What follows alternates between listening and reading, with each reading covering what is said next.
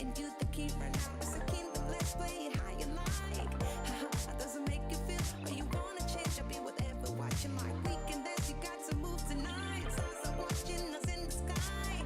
I wanna last it forever. It's a sexy smile, looking forward to see you. I hope I won't lose control. Love you every night, no checking the time. Just us loving you all night long. I can't let you go, baby. It's the right we already know, and we're feeling it. I really do. I said the truth. We can't go any road. Need you now. Let's change the clothes we haven't tried. You know how you make me feel alive. Come close to me. I'm obsessed with your different kind of style. Don't you ever leave, step by my side. Hold my hand 'cause I don't have much time. I wanna hug you forever.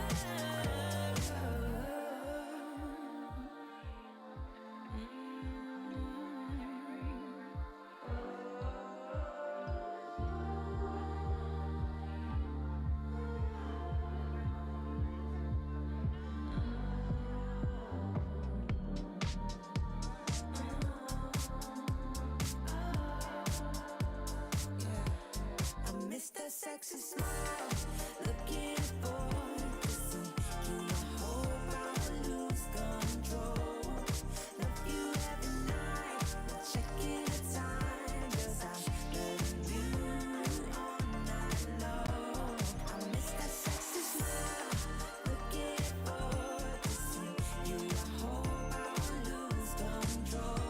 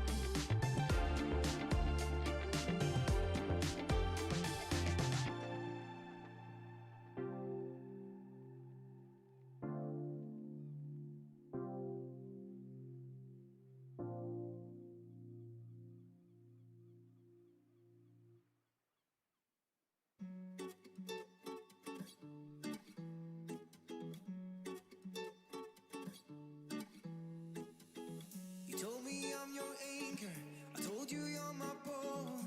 Through the wind and fire we try to hold on. We build this ship together, searching for a home. Despite the storm that hit us, we are still on board. Dancing in the moonlight, the world just stops and stares. We got no destination, I'll take you anywhere. All the doors we've opened and all the books we've closed. Words just come together, story that we never told. So far saying for my own, you said just keep holding on. If you're about to break, I'll always be your captain. From our failures we have grown. You said just keep holding on. If you're about to break, I'll always be your captain. I'll be your captain. I'll always be your captain.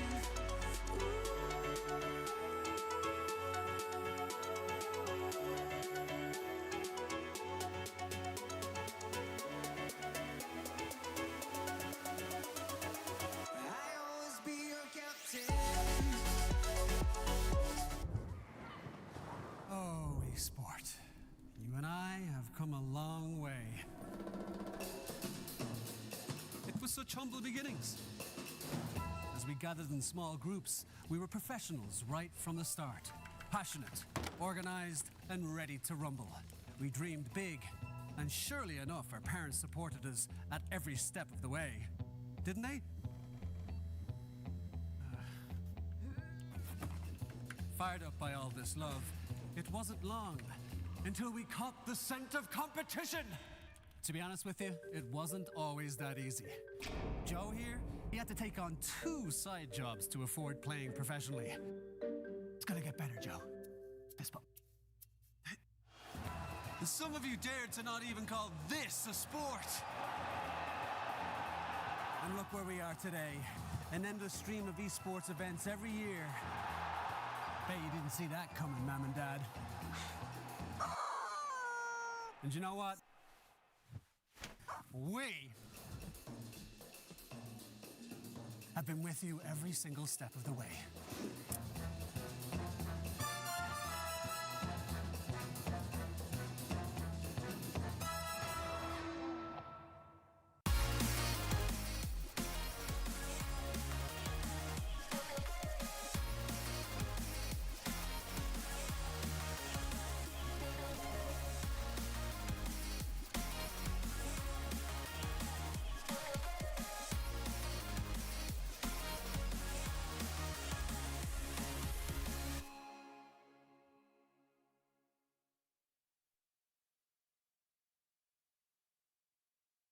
Dream of working with people you watch on screen.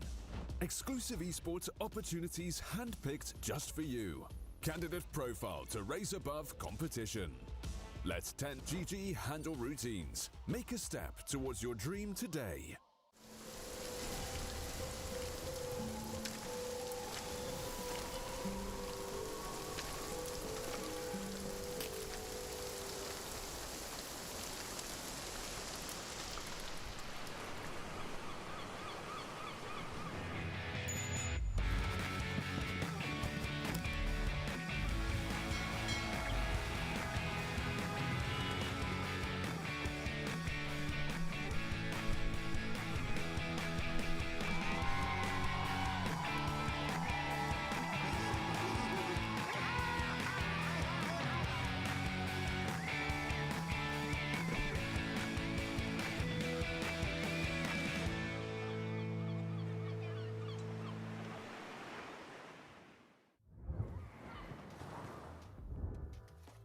Hello, hello. We are back with Pinnacle Cup 4, and this is the last day of the group stages. We are now going to be deciding how the last couple of teams will fit with the playoffs, and it is going to be a very interesting day. The first series we have today is Nemiga versus Yellow Submarine. As you can see, Storm, they forfeit their the second series of the day against Level Up because they were pretty much already eliminated anyways. And then we have Navi Jr. facing Team Tickles. So we should probably take a look on the groups because I think this is mostly about Group B to understand. Yeah, so Group A is pretty much decided here. There's nothing that's really going to change. But Group B, that's where the spiciness is going to happen. Nemiga playing against Yellow Submarine is the first one. So let's say, for instance, the Yellow Submarine 2-0s Nemiga. Very, very unlikely, but it could happen. So Yellow Submarine could go to -1, right? Then you have Navi Jr. playing against Team Tickles. If Navi Jr. gets 2-0'd, then they could drop to -3. And then Yellow Submarine, for instance, can go up. But there's also a chance that both teams 2-1. So Yellow Submarine, they would be -2. Navi Jr. also loses 2-1. And there could be a tie here for fourth/fifth place. Which, by the way, I have no idea how that gets solved. Maybe it's just... Okay, so whoever gets more wins should be the fourth place. I do not know who has more wins here, but this is pretty much what we're working with here. I think if Yellow Submarine gets 2-0, there's no chance for them to even battle for fourth place. So they kind of have to win at least 2-1 to stand a chance because the lowest Navi can go is -3, and that's pretty much where Yellow Submarine already is. And, this is pretty much what's going to happen. Nemiga, they are first place no matter what happens. And Team Tickles, they can also not... I guess they could be bumped below Level Up in case Navi Jr. beats them. But, yeah, I think it's a little bit unlikely. But, we'll see. Navi Jr., they've been quite promising. And this is pretty much what the day is going to be like. Can Yellow Submarine dethrone Navi Jr., get fourth place? And that depends on Yellow Submarine takes this series here against Nemiga. But, it's going to be so tough. Yellow Submarine, they are promising. They are a promising bunch of people. I think Satanic overall had some really good games. I was not aware. I was not really familiar with many of the names in that team. But they've been taking some games and actually putting up a really good fight against everyone in this group. It's not like they got stomped by anyone. But they also didn't take convincing wins. And because this tournament works the way it is, where you need to be getting those 2-0s to really be at the top, they're not at the top. They're pretty much at the bottom.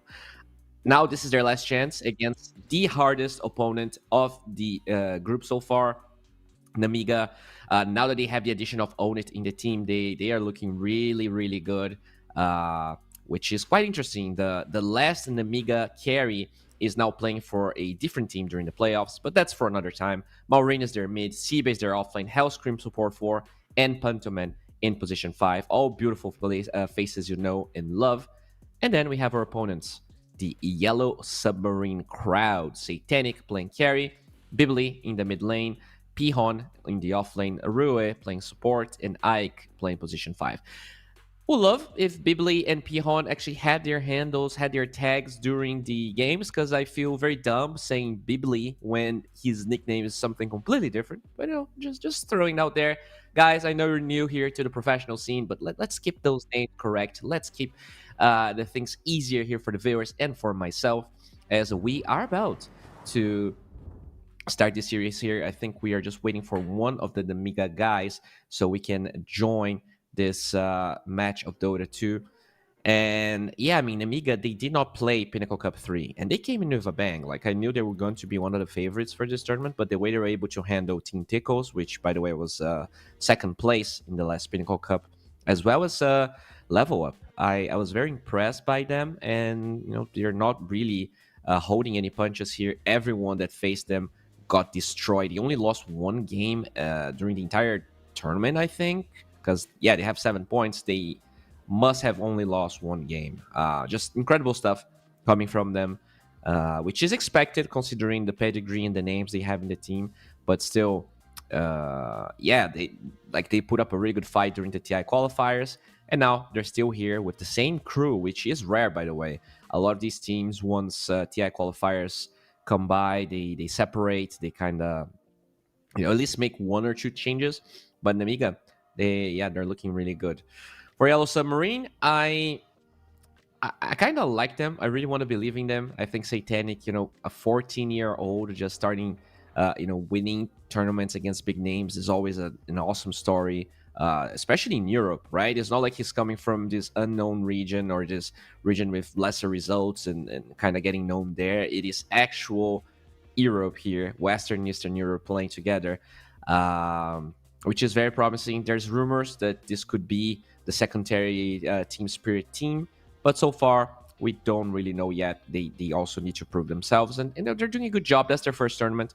But I kind of want to see them take over Navi Junior. As much as I like those players, I think Yellow Submarine, they're the new kids in the block. It would be nice to see them get a little bit of spotlight moving forward in the playoffs, which means actually I want to check who they would play if they actually get 4th place. So they would play either Luna Galaxy or Bait, which, let's be honest, is not going to be easy. Maybe Bait is the weaker team here because, as everyone knows, Luna Galaxy did take the Pinnacle Cup 3 trophy. But yeah, let me double check here. So the 4th place of Group A is playing against Nouns. Yeah, so I'm expecting 4th place here to be facing Luna Galaxy. Yeah, good luck, my friends. Even if you go through, you're still going to be playing against Luna Galaxy. But yeah, it would be nice to see them at least get another BO3, get another chance to prove themselves, as that one would be probably the hardest challenge they faced so far by a mile. And yeah, I think we're still missing a player, but everything that they're saying here is in Russian or Cyrillic words, so I can't really understand what they're saying. But as soon as we have the match ready, guys, we should be jumping in no time. I want to check here what Nemiga has been playing in the last couple of days, just so maybe we can talk about the heroes they're playing and stuff like that. I do know that Mr. Maureen. Yeah, we do have a draft penalty level 1 right now because they were not here, but there you go. They quickly joined the lobby and the game is starting. So draft is coming our way, guys. Sorry for the delay, but it's nothing that we can do. Just a player being late. It happens with the best of us. All right, there we go. Production always smooth, always crisp. And there we have it. Nemiga versus Yellow Submarine. Yeah, the Razor against Mr. Marine has to be eliminated. They take away the Dazzle and the Sven. And they take the Primal away. Okay. Yellow Submarine actually plays a really good Primal, so the fact that they are respecting and taking that away definitely goes to show that they're not messing around as Nemiga. Just super quick here with the bans. Sven, PA, Invoker, so many cores being... Actually, only cores been taken away. If you're kind of new to dispatch, if you just woke up from a coma, Dazzle is now core. He's a very strong mid and offlaner, so no surprises here that he gets banned out. As Yellow Submarine will take away the first support, the Treant Protector, picking themselves Pangolier. Classic cornerstone mid laner. Everyone loves it. It cannot be nerfed. It cannot be taken away from Noda. It's just too strong of a hero. As we now wait here for Nemiga to pick their hero. What is it going to be? I've seen some Grimstrokes against Pango. I've seen Bane against Pango. Those are two of the supports that are relatively popular and can deal with the Pangolier. But maybe you just want to pick yourself a really good mid matchup in the likes of a Shaker, in the likes of a... I guess Shaker is probably the best one left. Maybe you can go Kunkka. Although Kunkka against Pangolier, like after the lane stage breaks, it's not that good of a hero. Like you can't really X the Rolling Thunder. I mean, you can, but you gotta wait a while so that the X will connect and go through. Yeah, I don't know. Not that big of a fan here of Kanka. Shaker's kind of lost popularity. We just don't see that much anymore as the Muerta gets picked up. Probably going to be the support Muerta. I think I've seen Nemiga play this hero really well. Like, honestly, against the Slarks of the world and the Pangoliers, there's a fair amount of very popular heroes that just get crippled by the Muerta's silence, and I really like what they're doing here. You just get an early lance, you get insane cast range in the spell, and you can just pretty much solo kill heroes. What was the combination they played? I think it was Disruptor with Muerta, and so you could actually have the kinetic field on top of the calling, and good luck. Good luck dealing with that if you don't have a BKB. And in case you don't know, Pangolier hates building BKB. That's like the last item he would ever want to buy. As we see Bloodseeker being banned, they're going to cover some of these annoying heroes here, those BKB piercing core heroes. The Bloodseeker being the first one, and by far the biggest one, I think. Yeah, Treant's already removed. That's another one. Pangolier as well. I wonder if they're going to go for any of the supports we talked about. Maybe the Grimstroke, maybe the...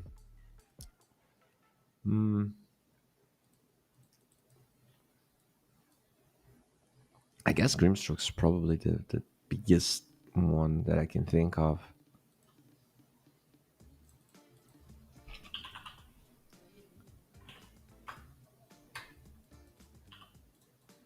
Yep, they're definitely taking their time here. Pangolier. What also counters this guy? So the worst win rate for Pangolier right now is Arc Warden, but a hero never gets picked. Then we have what of BKB piercing abilities? I guess Spirit Breaker has a pretty decent win rate against that, but no one picks Spirit Breaker anymore. They're just gonna remove the Brewmaster. Definitely a hero that is strong at the moment. It's not necessarily a Pango counter. It's just a strong hero. Especially when you pair that with a Muerta, you're going to have the Cinder Brew into the Clap, into the Calling. It's a lot of slow, really hard to really deal with. As the Venge will be picked here by Nemiga. A decent versus Pangolier. Can always save people from the Rolling Thunder. It's a strong support, and this is probably going to be their support duo, although there was a team playing offlane Venge.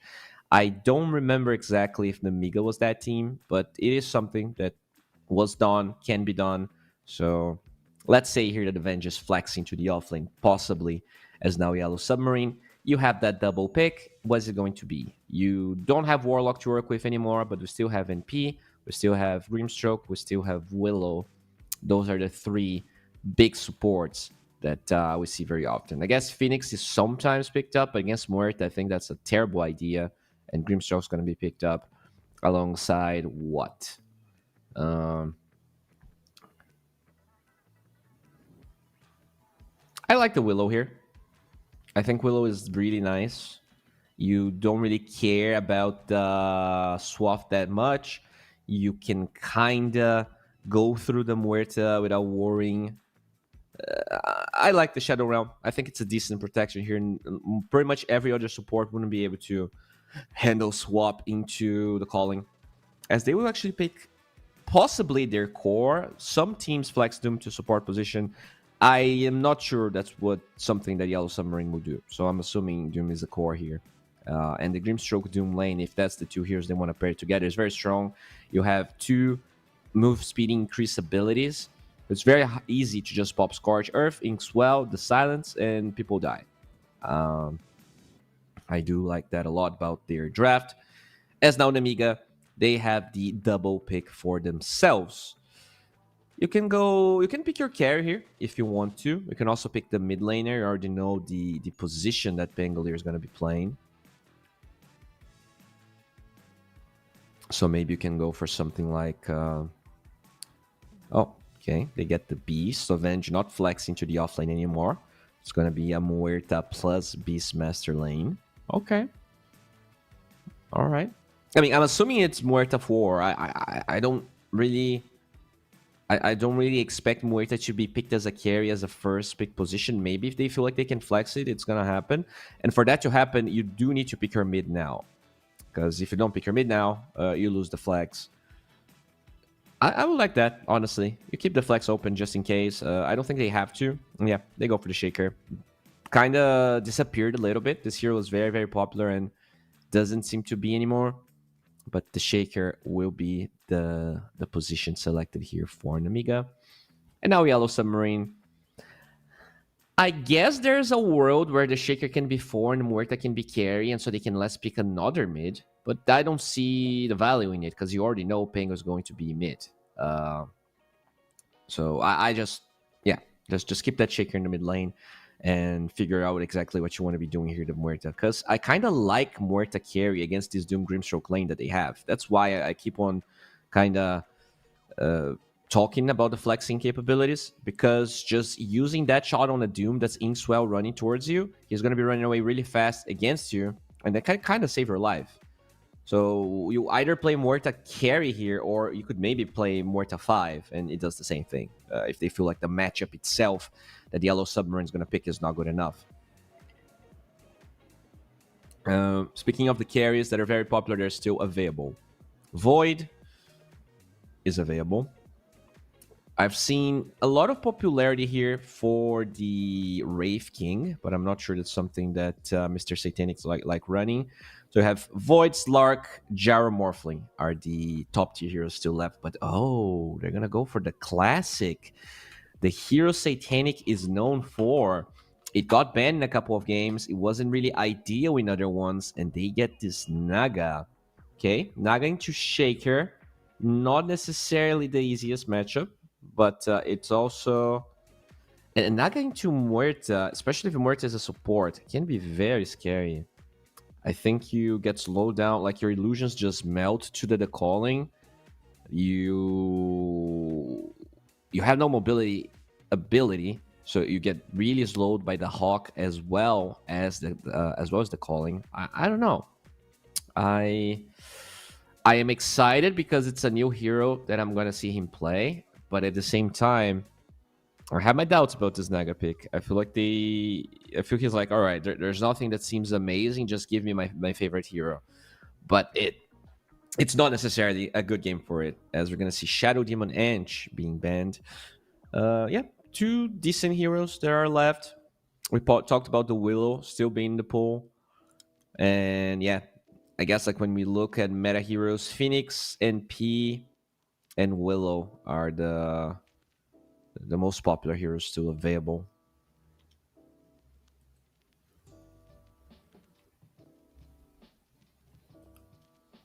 All right. Rubik's going to be taken out. So they think it's Muerta carry. Yeah, and I wouldn't mind that, honestly. I kind of like the Muerta carry here, as I said. I think it does a lot against the Doom Grimstroke lane. Maybe they're not going to find any other hero who will be able to stand his ground, as Lich is the hero they're going to pick up. They want to have a more aggressive lane, which I like. But at the same time, I honestly don't mind Muerta being a 4 here. So yeah, we'll see what Onit is going to be picking for himself. I think there's no wrong answer here. Muerta 4. You don't really see the Muerta to like the position 4 to position 1 flex. I think Muerta is probably one of the only ones that can do it. Maybe Marcy is the same thing. But yeah, one of the few flexes to 4-1 that I can think of. As now Nemiga about to choose here. They have 30 seconds. So Naga matchups here. I wonder, because you have to make a choice. You're facing this carry Doom Grimstroke lane, and you can pick a hero that's good. Okay, so it is going to be a Muerta carry. And this Pugna, huh? So I'm assuming that now when Onit ults, he is going to do more damage for the Decrepify. That's a very interesting choice, because Pugna as a hero has been dead for God knows how long. Very interesting choice. I was not expecting this. It's also a way to protect whoever gets doomed, because yeah, they're not gonna attack him. I guess I kind of like it. Interesting. I don't like Pugna as a hero, but maybe with the Muerta, there's some synergy that makes the hero a little bit more viable. I think this hero's been dead for a while, ever since they nerfed his OT twice. There I can see. Maureen's beautiful face, his drip, yeah, looking pretty dripped up. Yeah, look at that. Even though he's at his place, it's looking quite fresh. You can see Hellscream here with his little Christmas thing coming from that painting that I don't know why it's there. Rue is also with us as Nemiga versus Yellow Submarine about to start in 1 to 2 minutes as they are picking their heroes here. We just have a little pause. I gotta say though, I think despite the Pugna being a little bit sus, I still have to go with Nemiga. I think Naga is kind of a tough hero to make work in dispatch. If someone can do it, is the guy that had 90% win rate with Naga Siren, Mr. Satanic. But yeah, let's see how good he is with the hero, because this is going to be a test. Not only it's a hard Naga game, but it is a hard Naga game against the favorites here, against the almost the team that only lost one game the entire tournament. We'll see. We'll see if Satanic has what it takes here. Really like the set, by the way. That's one of my favorite Naga sets. All right. Very deep smoke from Nemiga. Already looking for a possible kill. Good positioning here from Ike. He might possibly... Yeah, he's going to eat the smoke. Oh, no. He does walk the other way. Nicely done. Okay. Yeah, not a lot of cast range on their spells. And you don't want to start with Fisher level 1 for Shaker. You just don't want to. And that ward, after the smoke broke, was enough for this Grimstroke to understand what was going to happen. They will get one D ward for themselves and kill their own ward so that the Grimstroke, the Lich doesn't take it later. Very nicely done from Nemiga. Even when they don't get first blood, they get a pretty decent advantage there. The experience from that ward. There's already a lot of experience. People forget about this, but I've seen games where a mid hero gets a D ward level 1 and then he gets first blood and he's level 2 in the lane. Like, it's more than half of your experience to level 2, or maybe just exactly half. It's a lot. As Ike, it's going to be zoned down by Pugna here. If there's one thing Pugna is very good is harass. He has a lot of attack range, a lot of he has pretty decent damage and animation. As Own It, he's just in the enemy secret shop here.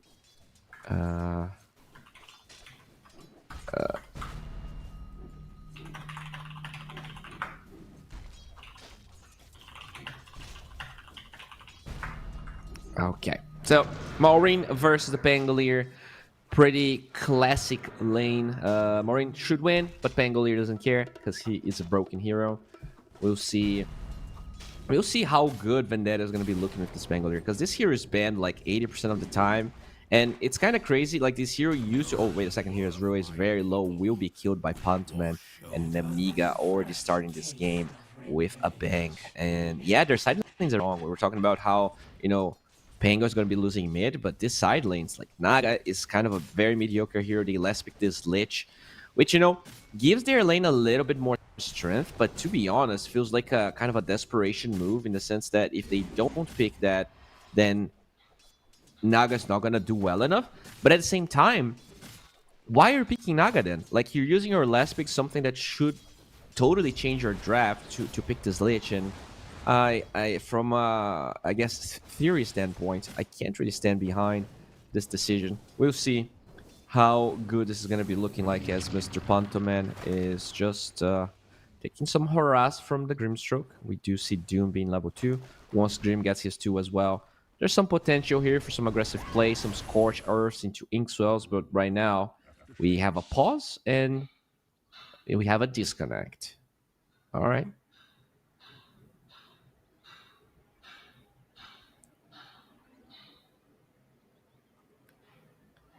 Yeah, there you go. Pangolier already has his shoot crash. In terms of CS here, 7-7 coming from Mr. Maureen. Just stomp as every Shaker versus Pangolier lane is. Oh, the call is going to be used bottom. Doesn't find Absolute Massive, but Pantoman will be zoning Rue here because killing is not going to happen. That Grimstroke is pretty much full HP. See a lot of trading here between the Lich and that Pugna. But Pugna, very fast boy, can just kite most supports with his right clicks, and Ike just trying to eat his way through that tree to find Hellscream, but won't because he was hiding to use a salve. As now Sibe, he is by himself. And that's kind of like the problem with Lich as well. His mana, like, he just struggles with mana. He spends way too much gold. And now that you don't have, like, I think in the past, Lich was maybe a stronger lane support because you could literally buy 7 mangoes and just like an Undying do a lot. But the thing with Undying is his mana costs are actually way lower, especially if you're just using spamming DK. Whereas for Lich, not only the cooldown of his frost thingy is so low, the cooldown is like 130 level 1 or something like that. It's pretty tough. Fight for Lotus here. Rue trying to go deep will not get the Lotus, as in the mid lane. Maureen already level 4 against level 3 of poor Pango. Satanic farming relatively well, but kind of tied with Sibe here. Does have 1 less deny. But, yeah, I mean, I guess that's the thing with Nago. Wait a second here. Is absolute massive. He's using that Inkswell Scorcher combination we talked about, but Muerta, very good at it. We talked about it. I thought it was going to be a Muerta 5 just for the dead shot. But even the calling by itself kind of stops that aggression. You can't really Doom Grimstroke your way into this Muerta unless that spell is on cooldown. But they're never going to use that spell unless you use the Inkswell, which is kind of the hard part. You need to get the silence off first, and then maybe the Muerta. Oh, look at that. Satanic, very low, will be right-clicked by this Beastmaster. And that's the thing with the Pugna. They have the AoE damage to kill the illusions, and once the illusions are down, then that freaking Hawk can just kill you or trap you until the Beastmaster kills you. Good deny from Hellscream. Will be ready and topped up to fight in that top lane again. And this is already a 2k goal lead, which is, you know, what do you expect from a team that's having such an absolute free path in this group? Like, they are just destroying everyone. Even the second place of last tournament got handled by this Nemiga team. We'll see if they're going to be able to do well, as the missile is going to be used here. Absolute Massive trying to close the gap. Does find Own It here, but I think they actually canceled the Inkswell a little bit too early. The stun duration, very mediocre, as Own It will eventually be stunned. And I'm sorry, the Doom will be stunned, allowing Own It to disengage. And this Grimstroke is not going to find him. Oh, maybe they will. They're losing a lot of creeps for this, but it probably hurts Own It more than it does Absolute Massive Roche. Just chilling there, as we do see the Inkswell fighting Pantoman. So it is a support kill. Not really the hero that you want, but it's fine. As the Shaker now walking back to the fountain. You don't really see that very often, but maybe got a water room denied or something. Just feeling a little bit weak, which means this Pangolier can recover a little bit.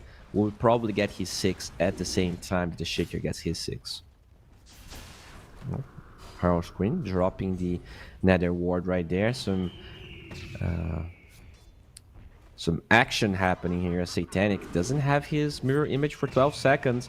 The damage of the axes are piling up. That Hawk, just not something the Naga can really deal with.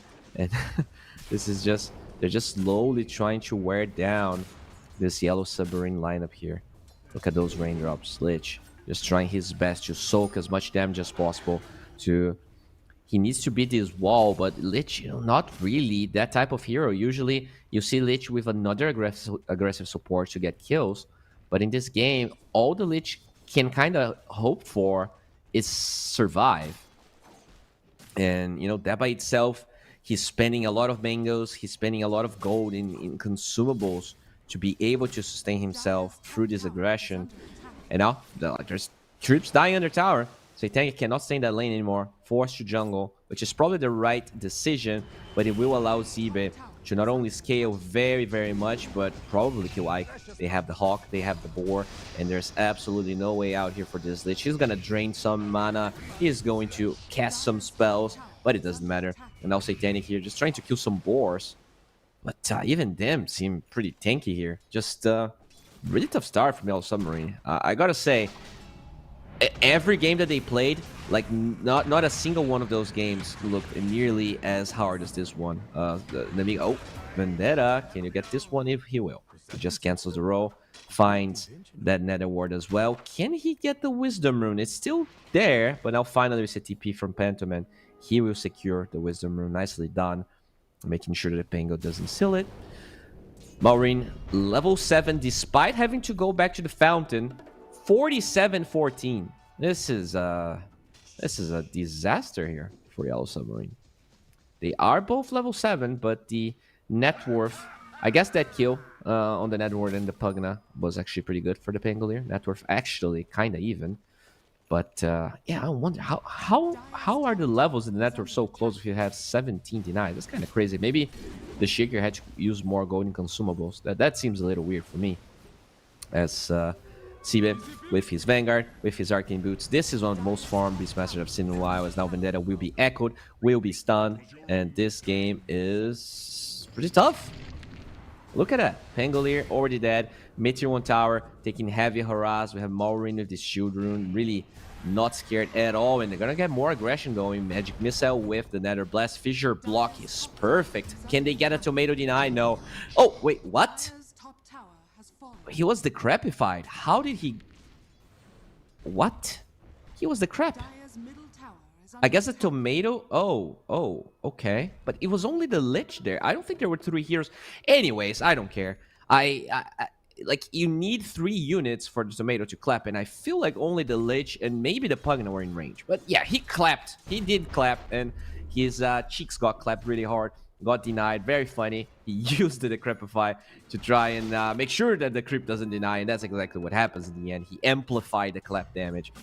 And despite that deny, this is still a 3k gold lead at 9 minutes. Very worrying for Yellow Submarine. And when you check the win probability, only 58%. So it looks like Gaben's like, yeah, this Naga hero is pretty good.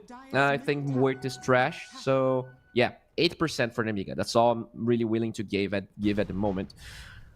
That said, Maureen's Blink Dagger, that's when things are really going to ramp up, and he is only 700 gold away from that at 9 minutes, which is very good. Very good timings on the Blink. In terms of levels here, we do see this Lich being level 5. He was kind of alone in the lane for a while because Satanic started jungling quite early. And at least that is something they have going for them. They're going to have those OTs on both supports in relatively short time.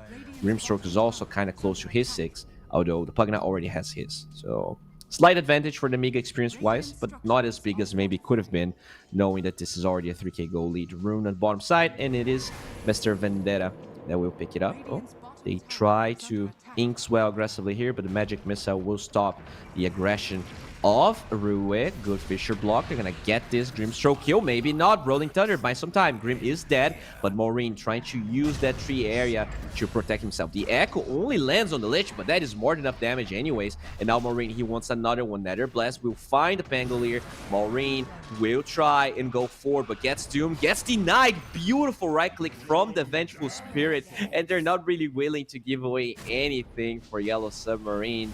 Just perfect plays overall. Good drain with the missile, and they cancel that. They cannot, having no stuns. Good swashbuckle looking for Pantoman. They have the Inkswell with that Infernal Blade. This should suffice. They silence the Pugna. They get a kill. Yeah, denies on both sides, both the Shaker as well as the Lich. Now Pantoman maybe looking for a Tumbler's Toy play, but he's going to be toyed with and killed by Vendetta. All right, they get some kills. Still a 3k goal lead, but more importantly, it is the Naga recovering through all of that. And yeah, the win probability even going their way a couple of points thanks to Gaben. Manta is going to be Satanic's next item of choice. Very standard build so far. Nothing really major going on as we do see Maureen in this mid lane still. All right. He's 50 gold away from his Blink Dagger. So maybe a bit unfortunate that he forced all those plays being so close from his Blink in the first place. But, you know, the next move, the next Echo will for sure have a Blink Dagger. As we do see Absolute Massive here chilling, farming some small creeps, as now they're going to get a good swap with the Calling, with the OT on Own It. They also have the Dead Shot. Can this Doom somehow dodge it? He's really slowly trying to walk away. The damage now that the OT is over is lacking, but still enough with Pantoman getting a kill on that Doom. Ooh, yeah, that's rough. He still doesn't have his his Midas. He was trying to finish the Midas there, farming those creeps, and dies again. Only has the recipe. Kinda unfortunate for him. 4k goal lead. We do see Pangolier here. I like how this one feels.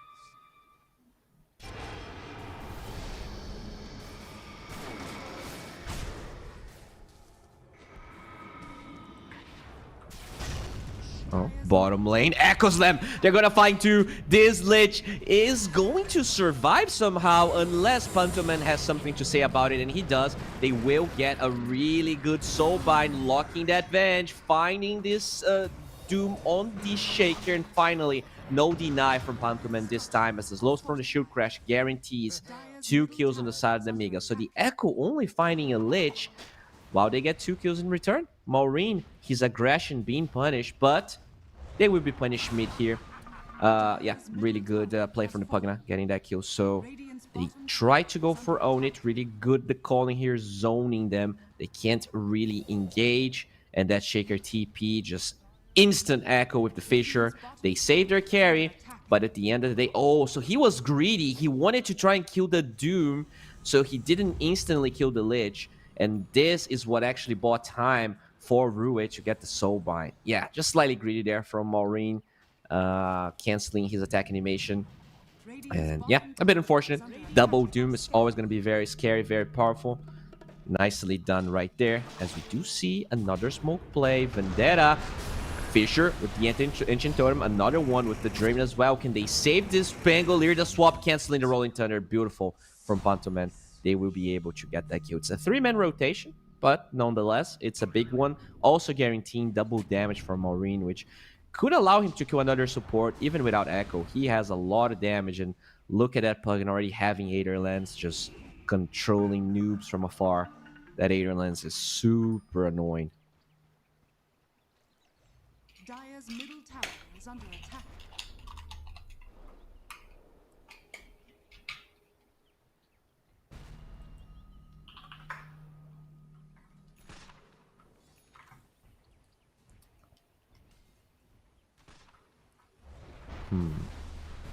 Maureen working out towards his Aghanim Scepter. Okay, Diffusal Blade usage here on that Shaker. 60% win probability here. Pretty close, honestly, all things considered. A lot of, I guess Naga's win rating pubs is still pretty high, so the AI can't really conceive of a world where Naga doesn't stand a chance. We'll see. I mean, this is supposed to be the best 14-year-old Naga in the world. There is no 14-year-old that plays a better Naga than Satanic. I can say that for certain. Whether this is going to be enough for Yellow Submarine to win this game remains to be seen. Nemiga, they're having really good... I think you should be watching top here as they are smoking with that Echo Slam. Satanic. Oh, no.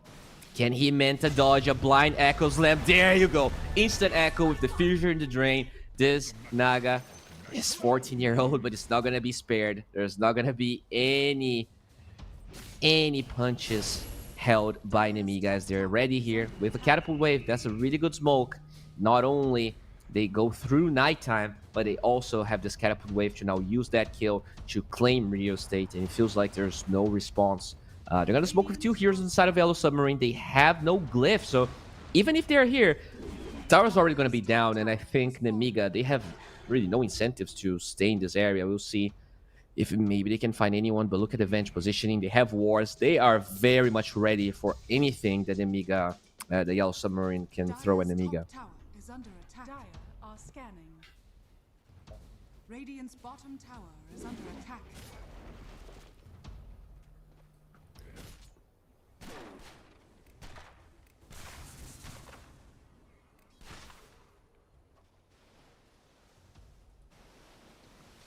All right, another smoke here coming from Yellow Submarine. Or pretty much the same smoke as they try to connect into someone. They placed a ward, expecting maybe some movements there in the Dire jungle, but nothing really happened. You do see Pantoman not only already working with a lot of minus armor from his spells, will finish a Solar Crest, so that's just further amplifying the damage of that Shaker, the damage of the Beastmaster. and also Roche, which they could be potentially ready to take in no time. Absolute Massive with his Midas as well as Blink Dagger up, so we could potentially see another double Doom if they want to play aggressively, if they feel like maybe Roshan's going to be attempted here by Nemiga. The gold advantage definitely piling up. This Beastmaster, Giga farmed with his Aghanim Scepter, and that is really good against illusions because you're going to be doing those drumming thingies to the illusions, and it heals this Beastmaster. It's just insane how strong this Axe is this game. As finally, it is time to Roche apparently. We do have the medallion ready on Pantoman. Have a lot of minus armor. Have the Shaker. We have the Hawk, and it should be enough. It's not, super fast, but definitely enough. Own it. I think the Maureen should probably get the Aegis here. I think Own it's probably going to be farming a little bit more, and Maureen is the one that will be jumping aggressively and going for more aggressive plays. As we do see Own it TP into the mid lane, he will be showing very close to a lot of these yellow submarine heroes. Do they have any intentions of going for him? So far, they are not really that interested. It feels like they're waiting for something, but I'm not entirely sure what it is. I guess the Orchid on Naga is one of the timings that they just finished. But, Eggs, the Aegis being on the side of Nemiga probably dissuades Yellow Submarine from really doing any big plays. Dire's top tower is under attack. Oh, wait a second here as we are probably going to see a fight brewing in no time. Hellscream, you're pretty much in no man's land. Can they cancel that TP? Yes, they can. And that's going to be a dead Pugner. He is trying to take those bugs away. Can they find anything else? Maureen? Ooh, Swashbuckle will not find him as this TP. The Megazord TP will go through. And he is now safe under his fountain.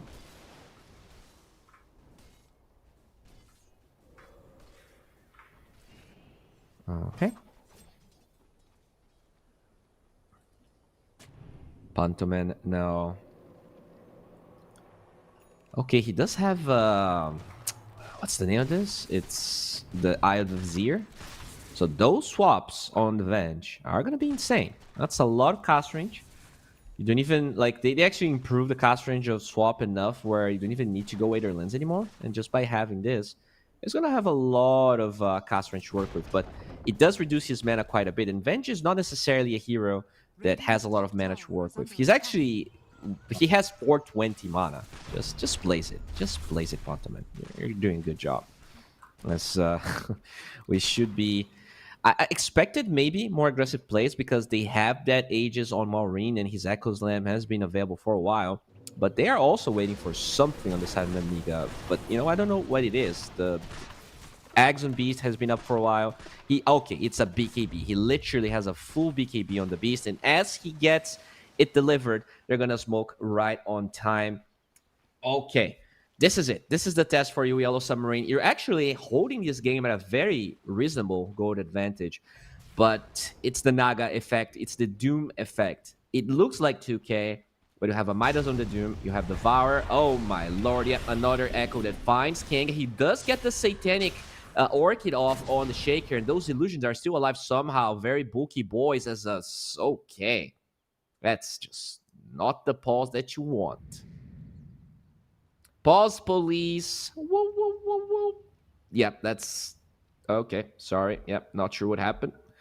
Not sure what happened, but we should be getting back to the action here. Good Inkswell with the Soulbind locking this Shaker in place. That's just the first life, though. And this Beastmaster is going to be TPing away. They're going to leave Maureen to the Wolves, or will they? As he will be able to not only blink, but Ancient Totem out. He's fine.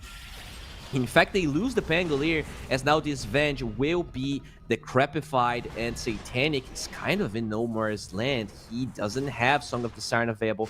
He's gonna pretend to be a fake Naga, and they find one of the fake ones. Okay, can he TP out? He's gonna be able to. Alright, that's what a 14-year-old 12k MMR Naga is capable of doing. He will be able to trick Nemiga and stay just fine.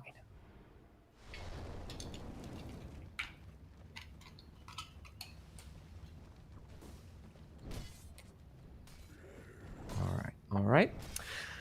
I mean, yeah, they use the Aegis. They got a Pangolier kill, but all things considered, this is not that big of a deal here for Yellow Submarine. They're still farming on this Naga. I have no idea what happens if Naga is 6-slotted against a 6-slotted Muerta. I kind of want to say Muerta wins, but I have not seen this matchup. Muerta was not that popular during the really bad Naga times when that hero was like super OP. Really good swap. They're gonna find this poor Vendetta Pangolier. It got first picked, and it is not looking quite impressive at the moment. Lowest net worth. Some good Rolling Thunders, a little bit of action here and there, but in general, it has been the Maureen show as they get a shard here for Hellscream, and that is the dream shard when you're playing against Naga. That is literally the best shard they could have gotten, and I'm assuming the Venge bought hers, so that's why he got it. No, she didn't. Just sheer luck on Hellscream right there. Not really Yellow Submarine's day, looks like, as they're gonna get another tier 2 tower. Only the mid tier 2 remains. Oh, Ike going for kind of a crazy play. Gets stunned before he can really cast his ulti, and now he can't. He will be trying to TP as the swap cancels it, and now he's just dead. the tips there from Pantoman. Just to... Oh, okay. Yeah, that was a really close camera from Murder right in front of us. This is probably illegal production, so maybe let's not try to show that. Let's own it. We'll TP to the top lane, going for a Lincoln Sphere just so he can maybe protect himself from that doom. Either Lincoln's or BKB is going to be his next item of choice. It feels like he's going to finish his... Yeah, Hurricane Pike already up on that Muerta and looking really, really farmed. Even though Satanic is ahead of everyone else, it's kind of him against the world. And we already talked about all of the Naga counters that Nemiga has going for them. This is not really going to be an easy Naga game whatsoever. He needs a Nullifier, he needs a Satanic, he needs a Heart, he needs so many things. And you only have 6 slots. That's really the problem with Naga. You can buy everything, but you cannot fit everything in your house. Asibe with that BKB is very close to a blink, and that's probably the next time in here for Nemiga to smoke. They're going to have the... Okay, speaking of smoking, they're the ones that are going to go aggressively. Really good swap. Will protect this Beastmaster for now, but they want to Rolling Thunder. Good block. It will allow this Pangolier to live. Not only the BKB also gets activated here in Sibe, so... Some of those Doom changes proving to be quite useful. The silence on this Muerta. Can they find the kill? She did not pop her OT just yet, but they have the bug now silencing her. Is this enough to find the kill? She's trying to kill the bug. Will be fine as now the life drain and the OT will be popped by Muerta. Trying to stand her ground, zoning, but only killing the Lich so far. They're going to use the Song of the Siren to stop, to delay the Muerta OT duration. Can Satanic disengage? Another support falls in the backline. Maureen finds that one. Absolute Massive trying to stay alive. Hiding as a really good Decrepify, buying time for Maureen. They're gonna lose another one, and they're gonna lose 4. Only the Naga remains alive, and that's just for a brief moment. Maureen gets a double kill, and this is the Nemiga show. They dove tier 2s for that kill, and they got absolutely nothing here. Denied by all of those Decrepifies. This Pugna last pick is proving to be really, really good. Okay, sorry production. That was one kill with a... there was a Venge kill right at the beginning, but she did respawn. Okay. Always wants to look smarter than everybody else. All right. Mid lane, though, tier 2 tower is going to be quite hurt. They have this Lich armor, but with the Beastmaster aura here, they definitely did a fair amount of damage, just unwilling to commit for it. They're going to keep farming because most of their cooldowns are not ready. That Beastmaster, that Shaker, the OTs have been depleted, and they're going to be chilling. After all, Aegis will be possibly up in 5 seconds here. Let's see who's going to get the better timing. 2 minutes. Still going to be on the dire side, so maybe a possibility here for Yellow Submarine to sneak it in or something, but they're 14k gold behind. Those last fights just totally crippled them. And, you know, that's the problem with Naga. That's why I don't like it when I see it being picked. It's just a really bad hero to fight with. You just cannot fight with it. It's really tough. Like, you know, maybe the best teams in the world can do it, but feels like for Yellow Submarine, they are being dismantled. Every single core, besides this Naga, is behind their counterparts. No, never mind. Every single core is actually behind their counterparts at the moment. that Muerta is 17k gold. You don't really see Muertas ahead of Nagas in most games, but this is just a stomp at the moment and own it. Having a really good time. Yeah, his Lincoln Sphere got completed. He is farming so much.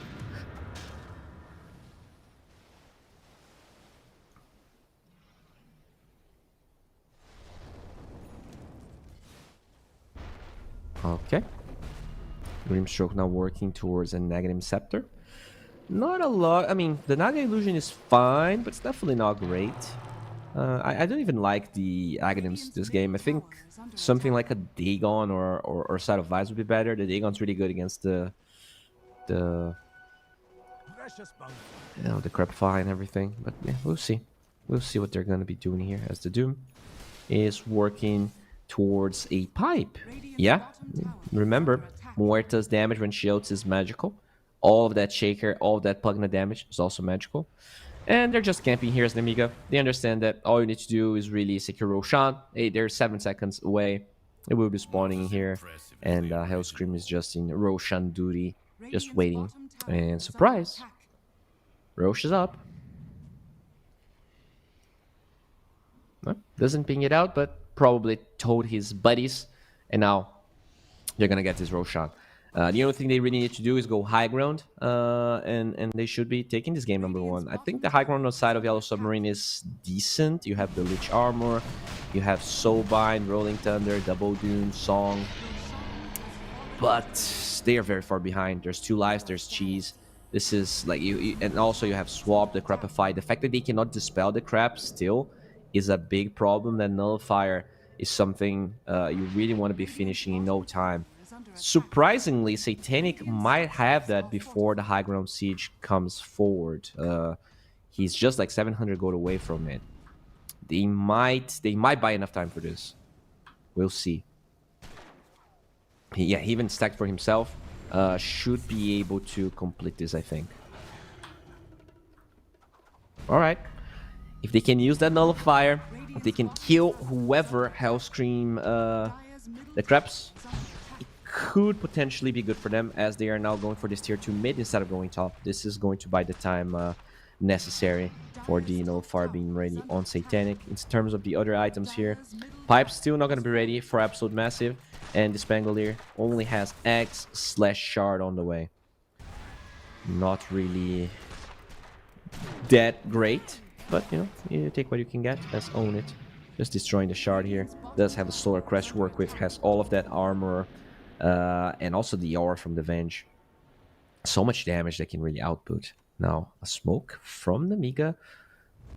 Looking for some Stranglers. Also smoke from Yellow Submarine. They do have the Satanic completed, and ideally for them, it would be nice to take a fight outside of the base. Can they do it? They're actually kind of separated here. Both Muerta and Venge are not together. If they could find the Venge first and then get Muerta separated, that would be the dream as one of the illusions. Oh, they thought it was the real one. They break the Lincolns. Can they get the Doom off? They will own it with his ult going through. He's just gonna die. Just die to the Lich ulti right there. And this Vengeful Spirit from Bantaman by herself. Can they find own it now? His ulti is over. They're gonna notify the Decrepify. Can they get on top of this Muerta with the Inkswell? They're doing a really good job. The Shaker looking for the backlines. Actually gets stuck in the high ground, looks for the Grimstroke in the backlines, and will just ulti to get that kill. So they trade 1 for 1, support for support, as finally it is Satanic's Naga that falls. Even though they found a perfect opening, they didn't really have enough damage to do it fast enough. And Nemiga, they reconnect, and this should be okay. They get a really good fissure block with the Shard. Maureen goes through the fissure, and they will be able to find Vendetta. The ulti is not available for him. Oh no. Yep. This game is looking pretty tough here. The Glyph's going to be used. There's no buyback on Satanic. He did finish his Nullifier for that fight and is totally out of funds, out of dough. Yep, first Line of Barracks is down. They're holding on to that second Glyph. But what does it... They might have another fight. They have one extra fight, but they have no Doom. They have no Rolling Thunder. They really need Doom. Like, if you do not Doom, I guess... the Muerta plus the Shaker, like that's probably the best combination of Dooms that you can get, because The Shaker is too mobile. He can Fisher block. He can do way too much. You need to do something about that. And also, the calling of the Mort is just going to stop the supports from really casting anything. But, yeah, the Bergs are just going to fall. They just fall. Okay. Can own it. Get the last one. Nemiga, they've been looking really, really strong this entire tournament. And this match is no different. Despite Satanic playing his best hero. It just... Okay, they're going for a wraparound. Okay, Blink with the Inkswell on the Rolling Thunder. Not going to find anyone. Good Soulbind finds the Shaker. That's one of the targets we talked about was really important. And that really good Lich ult is just bouncing and bouncing and bouncing. But Satanic, he's very low. Should probably die and well to own it. This is a buyback on the Dreamstroke, but the Naga is unable to attend the fight. Can they find anyone else? No, they cannot. And GG gets called before the massacre is even over. This is a 32-minute massacre from Nemiga, and just like most people expected, they just wiped the floor with the newcomers. As impressive as Yellow Submarine can look sometimes, this was not their day. I was not a big fan of their draft. I think Naga is almost always shooting yourself in the foot in this patch. I think this is a problem for Satanic. He got known. He got a lot of his MMR from playing Naga in a patch where Naga was the king of carries. And now that's not really the case. So can he play the other carries? Can he play the Svens and PAs and Gyros to the same level that he can play the Naga? We're going to figure out that in game number 2 because game number 1's already over. This was a quick one from Nemiga. And let's see if they're going to make it quick again. Because if they actually take this 2-0, it probably means, actually, it 100% means the Yellow Submarine is not going to go to the playoffs. They need a 2-1 victory here, and they also depend on Na'Vi losing to Team Tickles. We'll see if that's going to happen. But for now, a 10-minute break will ensue. Farewell, my friends.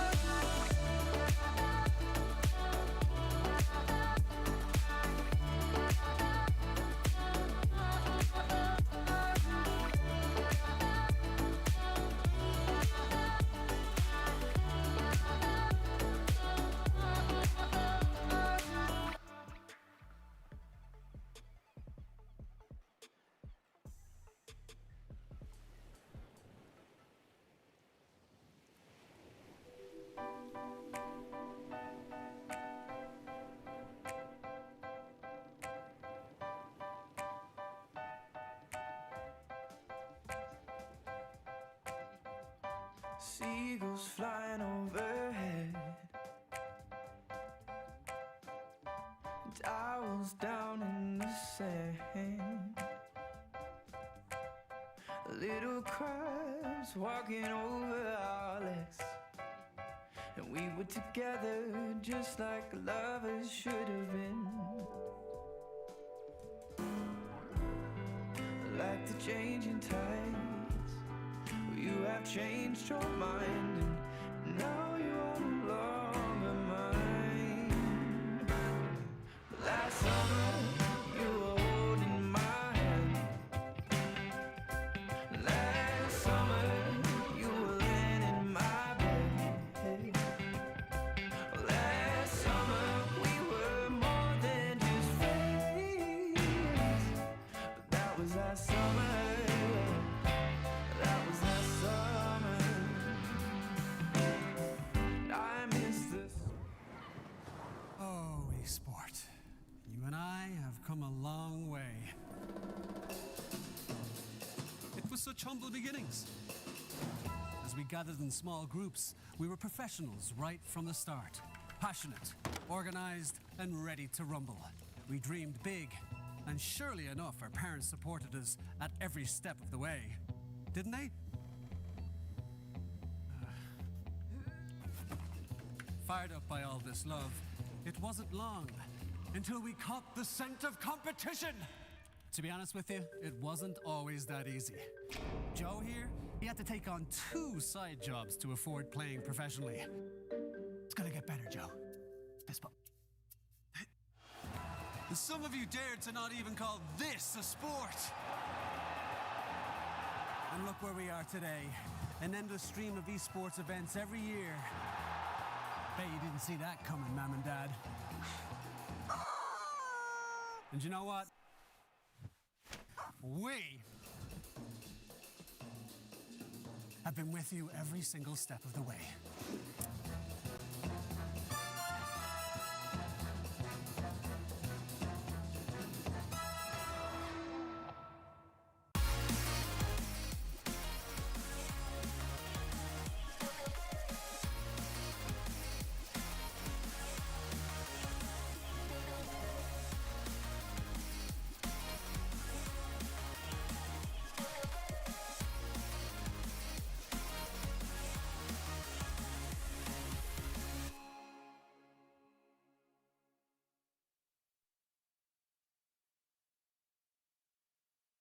Dream of working with people you watch on screen. Exclusive esports opportunities handpicked just for you. Candidate profile to raise above competition. Let 10GG handle routines. Make a step towards your dream today.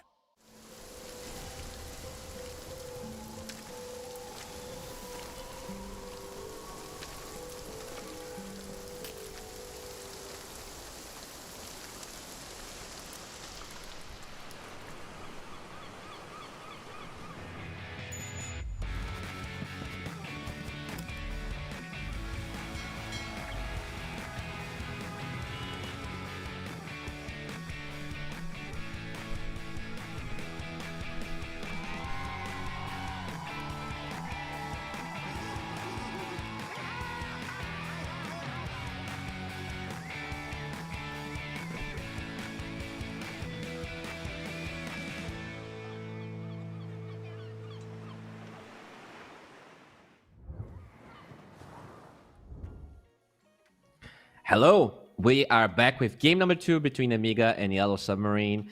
And Nemiga, not only they won game 1 very quickly, they started this draft just as quick. And we should be just jumping right there to see what they're cooking up, because we are ready for the draft now.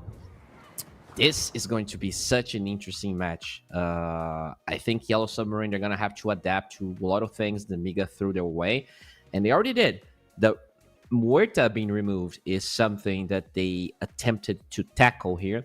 I don't remember what the other ban that they went for was. So whatever it was, it's going to be available now.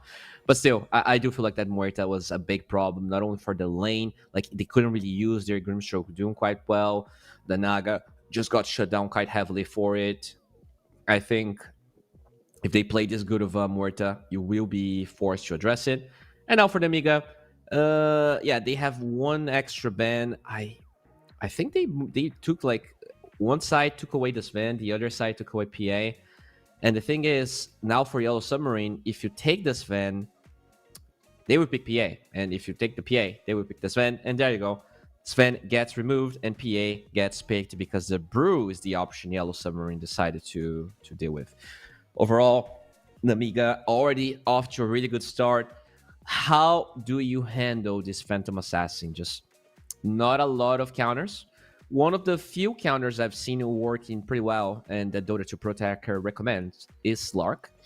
But you don't really want to first phase your Slark like that. You're going to be, in a lane that's problematic. There's a lot of stuff that you have to worry about, which means Slark could be removed in the third phase. So far, it was not removed because both the Venge as well as Warlock got removed. And the thing is, I'm assuming maybe this Primal is off lane and they want to go for some Grimstroke to really pressure the PA, which is valid.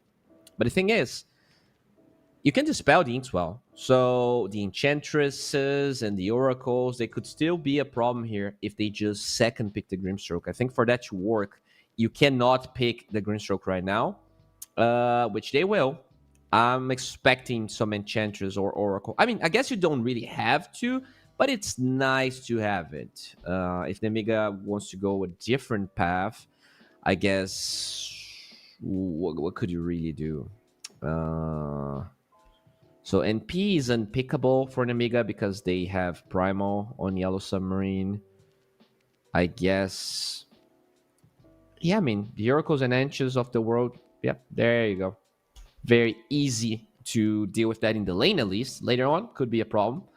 Now, they even pick a Bane as well, so you're going to have some Nightmares and Fiend's Grips. Very good against Primal Beast in general, although they do have multiple ways of canceling Fiend's Grip right now.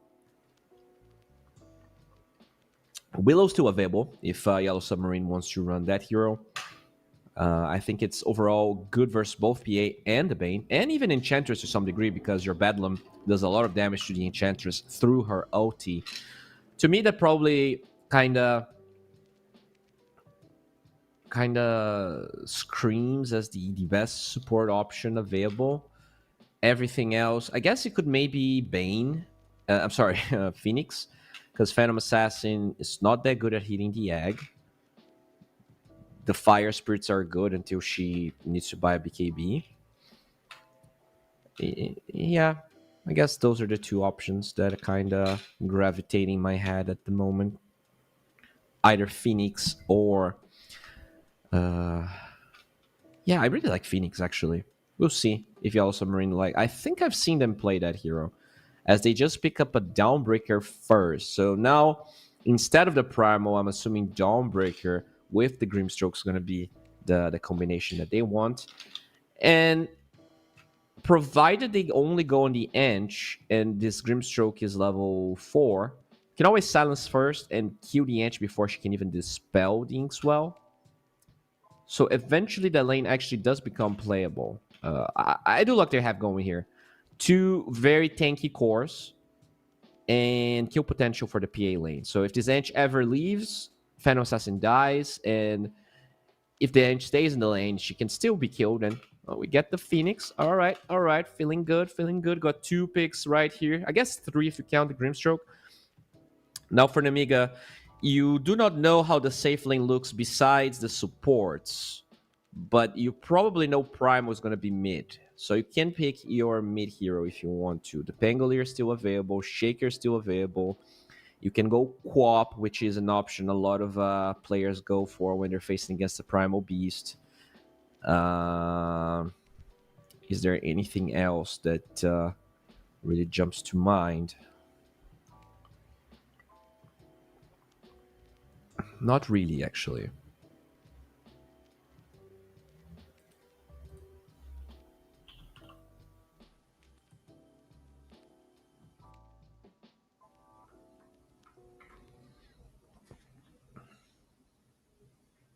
Okay, so I'm gonna be chilling here. Yeah, I think the Shaker, it's always good, and Maureen plays a really good one. He doesn't really have his Razor to work here.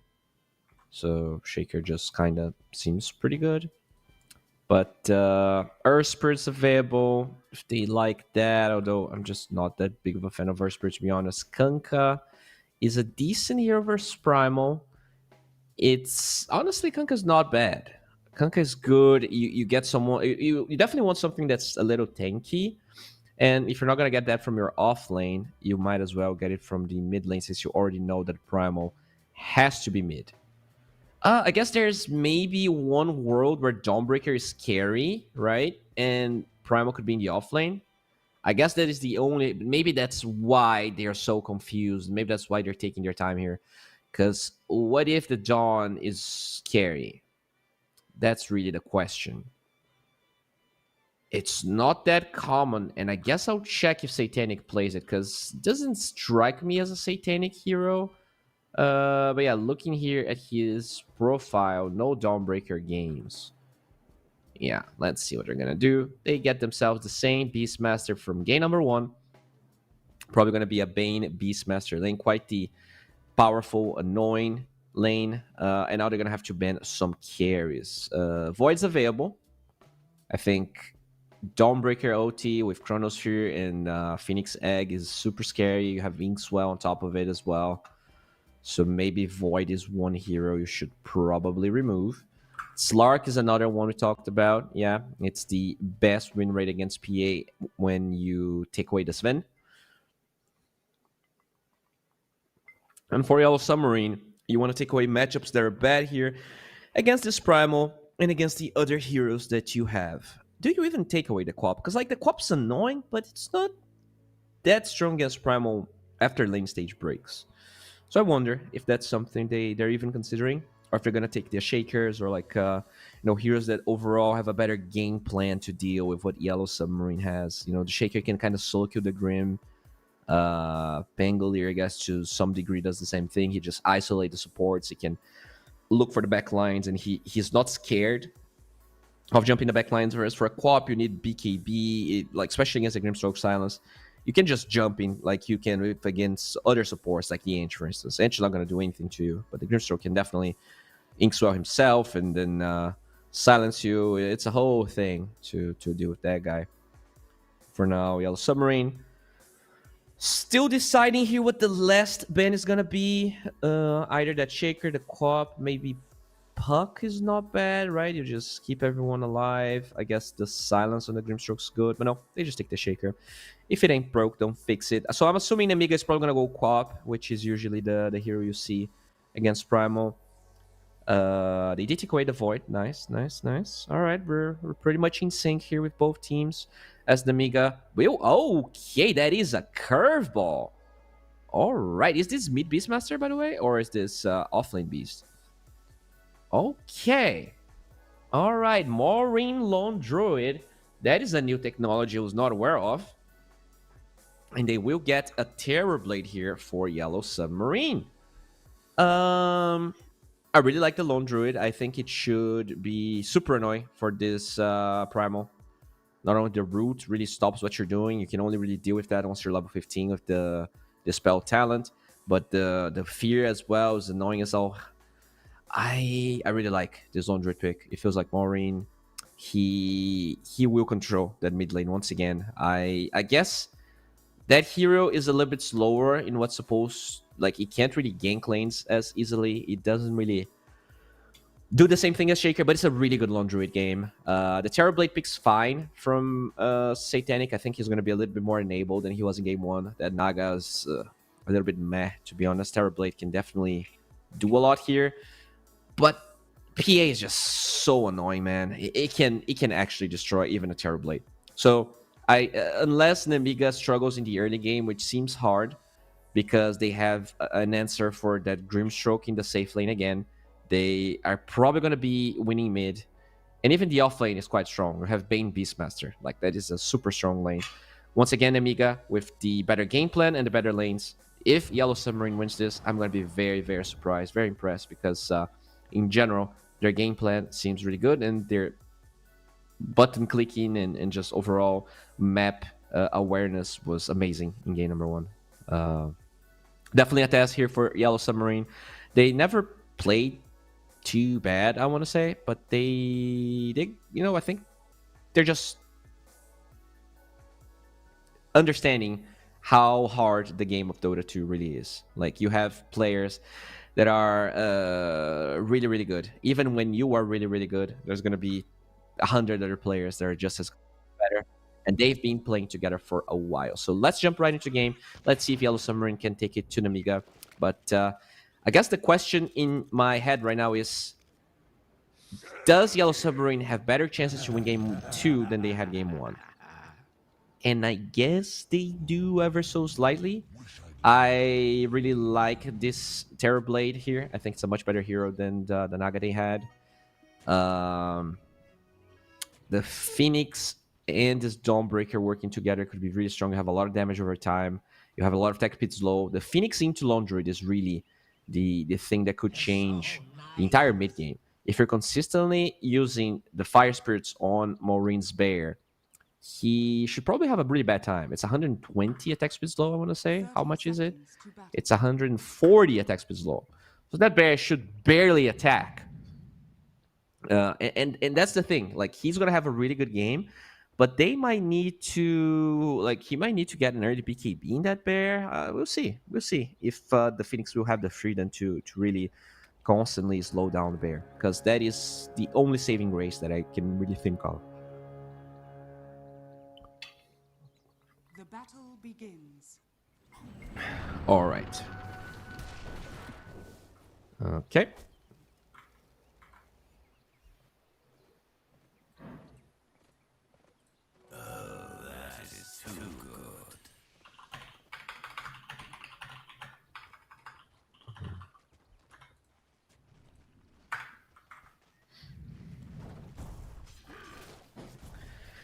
Okie dokie. So, yeah, this is going to be the Lone Druid here versus this Primal Beast, and that's one of the worst lanes possible for this hero. Like, Lone Druid is so annoying. I actually hate Lone Druid so much.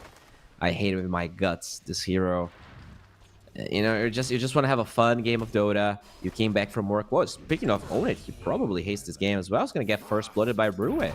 And we talked about how aggressive this lane was, about how the Ench could help against the Inkswell, but he actually got that kill besides the Inkswell. It was just a lot of right clicks and some Dawnbreaker shit being thrown at the PA. Very nicely done. Hellscream, just using this freaking... Yeah, that's so annoying for the TB. Having his base damage be reduced by 50%. Like, how much is it level 1? 55%? It's or 45. It's crazy what that spell does. Definitely. I guess you have your illusions as you get more levels to maybe mitigate that a little bit.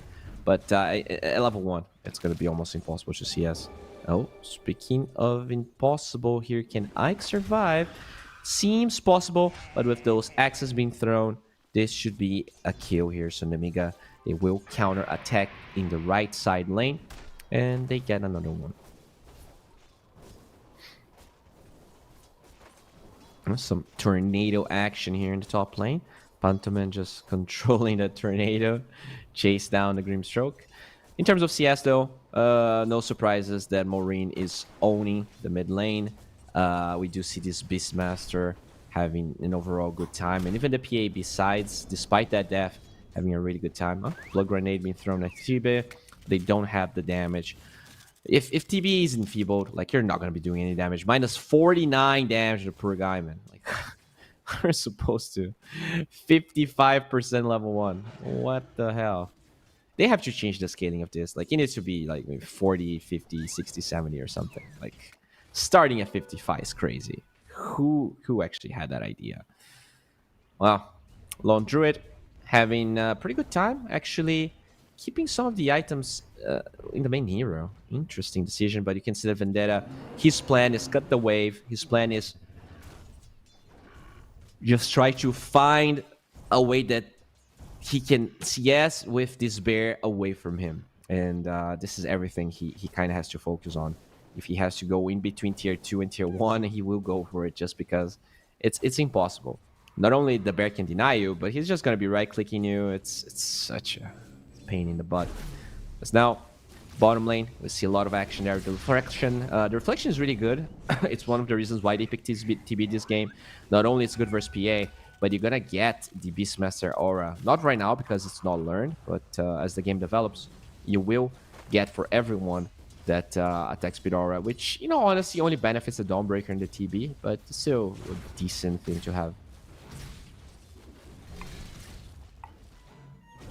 I'm actually surprised that the TB has 15 CS this game. I thought the Infibo would maybe makes this a bit more problematic. And look at that Vendetta just consistently dragging the creeps and farming them. He's creating a new lane for himself. And that's the best way here, because Londruid has to be under his tower to get the creeps and farm that CS. And because Londruid does damage so slowly, it's not worth it for Maureen to chase Vendetta and stop the creep dragging. Oh, okay, yeah, he did lose his boots there. Nicely done. As Absolute Massive with the protection of that Inkswell should be fine, but there's a tomato slowing him down. Good Starbreaker doing some damage to Onit. Will use the Lotus Orb as well as a 1. Isn't enough to find that kill. They're trying their hardest. They're not gonna get it. Buntoman finds 1, and now Onit wants the 2nd. Do they have a tomato clap? They will not find Onit, and this is a double kill for the Enchantress. Nemiga doing really well once again here in the laning stage.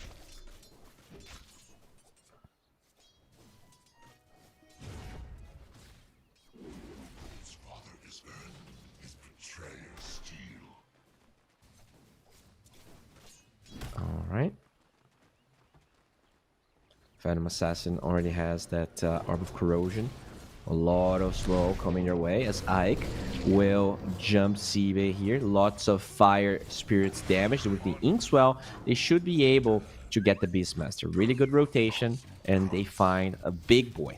The Beastmaster was a problem in game number 1, and this time he's actually the lowest CS, not having nearly as much of a game as he had in game number 1.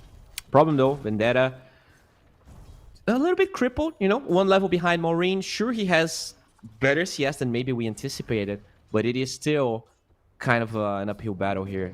Probably had to use a lot of gold for consumables. That's Absolute Massive. We'll use the Inkswell to disengage here.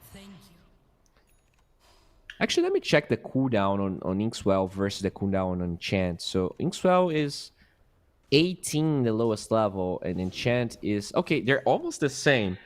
So there's maybe a window where you can use Inkswell without the Enchant being ready. But yeah, even 2 points in Enchant, just showcasing how much they understand the importance of that spell against what Grimstrokes has to offer. You see a lot of action here in the mid lane. We're going to try and use this Catapult Wave to take a tower. That is one of the best things that this bear can do. They're even sending Bane and Illusions and Creeps. There's a whole party here in the mid lane. And Vendetta, he does not want to party. He wants to farm. He wants to sleep. And we'll clear some of the creeps here, but tower is falling rapidly. Another creep from Pantoman quickly shows up, and okay, look at that bear. Barely taking any damage, and even poking Vendetta with those roots. Eventually seems like the party is going to be over. They're going to call the police, and they're going to get 300 gold as a bounty for those for all of their trouble here. Well, even the Pulverize to try and clear the wave, dissuade this bear from moving forward. But at the end of the day, I still feel like they're going to take this tower eventually. That's just way too easy for Londra. And look at that. There's a little boy. There's one little boy here. Oh, that's also another way to dispel the Inkswell. Yeah, the Setter Banisher. I'm not sure. Like, usually, you wouldn't expect that to be the creep they're going to get. But that's also a slow in case the Primal Beast wants to defend the tower. But it's actually in the fountain. So they should probably just take that tower for free.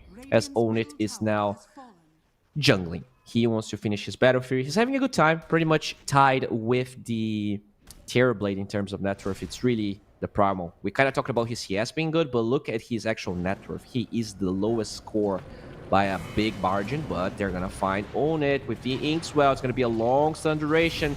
Nice damage with the bug as well as that fire.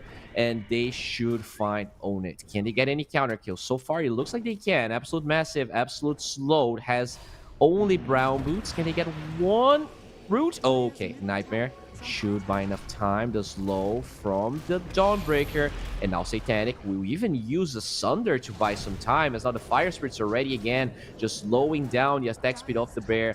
Slowly but surely, they are dragging Nemiga away, and with Vendetta, it's going to show up with a lot of trample damage. Bane will fall, but Pulverize finds Maureen, but do you really want to be fighting this bear? That's a lot of damage with Maureen's ulti, and they should lose Vendetta in return. So that's such a long fight. I'm surprised Yellow Submarine even tried to fight there.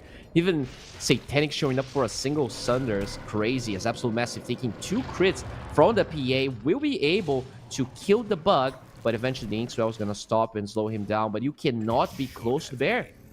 Why are you guys fighting the bear? There you go. They're going to lose another one, but it will buy time for, yeah, there you go, the Diffusal Blade already up on Maureen. Got that really early tower, got all of the gold he needed. Now, no Sunder here for this Terror Blade. He's still going to get an Enchantress kill in return.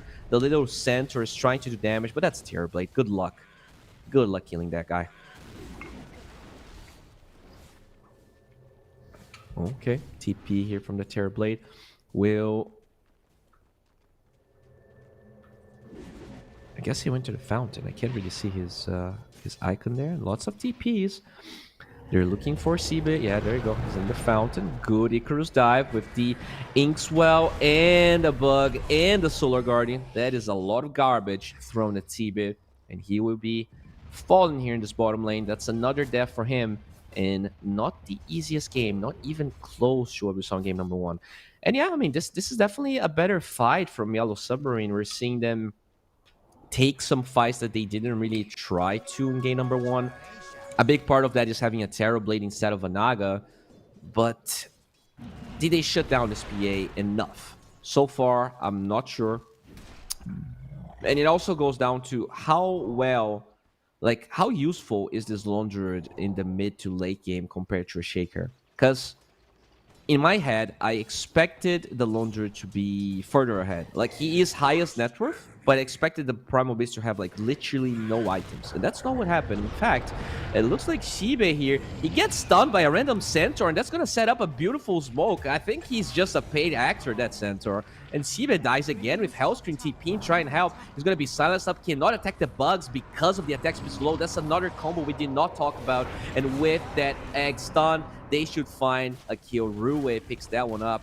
And Yellow Submarine proving to be stronger than maybe we gave them credit for. Still, that's going to be a tower fall in the top lane. Nemiga, that pressure from the Lone Druid. Sure, you don't gank as much with the LT, but you take towers. You get real estate, and Maureen about to become... I mean, he's already the highest net worth hero here. Going for drums on the edge of Man-to-Man. Oh, there's some sort of a stack-taking mission here. They're going to find a lot of creeps for Vendetta. And now he's second. He's ahead of the TV. God damn. Okay. All right, Yellow Submarine. I like what I see. They didn't really take any towers, but they were able to deal with those anxious. They saw a lot of heroes showing the top lane, but Maureen gets another one. It's the Phoenix that falls.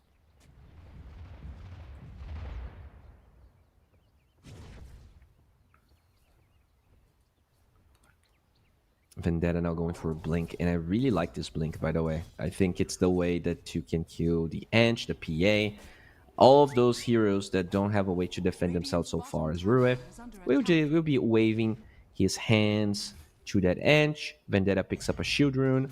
Can't be dispelled against that Ench though, so you gotta make sure that enchant is not available. And that's what Maureen has been doing this entire time. He is just sending the bear to a tower, hitting the tower. It's not super fast. It's not the Mask of Madness Desolator type of build we used to see from Lone Druids, a while ago. But it is still pretty effective. Every tier 1 tower down at 12 minutes, this Pantoman will enchant this Phoenix, but can't really do anything against the attack speed slow of the bird. And yeah, that's the minus 140 attack speed slow we talked about. That is going to be the biggest problem for Maureen. Doesn't really have any way to dispel that. I guess if you get a Disperser on the bear. Oh, hello. That's a big fight. They're going to find this Primal Beast. Inkswell, though, stunning 3 heroes with that beautiful Solar Guardian buying time and the Shield Room protecting this Primal Beast. They will buy some time. will it matter? So far, it doesn't seem like that's the case. It kind of looked fun, but that was fake hype from your Bowie caster, as now Absolute Massive gets Absolute Stun and will be killed by Maureen. Dominating streak for that bear, and he is having a hell of a game. I gotta say, Maureen, he's always looking so good. He's one of my favorite mid laners. He's so good. Unfortunately for him, didn't make it to TI, but you can see how one day he will. Like, he's definitely gonna get there eventually. That guy is really good.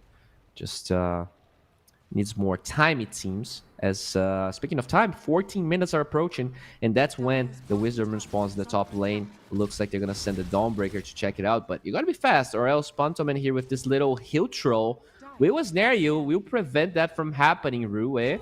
Okay, they snared the Dawnbreaker. Time for the Wisdom Rune. It will be stolen by Pantoman, and there's a bear. There's a bear that wants to find you. Pulverize onto 2. Can they kill this bear? The resummon's going to be used, and he is going to be killed. Oh, the bug is slowing down. The bug cannot be attacked because this bear is away from his owner, and plus 300 will be given to the Grimstroke. That's a big bounty.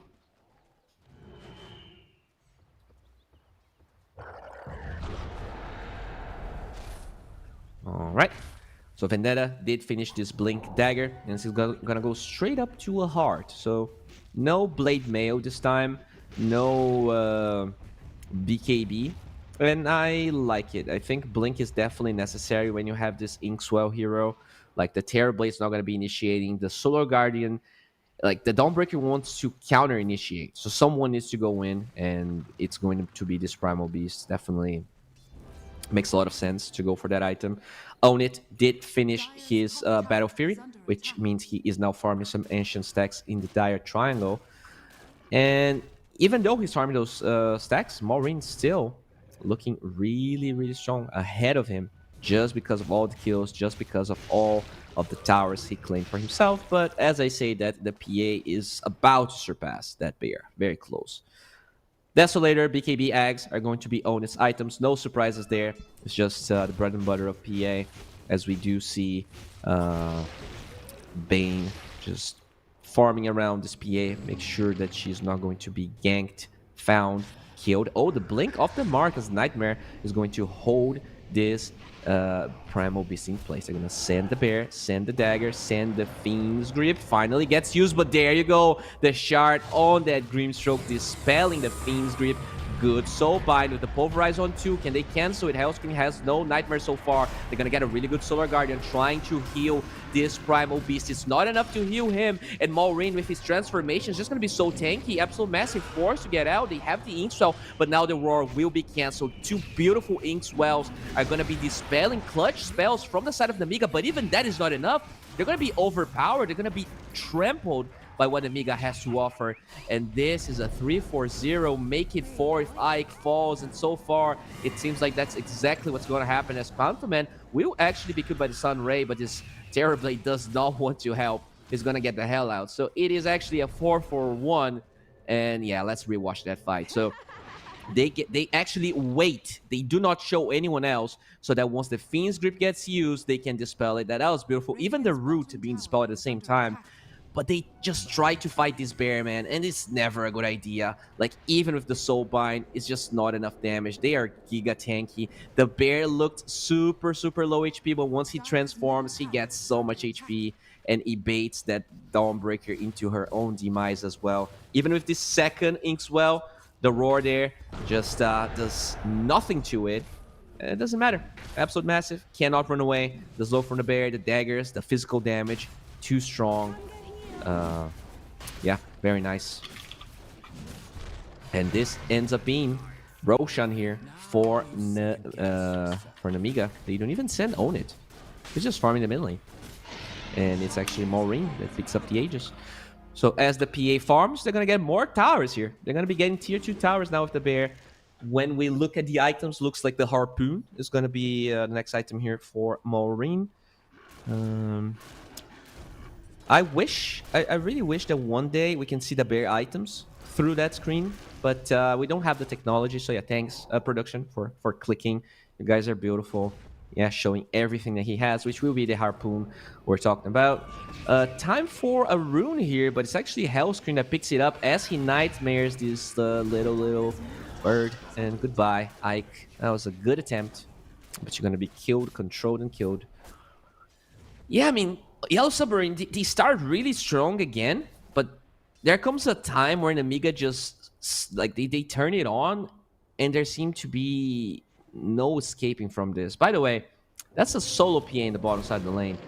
This is probably one kill that you're going to get. You have the Inkswell, the Silence, and finally Own It's gonna fall. It's away from everyone else who was showing, and Yellow Submarine, they read the map perfectly. Not even using any big spells, only Pulverize, very low cooldown. Inkswell should also be ready. Nicely done. You know, it's gonna slow down Nemiga, but so far, I don't think they did enough mistakes where I can see a world where the Stair Blade is gonna be strong enough. I guess he is going for a Butterfly, and that will be a timing for Yellow Submarine. No one can be inside for both the Bear and the PA.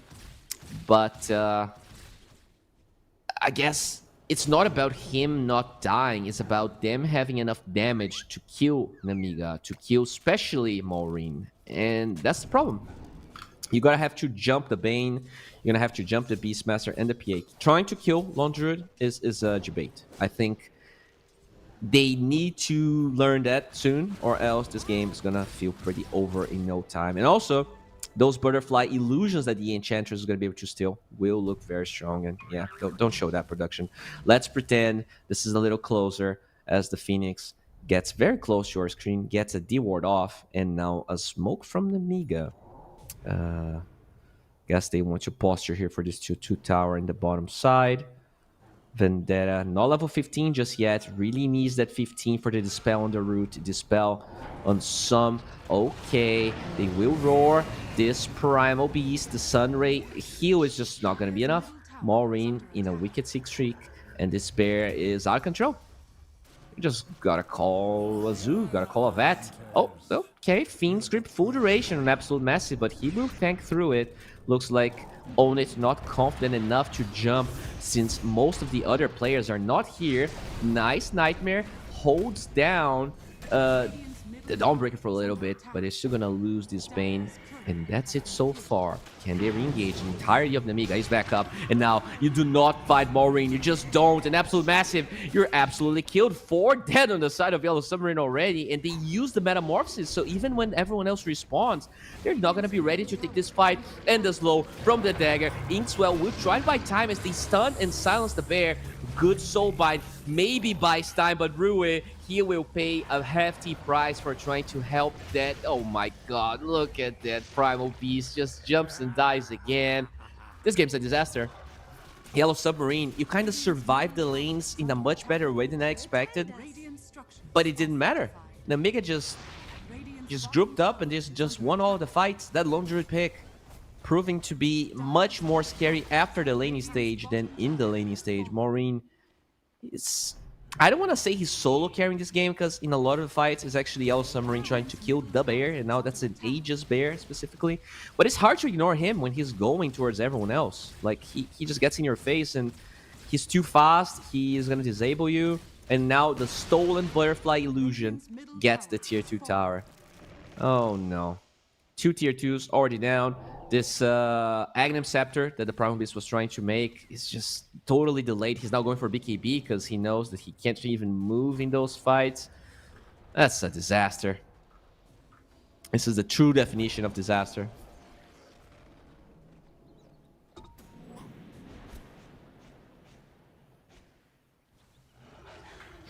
Radiant's top tower is under attack. And you know, they fought really well with the Inkswell Shard. I think Rue, probably my MVP for this game. He was always nicely positioned. He got a lot of great soul binds off. But the nature of the picks that they have, like, they cannot kill the Nemiga heroes. They're either too tanky, they are either not focusing the right targets. Just quite problematic here, as at least Absolute Massive has a Midas. So the Dawnbreaker is trying to scale, but how much time do they really have here when they are going for your They're going for a high ground move with no agents. That's how far ahead Nemiga feels like. And they're correct. They are 12k gold ahead. Gaben thinks this game's over. Let's see if Yellow Submarine agrees here. Yep, they're trying to throw those Fire Spirits at the bear, but now they're out of Fire Spirits, and they're also out of barracks. Very quickly, they will claim the first one. Nemiga, they are in a rush to get to the playoffs. They're already qualified, but they want to get that perfect score. They only lost one game, and they want to keep it that way. It's just, no, it's not a perfect score, but it's perfect as it gets, because this tournament, overall, yeah, they tried to go here for these Enchanters, and that should be a kill. Nemiga will lose Pantoman.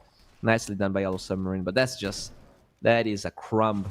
That is a small little piece of bread that was in the floor, and they picked up, and now they want the entire loaf of bread. Can they get it? Good Solar Guardian. Oh, it has that BKB, but the stun's gonna go through anyways. Good roar from the bear should allow them to disengage, but the Soulbind locking them in place. The Nightmare trying to buy time for Own It, and they will lose the entire loaf of bread as well as an entire bear that falls. So Nemiga, you gotta be careful here. Yellow Submarine, they do not want to give up. They want to use that Inkswell for another one. Can they get on top of anyone? The stun is not going to connect, and they will only find 2.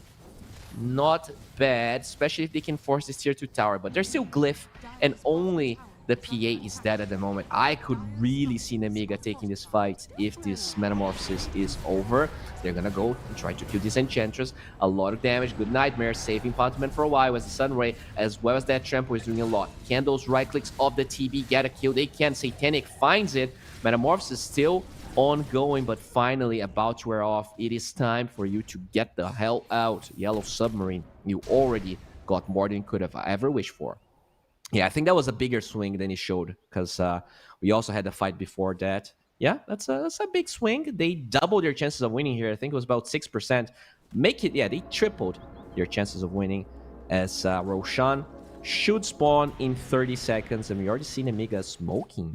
They be looking for this TB. They know there's no Metamorphosis, and this is prime time for them to take a fight. Radiant Scan will reveal exactly what Nemiga's intentions are, and you have to get the hell out. You cannot take this fight. Despite the numbers advantage, if you initiate a fight, you need that TB to be alive and kicking, and Vendetta, you might not be alive and kicking in a while. Roar will connect to his face, and that Primal Beast is dead. Yeah, there you go. Own It with the last Phantom Dagger will get the kill. Very close to his Aghanim Scepter on the PA as well, as we do see the Dawnbreaker now moving to this bottom side. Went for a very interesting build here. Shard about to be finished. Echo Midas Blade Mail. Not that much damage, but potentially could scale if this game drags a little bit longer. Roche will spawn in 20 seconds, so a very short one, which will allow Nemiga to potentially go high ground, although the gold... Oh, wait, did they drop the gem in the pit just to know the row spawn timer?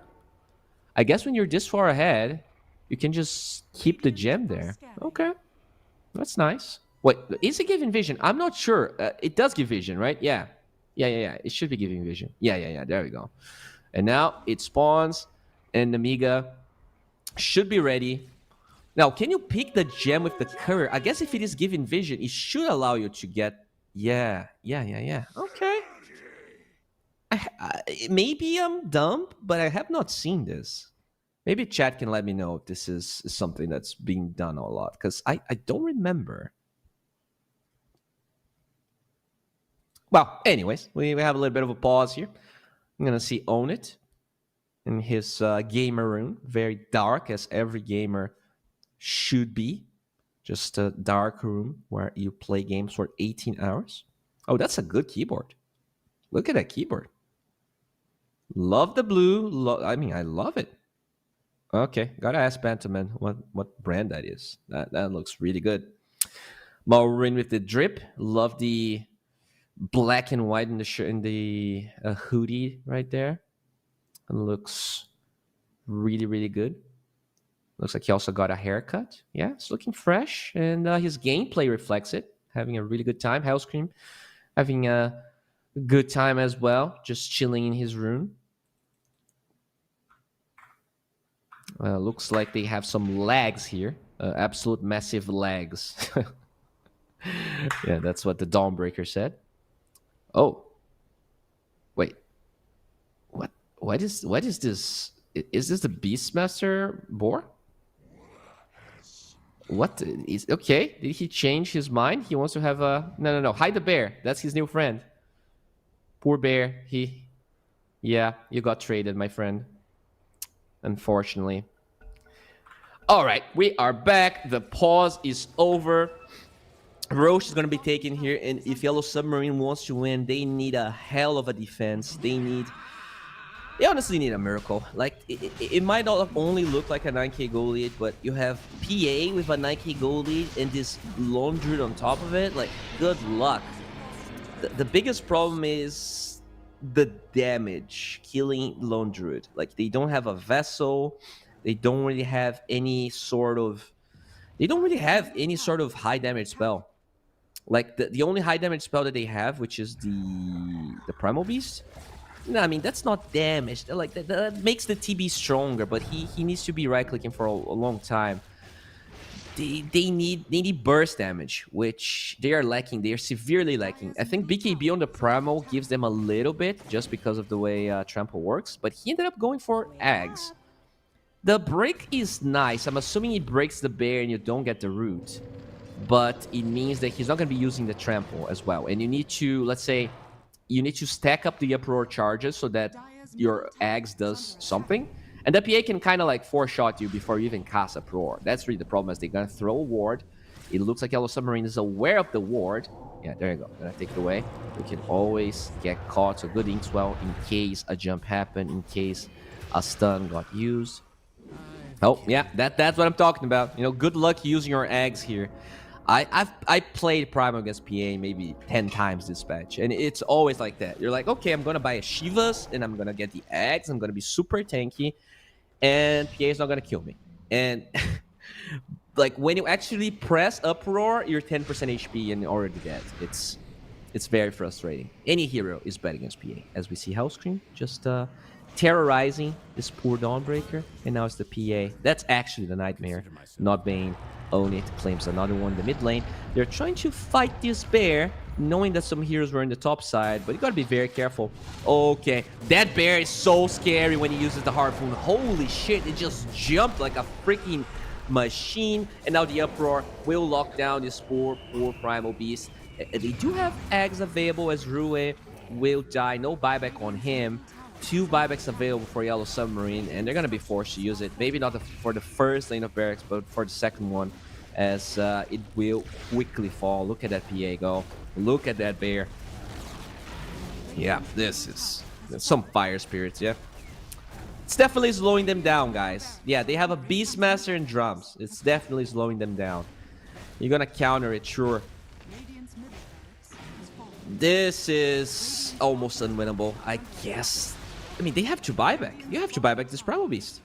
Yeah, 2% is what Gaben gives. They're not buying back the Primal. They're trying to hold this Own It. Yeah, they're trying to create diversions here with this Dawnbreaker. Egg's gonna be killed as Own It just moves forward, looking for any targets. So far, doesn't find Titanic. Will disengage with the BKB, and buyback on the Phoenix got used. Egg is already on cooldown, so I'm not even sure what the Phoenix is supposed to do. And there you go. That Pulverize instantly canceled by the Fear, as now the Eggs is doing some work, and they will find the PA, at least the first life. Own It. Very, very strong again as they find the backlines. The Beastmaster falling. Satanic holding his ground here. That Butterfly is very strong against the Bear. And in the backlines, we see a really good jump from Absolute Massive. We'll find the supports, but they don't get any kills. The Root holding this Dawnbreaker in place as Maureen trying to disengage. And it is looking like a good defense here. Nemiga, they don't lose any heroes so far. The Phoenix died in the backlines and Own It. He wants to say something about this good Gold Scepter, debating this Own It PA, and they should be able to get it. PA could have probably disengaged there, but tried to go into 4 heroes by herself and pays a hefty price. Really good play from that Grimstroke. Okay, so yeah, I mean, big swing, sure, production. This is still PA and LD with only 1 lane of barracks left, but I'll try to be non-biased here. All right, let's rewatch, because that was an interesting fight. They threw the Dawnbreaker for this fight so that the Primal didn't have to buy back, and then they go in. PA a little bit scared because BKB was on cooldown. Even though the Pulverize got cancelled, I think they could have canceled the Inkswell to dispel the fear there, but it didn't matter. They get a first life. Look at the Terrorblade go there, just solo kills this Beastmaster pretty much.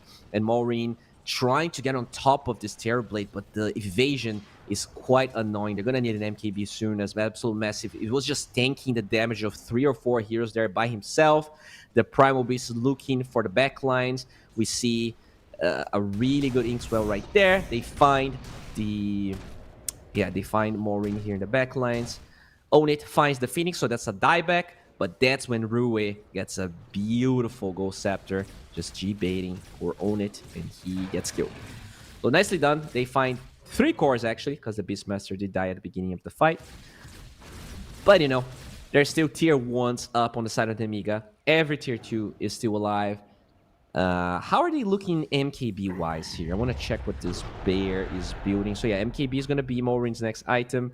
And it looks like the PA doesn't care about no MKB, just going for Basher. Oh, that's a double damage, by the way. Ooh, boy. Okay.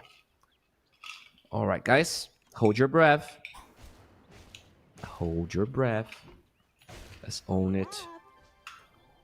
They are looking for a play here. They're going to smoke everyone. PA under the guise of her own patented smoke, that blur. Okay. Just standing in the base. They're also smoking the side of Yellow Submarine, expecting some sort of play as this bear is trying to go for the barracks. PA's on the other side. Alright, they're going to try and get on top of Maureen's bear. So far, not really doing that much. Good Primal Roar. They're going to cancel with the Inkswell. But now the Fiend's Grip onto the Terrorblade. They're doing a lot of damage. Solar Guardian will be able to protect him as they also cancel that Fiend's Grip with the Inkswell. Just beautiful plays from Rue as the Terrorblade has Enfeeble on top of him. That is undispellable, and that is annoying as all hell. They found the Primal, and so far that's all they were able to acquire. BKB on the PA still not used though, so you gotta be careful when this Metamorphosis is over. You could see Own It just going ham, and he is poking slowly as the bear is gonna start hitting the barracks. You see Satanic trying to hold the bear in place, and he will be killed. Yeah. That's the first bear dying.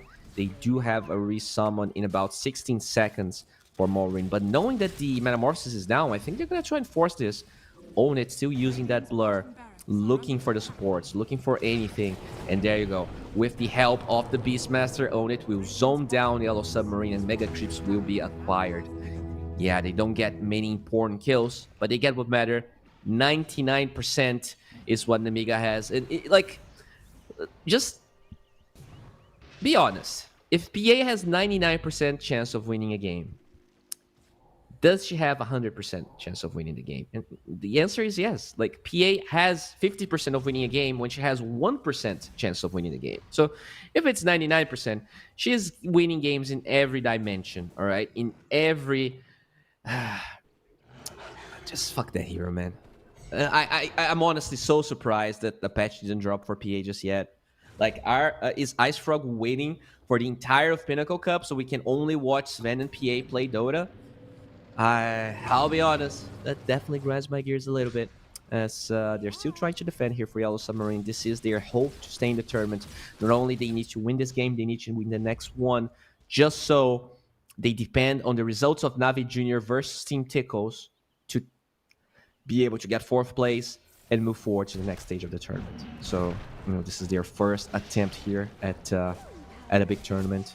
Satanic just having his first try playing professional Dota. Only 14 years old, and I think despite them maybe not doing as well as some people expected, like, this is a team full of newcomers. This is not like, all right, let's throw Satanic at Team Secret, seeing what happens.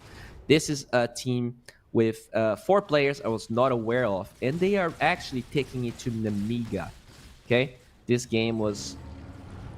Maybe this game wasn't as close as game number 1, but it's still looking like there might be a chance here for them to defend. That Terrorblade definitely farmed up, and Satanic did finish his MKB, by the way.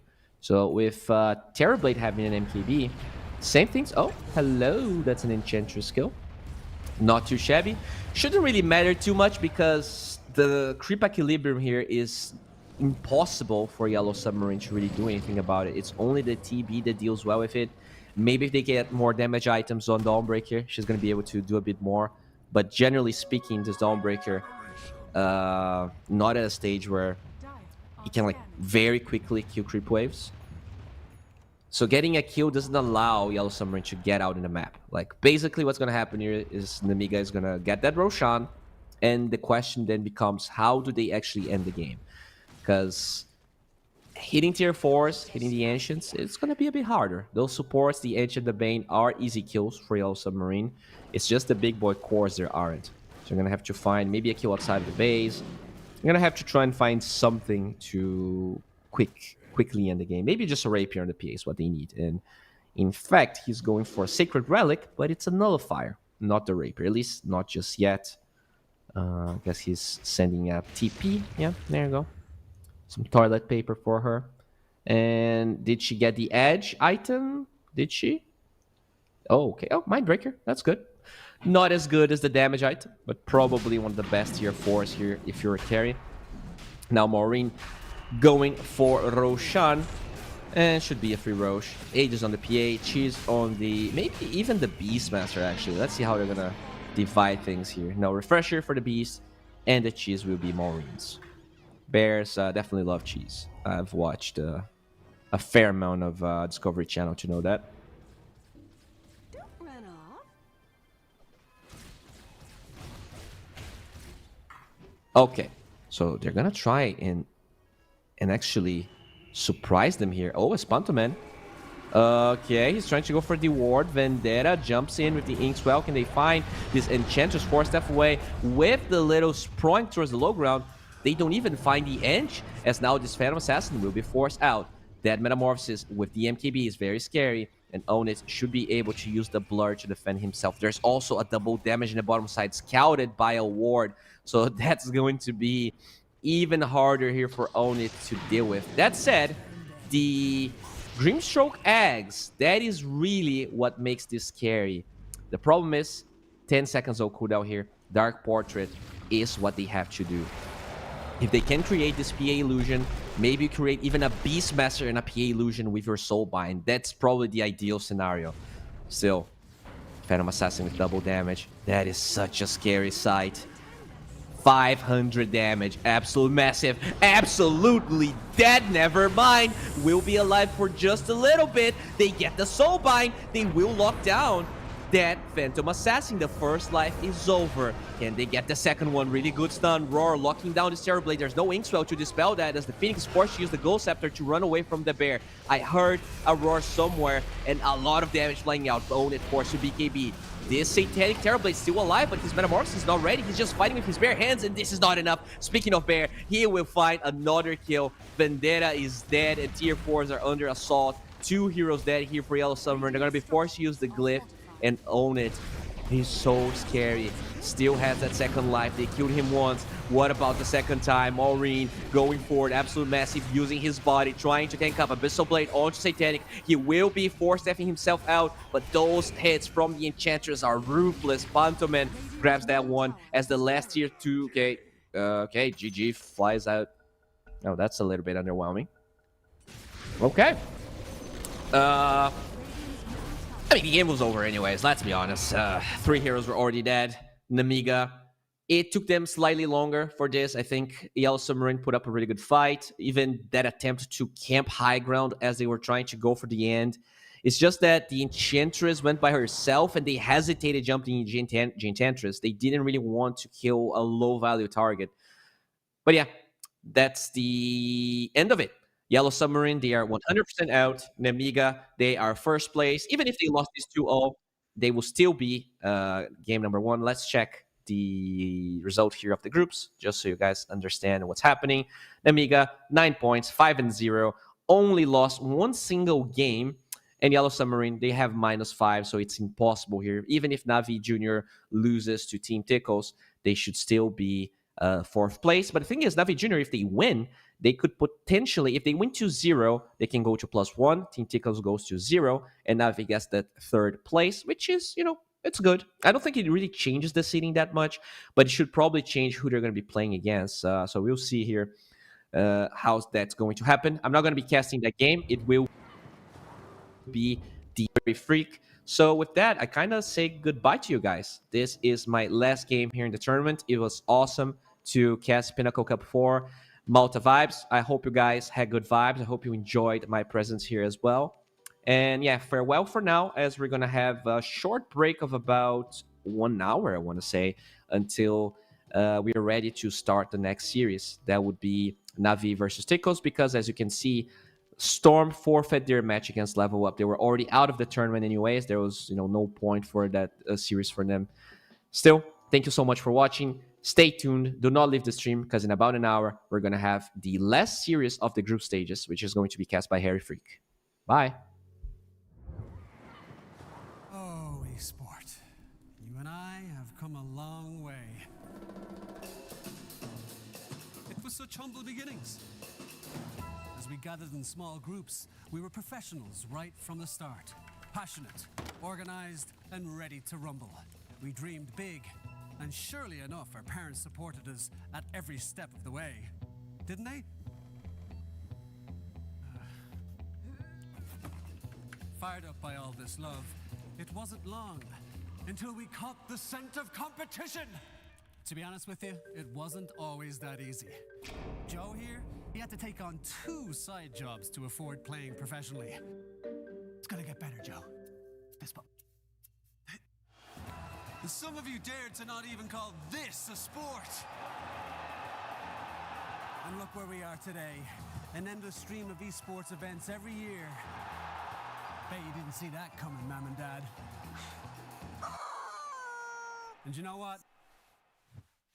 We have been with you every single step of the way.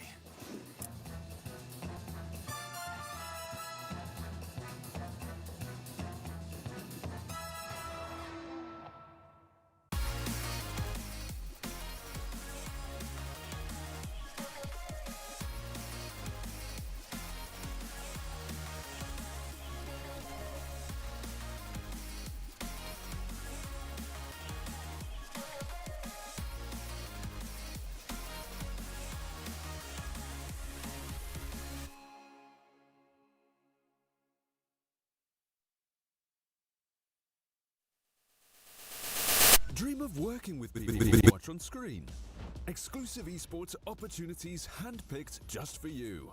Candidate profile to raise above competition. Let 10GG handle routines. Make a step towards your dream today.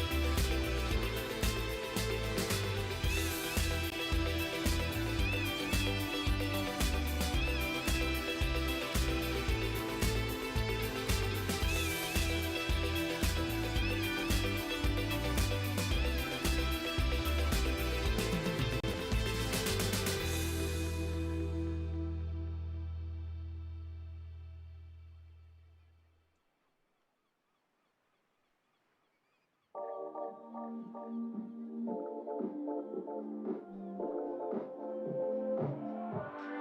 miss that sexy smile, looking forward to see you. I hope I will lose control. Love you every night, no checking the time, just us loving you all night long. I can let you go, baby, it's the right thing, I already know. And we feel it, I really do, I said the truth, we can't go any road. Need you now. I'm your queen and you the king right now. It's a kingdom, let's play it how you like. How does it make you feel? Or you wanna change? I'll be whatever, watching like we can dance. You got to move tonight. Stars are watching us in the sky. I wanna last it forever.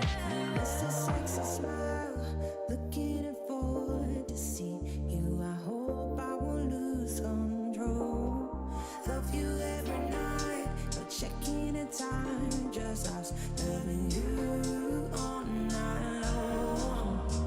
I can let you go, baby, it's the right way, I already know. And we feel it, I really do, I said the truth, we can't go any road. Need you now. Let's change the clothes, we have a drive. You know how you make me feel alive. Come close to me, I'm obsessed with your different kind of style. Don't you ever leave, step by my side. Hold my hand, 'cause I don't have much time. I wanna hug you forever.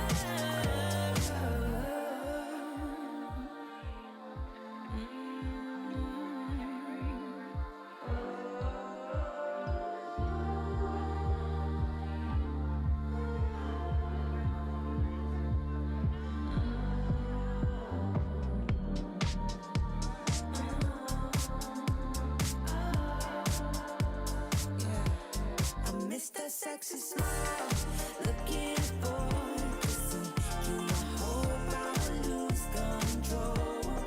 Love you every night, no checking the time, just us loving you all night long. I miss that sexy smile, looking forward to see you. I hope I will lose control.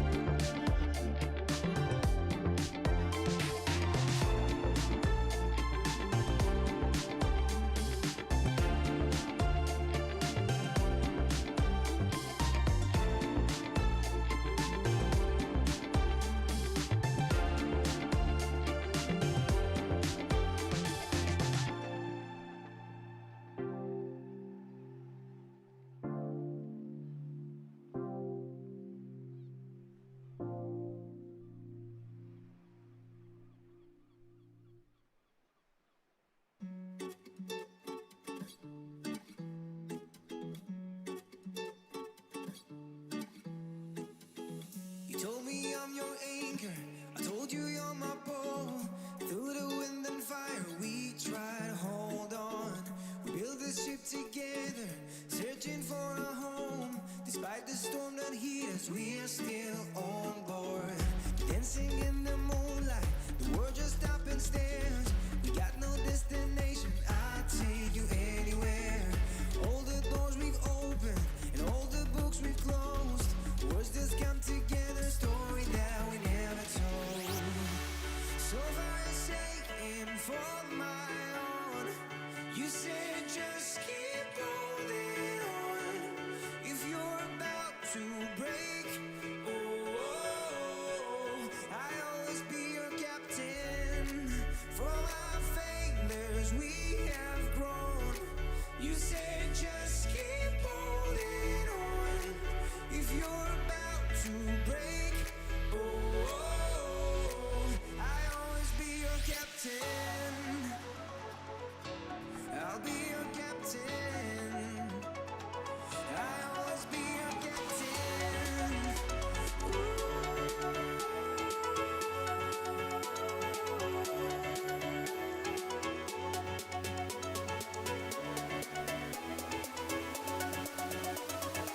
I'll always be your captain.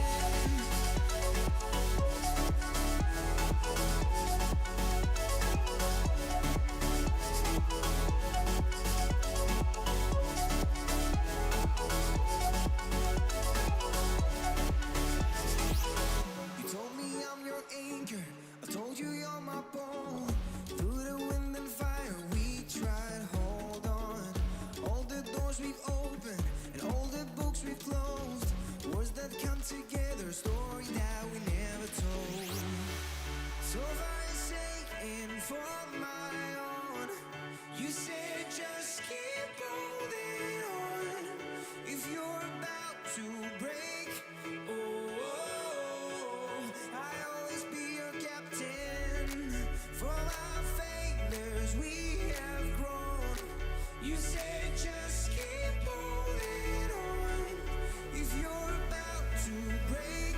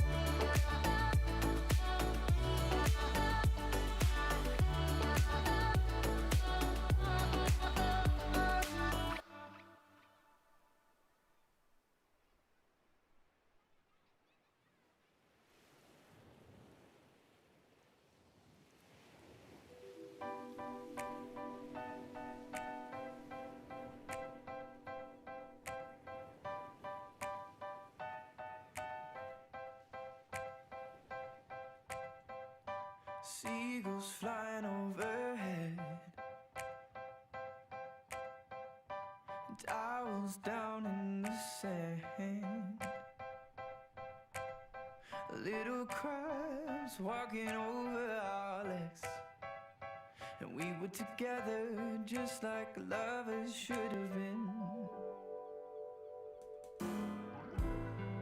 Like the changing tides, you have changed your mind, and now you are no longer mine. But last summer you were holding my hand.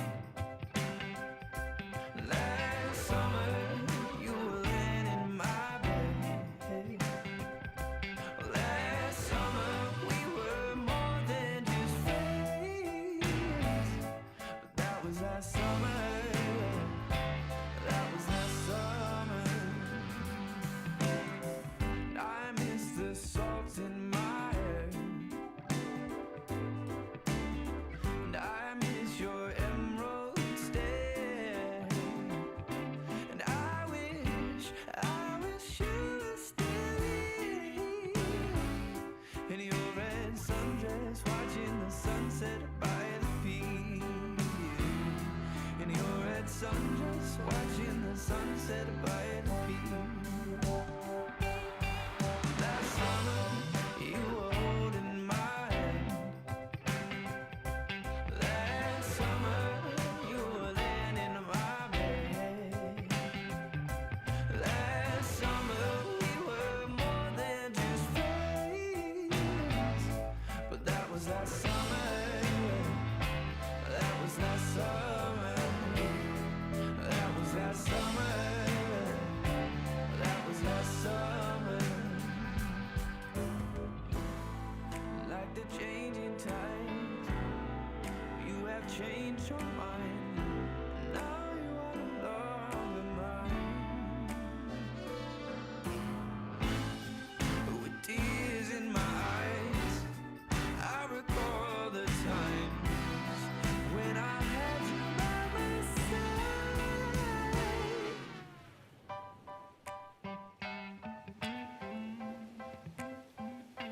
Last summer, you were holding my hand.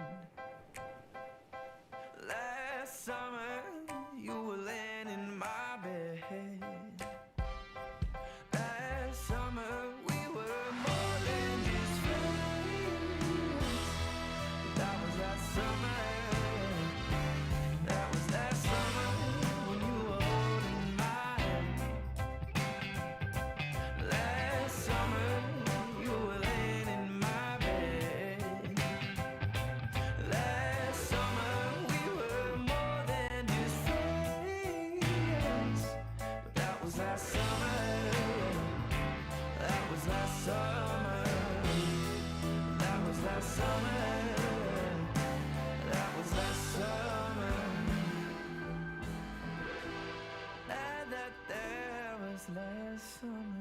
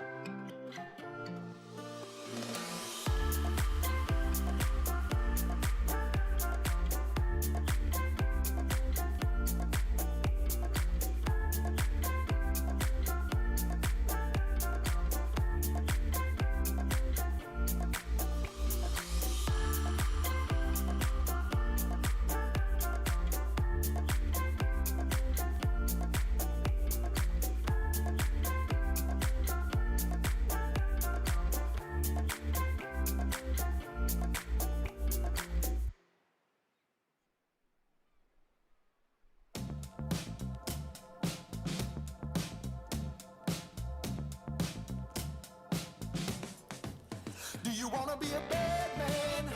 Yes, you do. Do you wanna taste sweet salvation underneath the summer moon? Do you need another hand now? Yes, you do.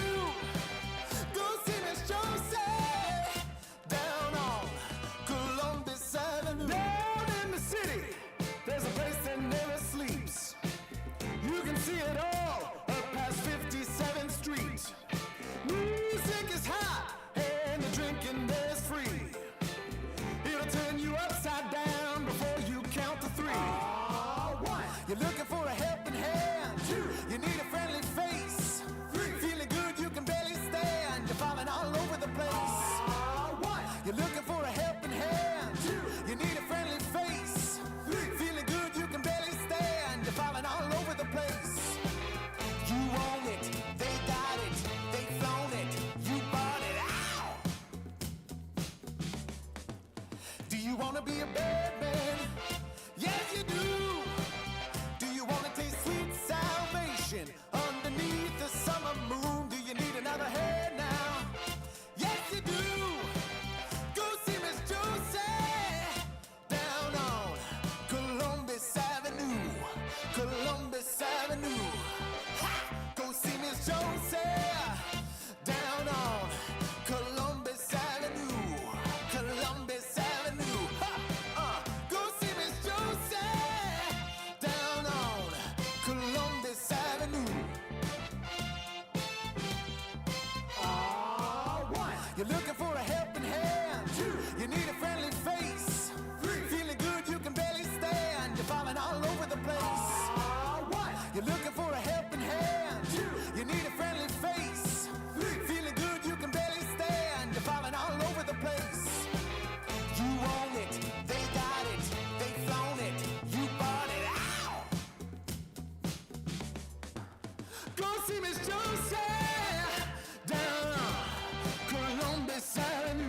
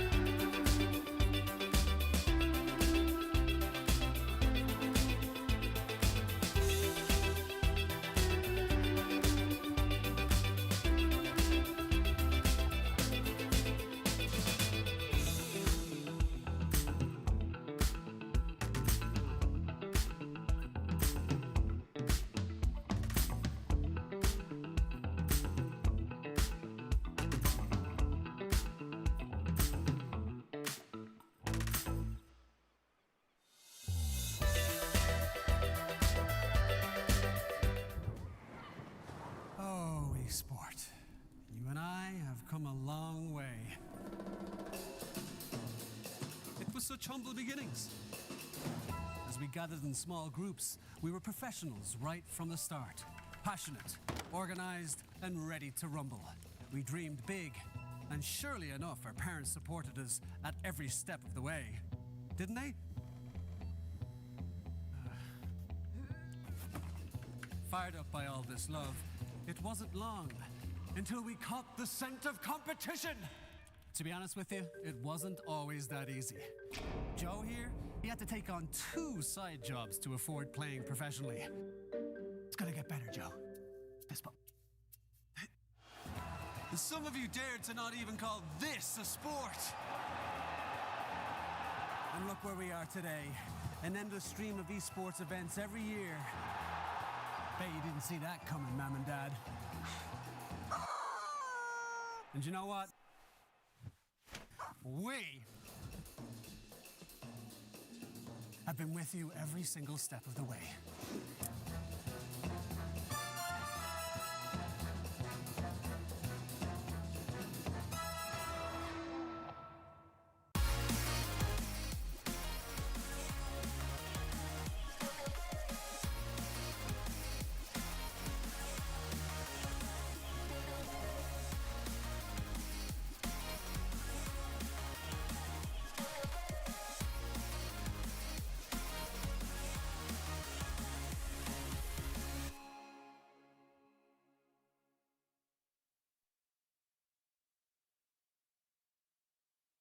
Dream of working with people you watch on screen.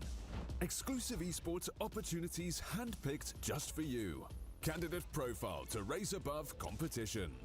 Let 10GG handle routines. Make a step towards your dream today.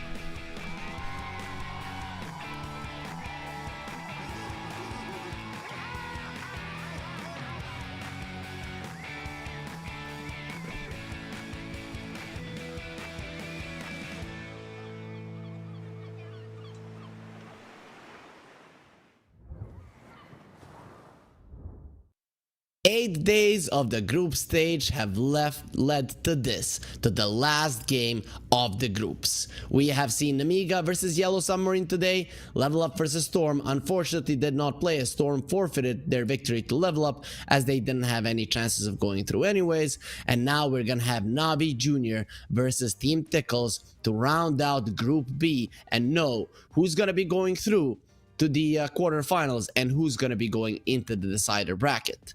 Navi Jr., this series for them, it doesn't hold much value, but for Team Tickles, if they win, they are going to be going directly into the quarterfinals and they're not going to be having to fight in the deciders. So let's go on to the groups and see the standings. See first Group A, who went through, who got eliminated. Actually, it is going to be Group B, as this is the one that we are looking right now.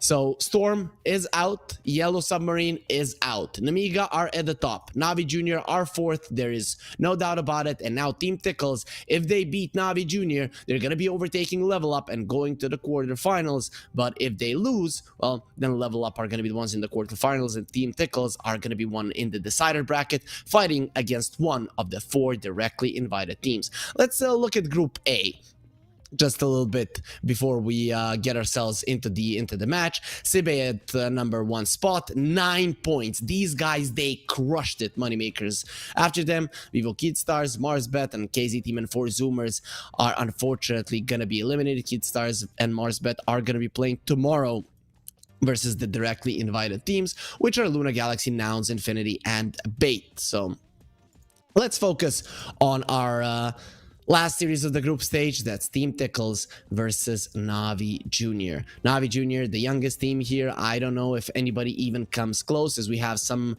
players that aren't even of age. Got the Juice, Niku, PMA, Days, Ridis, They are the guys playing for Navi Junior, a pretty bright career in front of every single one of them. Of course, if they do put in the work. Currently, they might not be the best players in the world, but they're one of the youngest and they're still awesome at the game. Let's look at their opponents. Team Tickles, they're ones that have been established in the scene a little bit longer. Shaded, Zantic, Mind Control, of course. Oh, okay, Mind Control isn't gonna be here. Is Boom back? Well, we'll be finding out, but Narman and Ducalis are here. Okay, so Boom will be back instead of Mind Control. He was just standing in for one series, so they're not gonna have a TI winner, though. I have to say, Mind Control, despite being a very high caliber player, didn't contribute to the victory of Team Tickles. They got absolutely demolished by Nemiga, so it is what it is. Nemiga is still a very, very powerful team.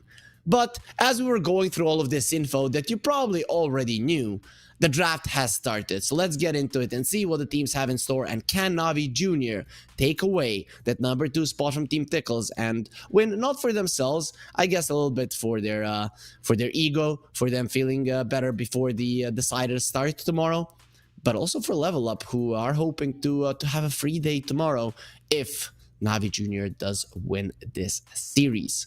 So the reason why that would be so is because Team Tickles, they beat Level Up, so if they have the same amount of points, Level Up is gonna be beneath them. But overall, looking at these two teams, I am kind of leaning to Team Tickles winning this one with a 2-0. I think versus teams that they are stronger, like they've been stronger against, they've been looking really really powerful in the group stage. Actually, they did lose a game to Storm, so who knows, there is a lot that can happen here. Navi Junior, they're not a team that can be underestimated, but they are kind of slow compared to the other teams here in the tournament, so I think that could be something that Team Tickles can definitely exploit. We'll see if it does happen. So looking at the bans, the Dawnbreaker gets removed. We have seen some Dawnbreakers make it through, though not a lot of them have been picked in the first phase.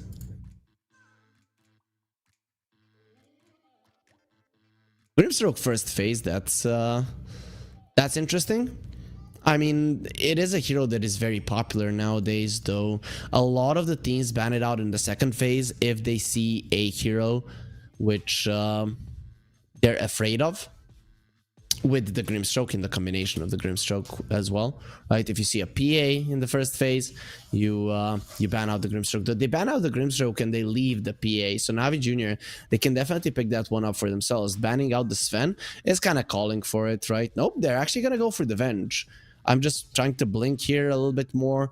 Can I wash my face? See if I'm missing something. The PA is in the pool, but Navi Junior, they just didn't want her.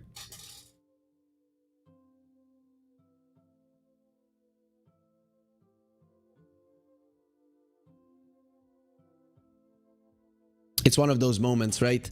You're the most popular girl in school, but high school has ended, so that's no longer the case. Nah, just kidding. PA, she's still super popular. Team Tickles will pick her up.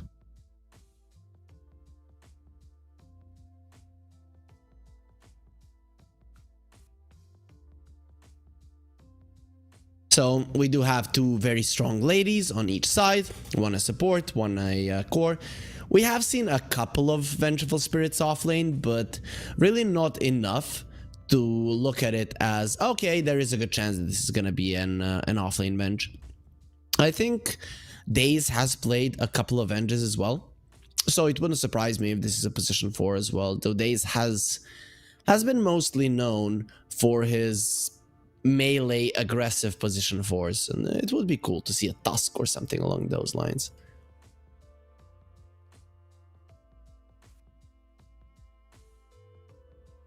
So Navi Junior, they get rid of the Warlock. He's not going to be a part of the equation here.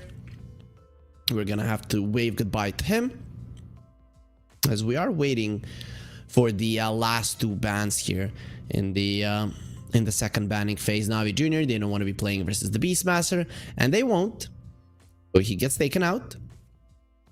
Team Tickles, Gyro is still in the pool if you're afraid of it. The PA naturally has been a decent hero in a carry versus carry matchup, though I think it's kind of unfair to compare the PA to any carry at the moment, as every single carry has been doing bad versus her as she's too powerful. I guess Seekers, Muertas have been okay-ish, and Sven from time to time. Maybe some illusion heroes, but we have seen the PA even like 3-shot a Naga Siren, so it's a tough one to say. They will ban out the Broodmother. That has been a staple ban versus Navi Jr. They didn't want to first pick it though. Themticles will get themselves an Invoker. We all know that Xantic loves this hero. I'm not sure if Narman would want to play it, so I'm gonna assume that this is gonna be the 1 and 2 of Team Tickles. It's a safe bet for sure, if there is such a thing. Though, you know where the safest place to bet is? It's Pinnacle.gg. We have amazing odds, as you can see on the screen. You, of course, have to be 18 plus, and we do advise you to bet responsibly, but it can definitely spice up your viewing experience. The Navi Jr., they will be picking up the Seeker, so there's that carry that actually does relatively well versus the PA. It's kind of hard to be jumping around the fight when there's a Rupture on you.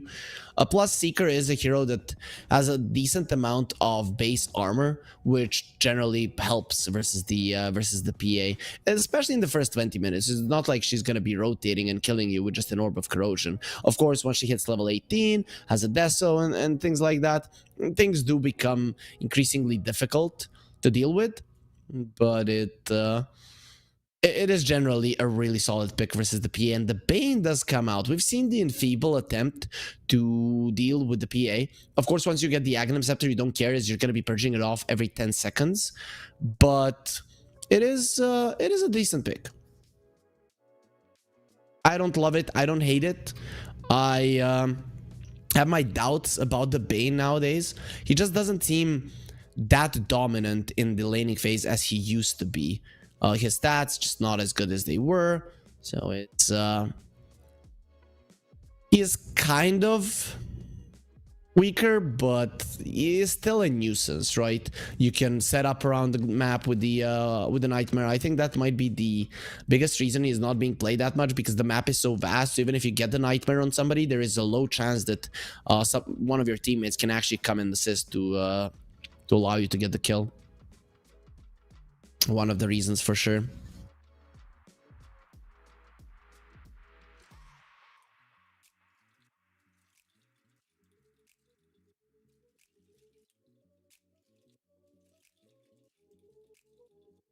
As Team Tickles are taking their time here, they finally started dipping quite a lot into their reserve. There are 2 supports on the other side that are not that easily killed, so you might not want to go with the burst in the backline. The PA in the later portions of the game will deal with them. So what do they want to do? Okay, strong lanes. I like that. Go for the Enchantress. It actually makes a lot of sense. Really, when you look at Navi Jr., their ability to deal with units, it's not there, especially early game. That's why the Beastmaster got banned out, even though the Seeker naturally can lane pretty well versus him. Lycan, probably not a good choice, as you are mobile, and the Seeker does counter that quite heavily with the Rupture. But the Enchantress for the early stages of the game, I think, actually deals with a lot of their problems quite well. The Earthshaker coming out, they were lacking in the stun department. Yes, the Invoker does contribute a lot of control, but they're not really hard stuns, whereas Shaker, well, doesn't get much harder than that. A long range cancel for the Bane ulti. You do have the Tornado for that as well, so it's gonna be hard for the Bane to actually position himself in a way that his Fiend's Grip is not gonna be cancelled. But I like this. I like this. It is not easy to play versus the Shaker ever. Even with a Vengeful Spirit, you can get caught by the Fissure long range and not get your swap off the way that you intended, as there will be a Dragon Knight. Could be off lane, could be mid lane, we don't know. I have no idea how well he would be laning versus the Invoker. I haven't seen this matchup for a very long time. This puts Invoker in a situation where Spirit Vessel is pretty much going to be a necessity. So I'm looking forward to seeing it, unless it is a 4 Invoker and a mid lane Shaker. But even then, a Spirit Vessel is very likely to be coming out.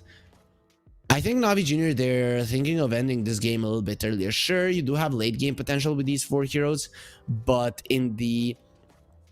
that's the ultra late game potential. In the late game, when the PA gets her shard, has the Aghanim Scepter, all of you just die. And that's a cold hard fact. The Fan of Knives now got even better, right? You can break the thirst, so the Seeker is like running around as a race car. The tires pop and bye-bye, not gonna be happening. Dragonite, he's gonna be losing his Dragon's Blood. Imagine you always have Slyrak, your trusty advisor inside of you, and then suddenly he just gets detached from you by the PA. Suddenly you're just a normal human once again. That can be a problem. So I'm curious about this Dragonite. It is something that Navi Jr. have ran in the past. Though after they've gotten their new mid laner, I don't think I've seen them go for it. Though still, I am kind of leaning towards this being an offlane Dragonite.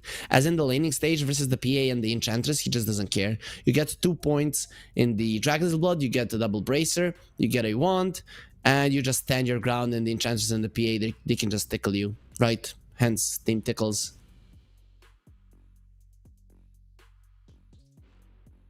There will be a ban on the Kunkka and on the TA.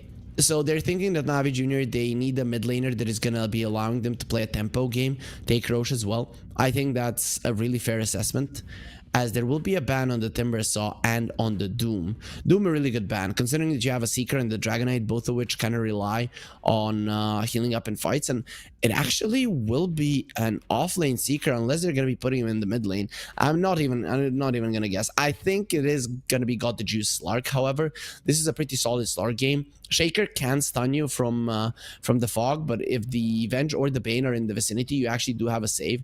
This Navi Jr. draft, it actually makes a lot of sense. The problem is their team fight sucks. They have nothing for it. So when it comes to huge fights, huge engagements, you're going to have a really bad time. But during nighttime, when the star gives you extra vision, you might just be able to find one by one, and then it's going to be an issue. So they do go for the Lycan in the end. At least the laning stage for the Lycan versus the Slark is solid, as he does do solid amounts of damage, though when you look at it, it's actually going to be a Lycan and a Shaker. So if it comes down to fighting the Slark, that's not going to be happening. It's going to be 2 melee heroes versus the Slark. Pretty solid one. Offlane Seeker. We talked about his high armor. And I guess he's no Dragonite, but he still does have quite a lot of sustain in lane. I actually like this Navi Jr. draft. It does look pretty cool. The Team Tickles draft, I'm scared for their early game. I think if Azantec is able to go around the map and make things happen, that they are going to be offsetting what Navi Jr. want to do and the early mid-game timing that they want to hit. But yeah, I'm going to be leaning Navi Jr. here. I think they've gotten the better end of the draft. They are lacking team fight, but their lanes are pretty solid. And if they're able to snowball from the lanes into the early mid-game, which their lineup is clearly capable of doing, then I think they can actually win this game versus a PA, versus a team that's coming in as the favorites. And Team Tickles, they are kind of notorious about losing at least one game here in the group stage when playing versus teams. With that being said, the game is ready, so we're gonna stop with the predictions, we're gonna stop with speculation, and we're gonna get ourselves into the game to see who'll be winning game number 1.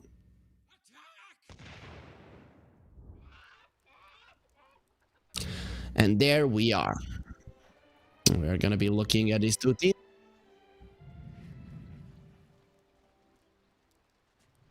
We're seeing them just move around.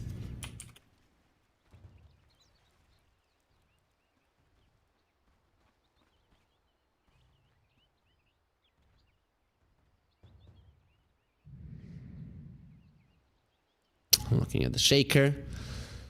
Very nice sets here. He has his Arcana. Oh, Let's see how this early rune fight, if there is gonna be one, is gonna end. Currently, Navi Junior are right under enemy vision, so Team Tickles know exactly where their enemies are. Of course, you do have a Shaker who has other things in mind, blocking the laning creeps there, so that his Lycan can have a good start. You really don't want to be fighting the Slark.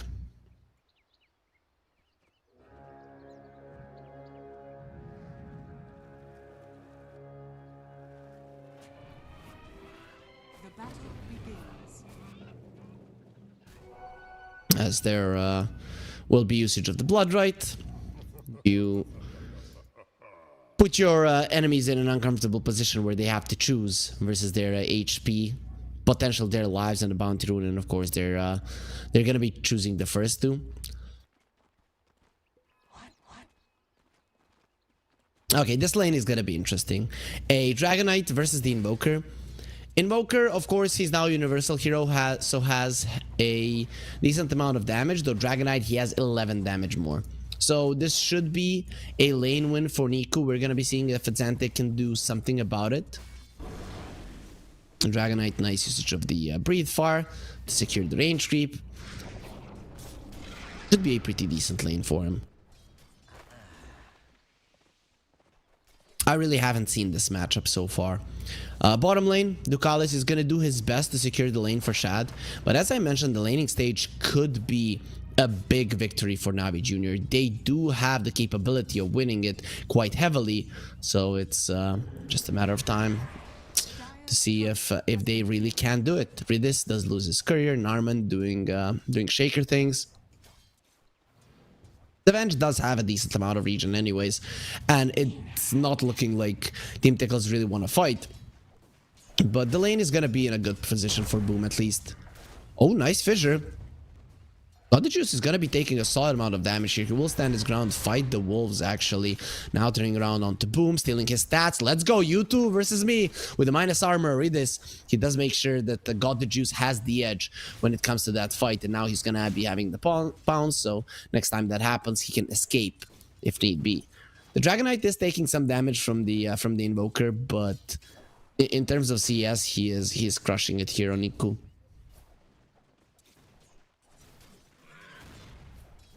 Bottom lane, stun from the Centaur, nice dagger there to secure it, and PMA just wasn't expecting that, so he's not gonna be getting his last hit. He has to go into the tower. Read this, he does bring down Boom, and that is a big start to the laning stage here on the top lane. Slark, did he get the permanent agility? I don't know how close he was. Yeah, he was close enough. So guys, the standard to be getting the permanent agility is 1, you get the kill. It doesn't matter how far away you are. It can be even with an Orb of Venom from far away. You get it, you're going to be getting it. The other way you get it is you have the Essence Shift stack on somebody and you are very close to him, like literally melee range when he dies. That is the other way you can get it. And Lycan gonna get jumped on. There will be a nice fissure there, blocking out God the Juice, who easily just runs himself around the fissure and even threatens Narman. This is as good as it gets for a laning stage. I think Navi Junior, they're gonna have a very easy time if the laning stage continues this way. How are you gonna play? Your Lycan and the Invoker, they're the playmakers, and they don't have anything at the moment. The PA is farming well. Shad is not really gonna be shut down, but PMA is farming better. So even there, you're losing. He actually went for the Blades of Attack on the Seeker instead of the Chainmail. Usually we would see a Chainmail in this kind of a situation just to make sure that you're not taking any kind of damage. But look at Navi Junior when they start posturing aggressively, how hard it is to actually stand your ground in this lane. PMA takes some damage, but only collects the wand charges, and then he just heals himself up by killing the creeps. 1k gold lead already, all of it from just CS. I mean, they did get the first blood as well. That is an advantage that you're gonna be happy with. As Ridis, he's making sure that the lane doesn't get pulled. He will be pulling 2 of his creeps. Nice attempts there with the wolf. In the end, they do pull those creeps back, but the wolf will die. There's gonna be a nice CS for Ridis, who already has 6 top of his Slark, just having the freest lane in the world, and poor Boom is only now past the 10 CS. The Invoker is starting to catch back up though. That is the power of a universal hero. You get a couple of stats and suddenly you have more damage than the Dragonite. We'll see if that continues. The Dragonite did go for the Dum build, double bracer, 2 points in Dragon Blood. He cannot die, can just stand his ground. Two fatties fighting each other, and well, in the end, nobody will be the victor.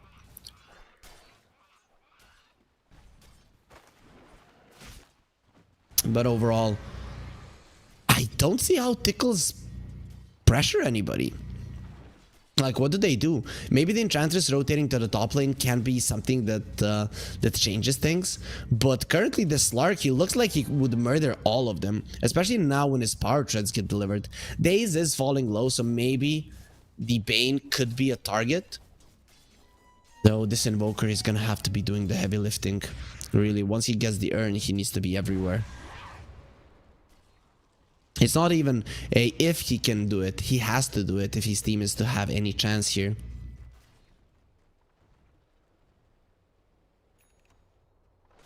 As Boom continuing to suffer, he only has 12 CS. The Venge might even overtake him if this continues as it is. PMA fighting the PA. There is a Orb of Corrosion, but also there's Phase Boots on the Seeker. So he has 11 armor. Good luck at going through that. You take away 3 of it. Oh no, he only has 8 now early on in the game. The PA doesn't do any damage through 3-8 armor. Ridis coming towards the mid lane. Niku is still not level 6. The supports are going to be starting to move around the mid lane now as they are securing the first round of the power runes.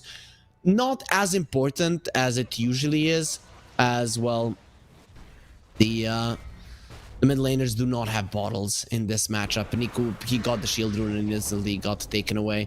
They're coming over for a Xantic. That's going to be a nice fissure. The stun from the Venge does come through anyways. Niku, I'm not sure that you want to be doing this. Underneath the tower, he's going to be taking a lot of damage. This kind of a dive can give away all of the advantage that you have been building up until now.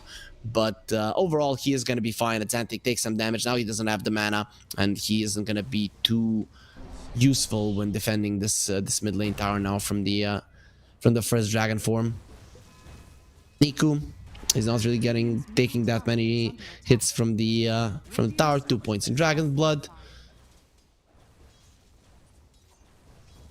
Just continuing to apply the corrosive breath to the tower. They use the glyph. This tower is dead. This tower is actually dead. There is going to be enough duration on the dragon form to take it down, and with the siege creep you have no chances of defending it. Niku does get himself the last hit, and Navi Jr. looking really strong here in the early game. They only got 1 kill so far, but they don't really need the kills the way that the game is going. There's gonna be the Warpine Raider there throwing out siege shots, but the Dragonite doesn't seem too interested about what is going on.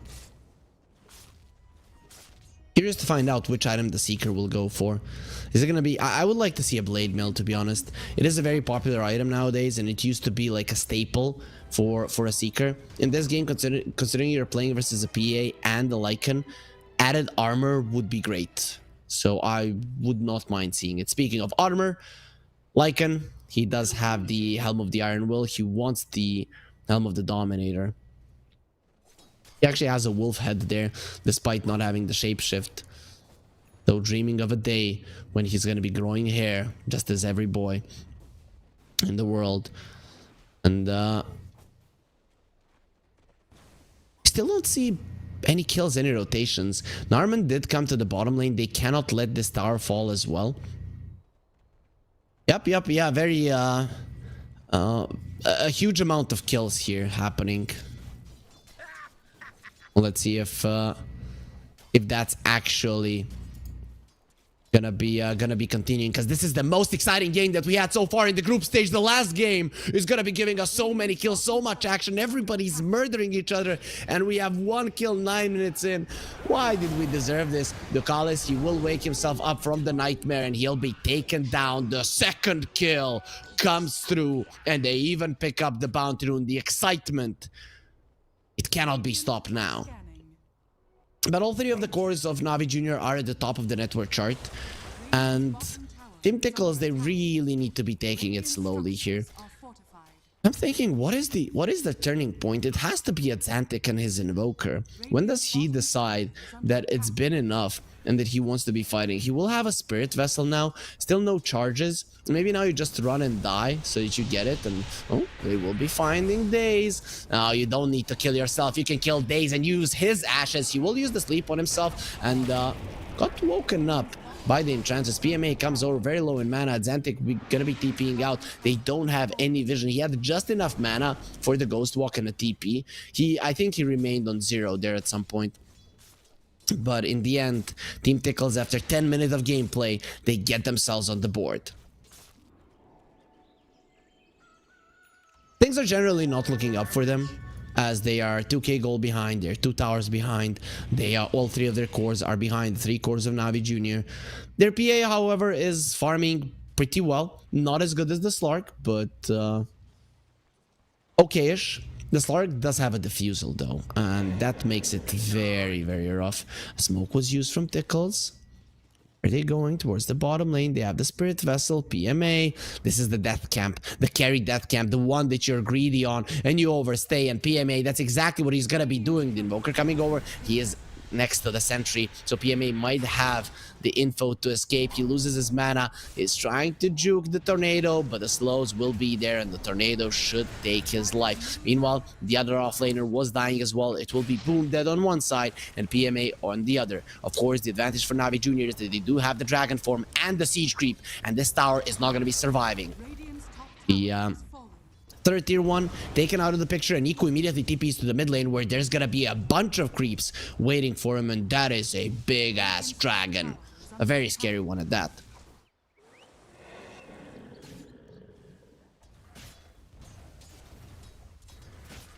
Oh, they want to kill him again. He now has level 6, so he can go for the shapeshift. He goes for it, gets stunned up. See if this doggy can be tamed. Redis will be going for a TP out. The rest of the pack was hungry, but they're not going to be getting a bite out of the Vengeful Spirit, at least not right now. Niku, he gets a kill on Ducalis. He's going for a Midas, not going to be a blink just yet. Slark going forward, goes for the ulti, needs a couple of more hits, but won't be chasing Narman any further. Way too dangerous. Without your Shadow Dance, you can easily be taken down, and with this kind of a lead, that would be a pretty bad move for Navi Jr.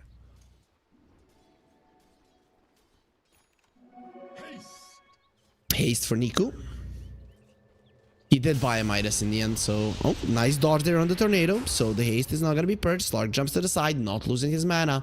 He's low on mana anyways, but definitely wanted to be able to retain some of it. I still haven't seen what the Seeker was going for. It is going to be a Maelstrom, so classic Seeker build, Maelstrom BKB. No surprises. But still pretty mad that I'm not going to be seeing a Blade Mail on the hero.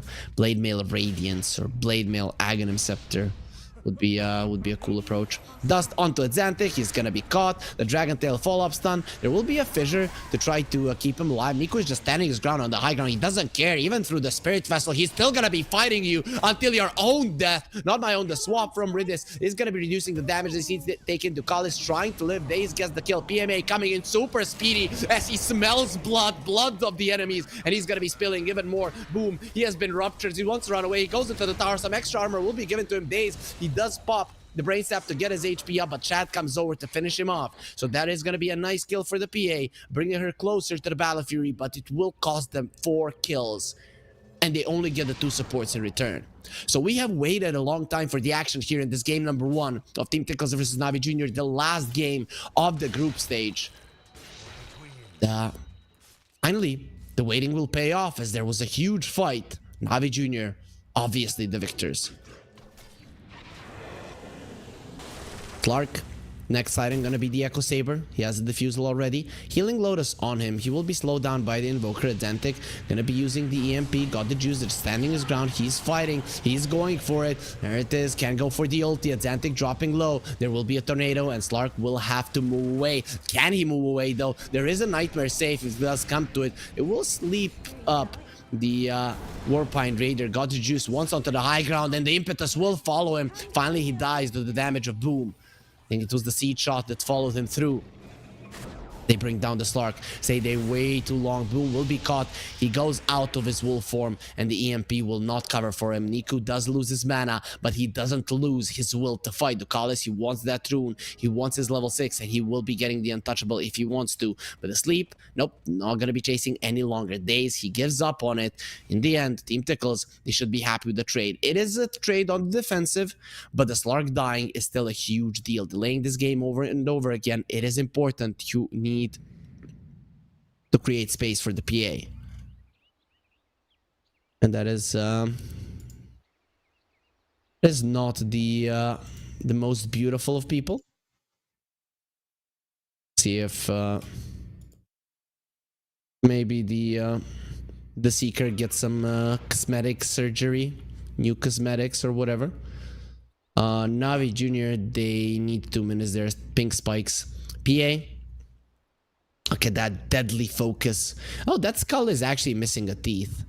And a front one at that. I had a friend who, during his childhood, lost both of his front teeth. Upper front teeth. The ones. It was... I've never seen somebody be so unlucky and fall twice directly onto his face, onto a edge of the street, and just lose a tooth. Like, I think it happened in the span of like 6 months. Later on, he of course got him made artificially, but it was pretty funny. Not to him back then, but yeah, it was pretty interesting. Oh, that skull of the deadly focus. I guess it shows what happens when the PA slashes you teeth.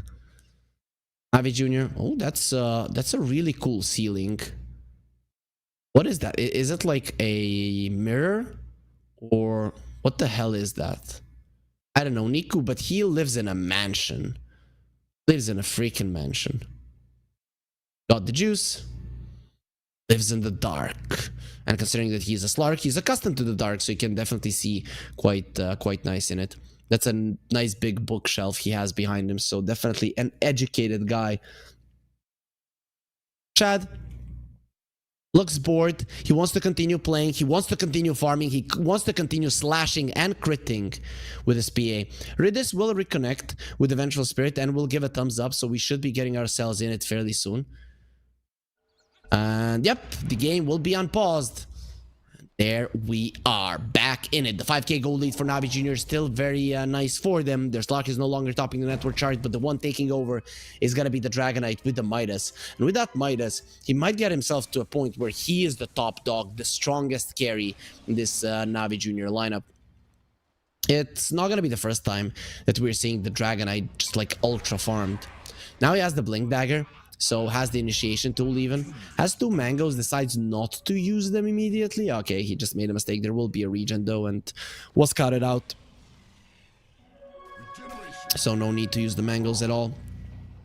As bottom lane, the Bane is trying to find somebody. The Slark is in the vicinity, and that's gonna be the PA found. A really big kill if they can get it. The Fiend's Grip is gonna be used immediately to cancel out Shad. Gets himself out, but the Bloodrite still connects. He's very low. They know where he is. They're not gonna be chasing any forward. Narman, he gets the Echo. He wants Daze dead. Daze is looking like he's gonna be dropping down from the tornado. No chance of getting out of that one alive. Boom loses his life. Ridis, very nice smoke.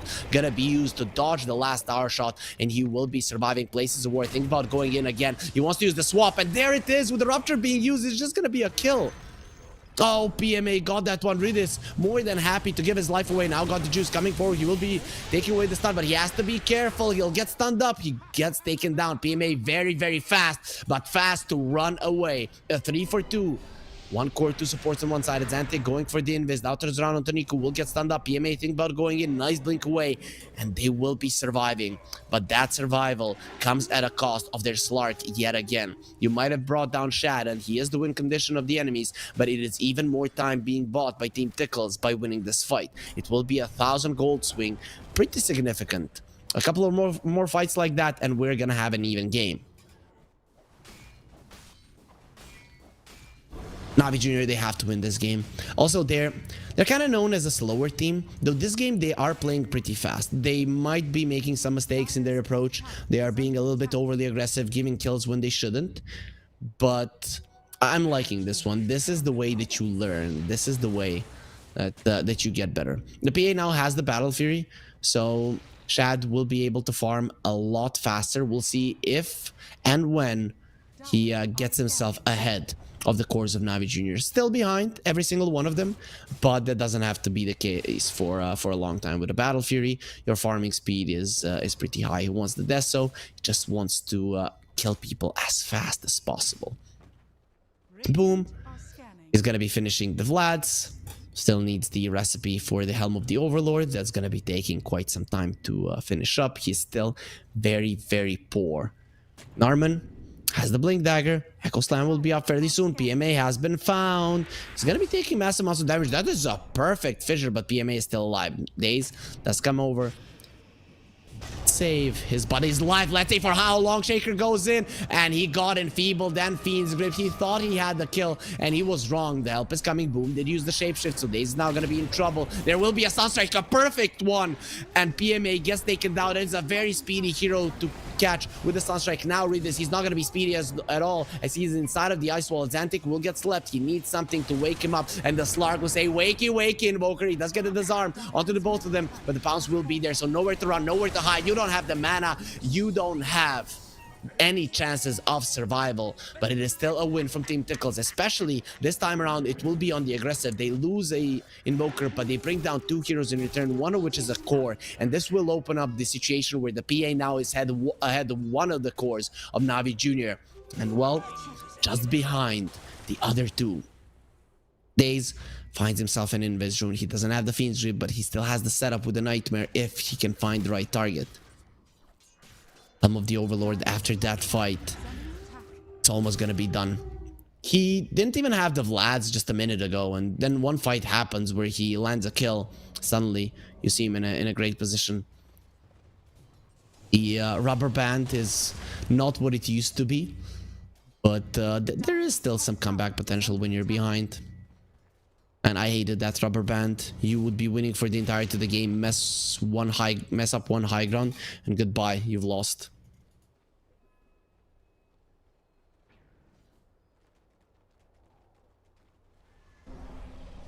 I remember back then how conservative the teams played when going up the hill. It was insane. As PMA, he will have the BKB fairly soon. Looking at the KDA, the Dragonite is 6-0-5. Still yet to die in this game. What's going to be his next item? I'm guessing the BKB as well. Yep, he's going to be going for it. Still pretty tanky even without it, but of course, the Spirit Vessel is a problem at Zantic. He's been found.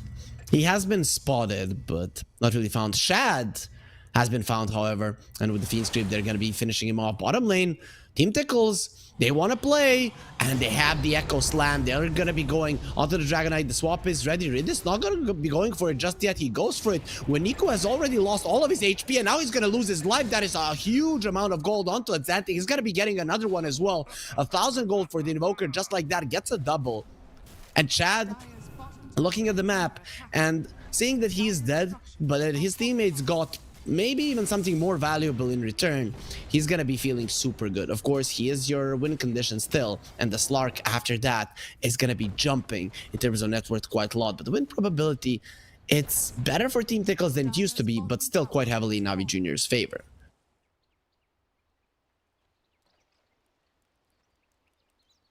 Got the juice. He went for the Shadow Blade. He wants the Silver Edge over the Aghanim Scepter. I get it. But the gold lead for Navi Junior, it used to be 5k. It's now only 1. Their supports just haven't been doing all that great. The smoke was used. Nice scan from Shad. He knows that something is coming his way. It's time to run. It's time to run out fast. He will even leave the Wisdom Rune, understanding that if he had stayed there, his life would be taken once again from him against his own will. Though nobody feels bad for assassins. That's what they do. Take other people's lives. Definitely not nice. Shad, he will be having a Deso now. So a lot of damage for the PA. And we'll see if Shad will be going with his team to fight a little bit. The Ancient Creep for the Lycan is the Ancient Ice Shaman, Norman, farming his shard. He will have it in no time. So he will be able to be even more of a nuisance in fights. Enchantress, Dragonlance, and the Force Staff will be going for a Hurricane Pike. He's almost there. So this Enchantress will be packing a punch.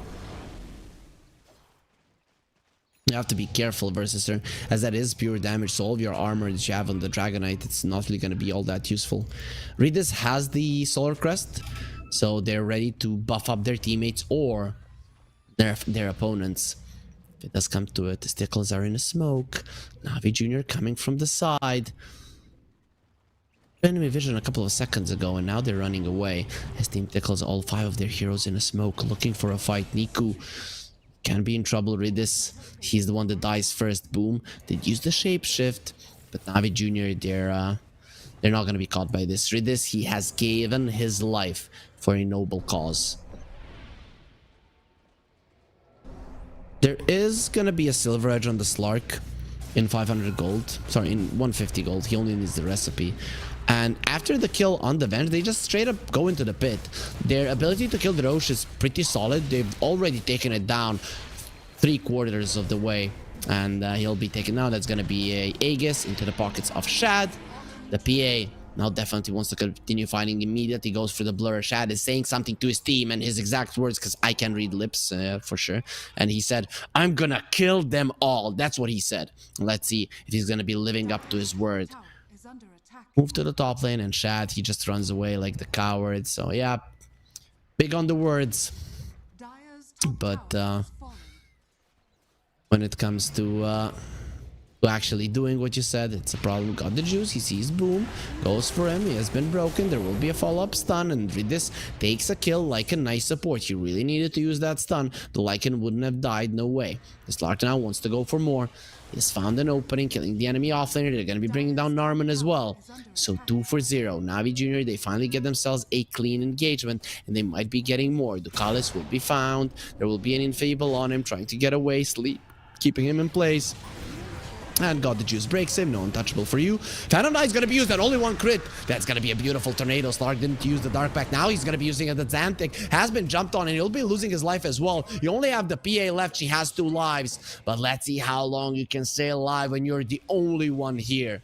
Shad wasn't there for his team. He couldn't stop the onslaught. Navi Jr., they get themselves 4 kills in quick succession. They lose the Bane, but it is a small price to pay for a victory like this.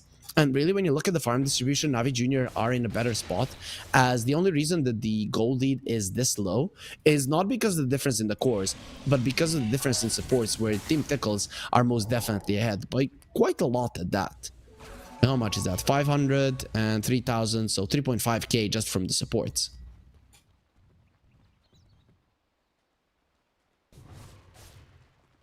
Smoke was used by Tickles, Shaker, and the Lycan going for a move. The EA is going to be TPing mid. Invoker coming over as well, has the bots.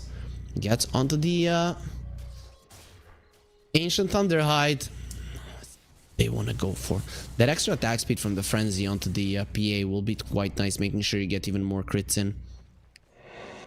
Will be a Sange on Seeker. I thought we were going to be seeing a Halberd. Shad goes in, finds PMA. There will be a stun on him. No chance to use anything. He got slept for a second, and actually he's going to be surviving, trying to get himself away. The jump in from the Dragonite. He doesn't stop Shad, and PMA is still alive. He uses the Rupture. Shad going to be going in. Loses his Aegis, but he does bring down the Seeker. The buyback going to be used from the Vengeful Spirit. This is a big chase, and look at the MP just pulling him in. The Fissure was amazing. You will not escape. You can't get into your base. But now the PA needs to run away. He doesn't have the Phantom Knife, so killing Niku is going to be very tough. It is a 3 versus 5 scenario. You already lost 3 of your heroes, and you only brought down the Aegis.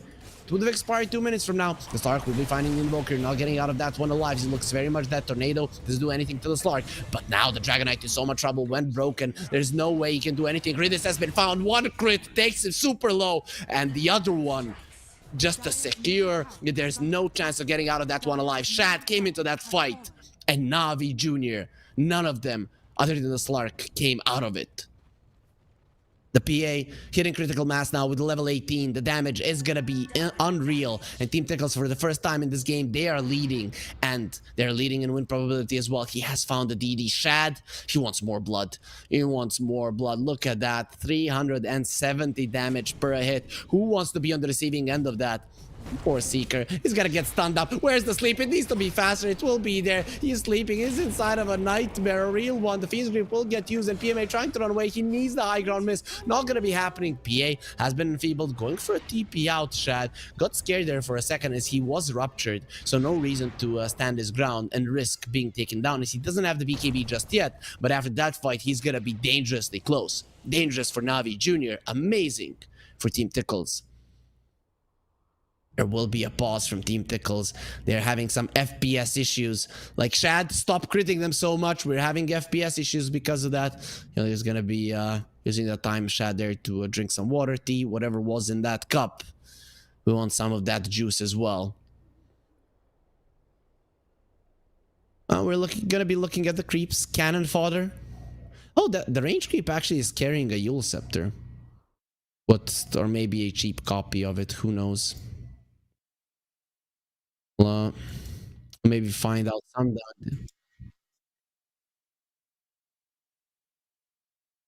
Dad power. Is Narman a dad? I don't know. If he is, congratulations, my friend. Say hello to your family. Or maybe it's a cup that he bought his dad and then he just stole it because he liked it. You never know.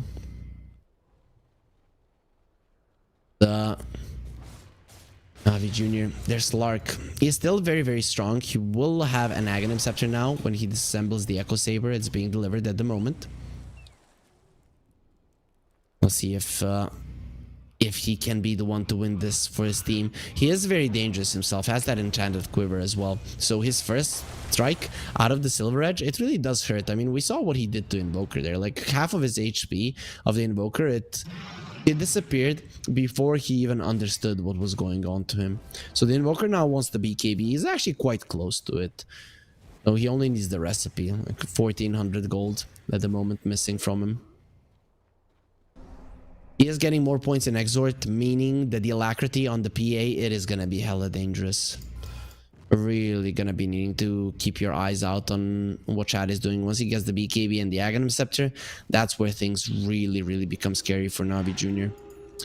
The Dragonite, he's farming his Aghanim Scepter. He's no longer the top of the net worth chart, not even close.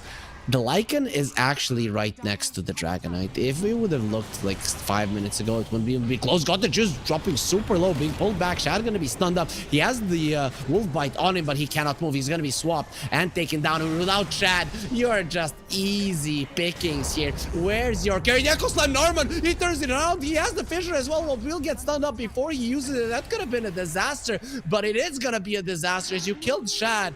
But there is another beast on Team Tickles, and his name is Narman, bringing in that dad power from the cup, crushing Navi Jr. Dire's top tower is under attack. Once the PA does get ruptured, it is a problem immediately. They do have the Aghanim Scepter on the Lycan, but you see how easy it is to kill the PA. That's why he wants the Lincolns as well. Zantek drop down, but that Echo was huge. He didn't have the mana immediately for the Fissure. That could have been even worse. So he used the sticks. He didn't know. He was probably clicking. Invoker changes his mind. He wants to go for an Aghanim Scepter. So the Cataclysm is the route he's thinking. I guess after he saw what Narman just did, he is probably patting him on the back saying, you're gonna do it again, bro, and I'm gonna be ready with all the damage in this world. We're gonna end the world for Navi Jr. with a Cataclysm. Meanwhile, the Tormentor, that's gonna be the first one for Navi Jr., will be picked up, and it is gonna be a shard for Riddis. So double Magic Missile. He did go for the Magic Missile cast range. I'm guessing he's gonna go for the Magic Missile cooldown as well, as I mean, -4 armor on Wave of Terror is insane. From 6 to 10 is quite a big boost. But if you look at Navi Junior heroes, it's not like they are super hard on the physical damage department. Dragonite will have his Aghanim soon. I think we won't be seeing a blue dragon. I've always repeated this. Yeah, there is a lot of racism towards blue dragons in Dota lately. Very rarely do we see one. Like, yeah, green, red, but then once the blue needs to come out, there is an Aghanim Sceptrant, and we don't see it, unfortunately. 22 to 19, Team Tickles be going for a smoke. All 5 of their heroes inside of it. The Roche can spawn. It will spawn in 2 minutes. This next fight could determine the game. They're looking towards the Slark. Oh no, he used the Dark Pact and he went in anyways. There will be a Cataclysm. God the Juice gets himself out. Now Narman in a lot of trouble. He will be taken down. Ridis losing his life. It will be the impetus that finishes him off. BMA trying to get himself away. Shad standing his ground with a BKB. He's a very tough guy to kill. They do have the Fiend's Grip, not allowing him to move, but do they have the damage for him? Shad, he is still standing his ground, and now you're gonna be hunted by 2 Wolves Dragons. They stand no chance.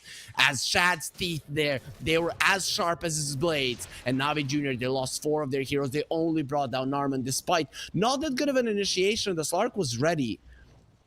But the rest of his team, they seem to not have been. Team Tickles, now they're going to be 10k gold ahead. Let's see it again. Jump, Echo, Slark gets himself out. The swap was used. I think that swap was unnecessary. God the Juice would have survived anyways. So they've lost Ridis for no reason.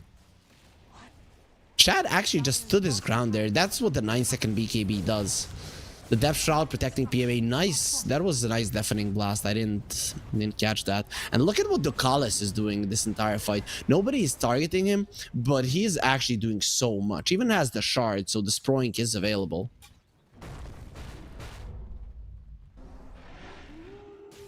Yep, there it is. He does have the Great Healing Lotus and 2 normal Healing Lotuses, meaning 1 more, and you're gonna have the greater one. And there it is. The Greater Healing Lotus is done. Like an Aghanim Scepter, he's gonna be going for a Nullifier next, making sure that no annoyances come their way, like Ghost Scepters and such. Want that? There is a Ghost Scepter on the Bane. Anything else you're really purging off? Nah, not. There is a Halberd on PMA, so finally they're going to be able to disarm the PA. You really need to be getting those daggers away from her, or maybe clipping the teeth and the claws when the Wolf Bite is used. Smoke from Navi Jr. They understand the importance of this Roche. Smoke will be broken. Narman caught. He's dead. He doesn't have the buyback. PMA taking some damage. They do get the Fiend's Grip onto the Lycan, but the jump in from Shad. Ghost Scepter immediately. They're going to be fine. Trying to run away. Boom. And the Cataclysm will be used, but they're not really going to be doing all that much damage. Niku pops the BKB right now. Flying through the trees. Shad, he has been ruptured. Jumps to the side. He doesn't care. He has the lifesteal. The rupture will end. He gets himself up to the high ground. The Tornado from the Invoker. Not doing that much. Dark Pact will purge it off. Niku has been slowed down. Again, we're seeing the same thing. Shad just standing his ground for the entirety of the fight and getting so many kills. It is the Helm of the Overlord lifesteal that is keeping him alive through every single point of damage of Navi Jr. They just cannot take him down. The Slark, he's gonna be needing an MKB if they want to kill him, and he's actually thinking about the BKB at the moment. As things started off quite nicely for Navi Jr. But look at the Enchantress from the high ground just killing everybody. Loses all of her mana. The Cataclysm in the end didn't do all that much, as well. You didn't have the Shaker, you didn't have your main stun guy. I don't know, Navi Jr., the fights are starting the way that they would want, but they're not going that way until the end. To take down the Shaker, you think, okay, now there's no control. I think the Slark needs to be doing a lot more. He needs to be jumping in and out of fights, giving vision to his team. Now there will be an ancient black dragon in your base. The real black dragon is dead. Shad will be turned into a big bad wolf. Boom. Allows him to become a werewolf as well. That is going to be throwing out daggers. That is a very, very skilled wolf. And the lane of Rax will fall. They do have the Aegis, they do have the cheese, but for now, they don't want to stand their ground. The win probability heavily in their favor. And Navi Jr., they had this game in their grasp.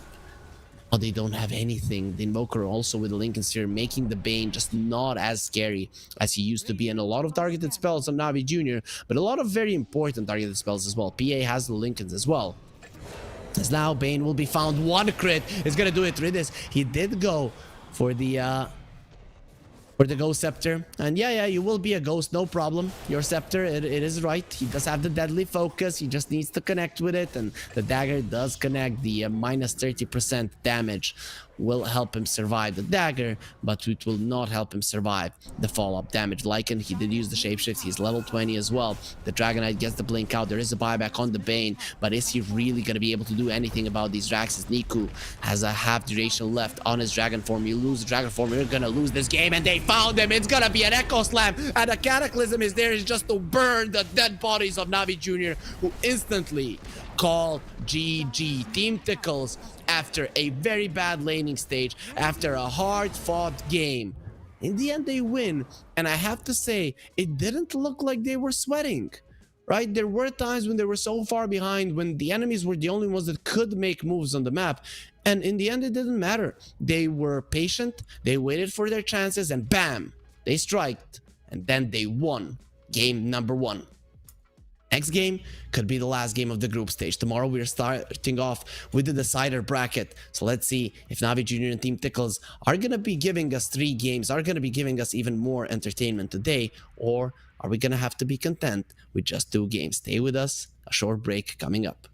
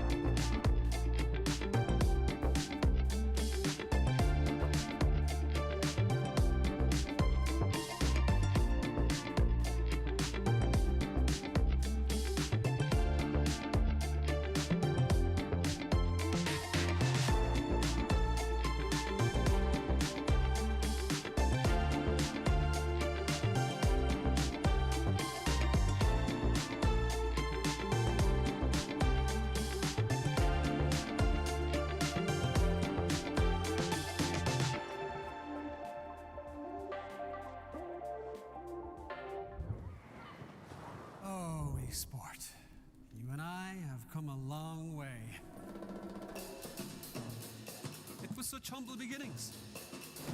As we gathered in small groups, we were professionals right from the start. Passionate, organized, and ready to rumble. We dreamed big, and surely enough, our parents supported us at every step of the way. Didn't they?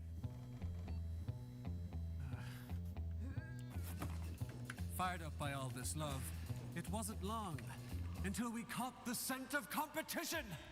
To be honest with you, it wasn't always that easy. Joe here, he had to take on 2 side jobs to afford playing professionally. It's gonna get better, Joe. Fist bump. Some of you dared to not even call this a sport. And look where we are today. An endless stream of esports events every year. Bet you didn't see that coming, Mom and Dad. And you know what? We have been with you every single step of the way.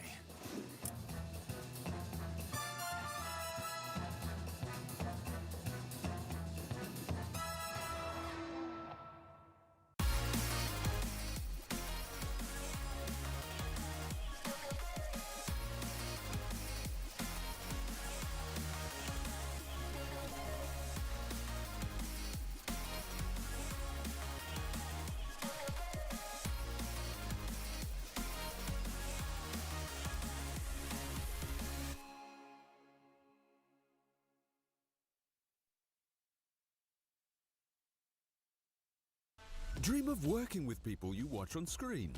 Exclusive esports opportunities handpicked just for you.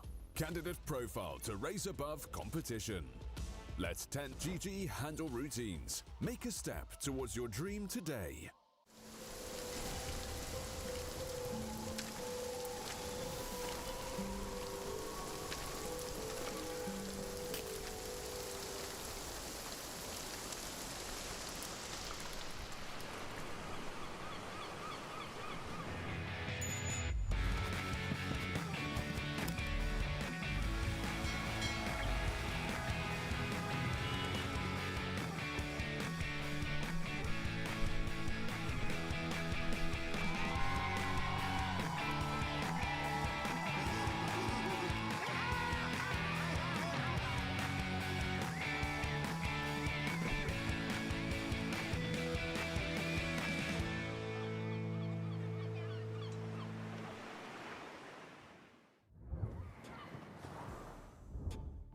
Game 1 of Navi Jr. versus Team Tickles goes the way of Tickles, even though it started off perfectly for Navi Jr. They won the laning phase, they won the early mid game.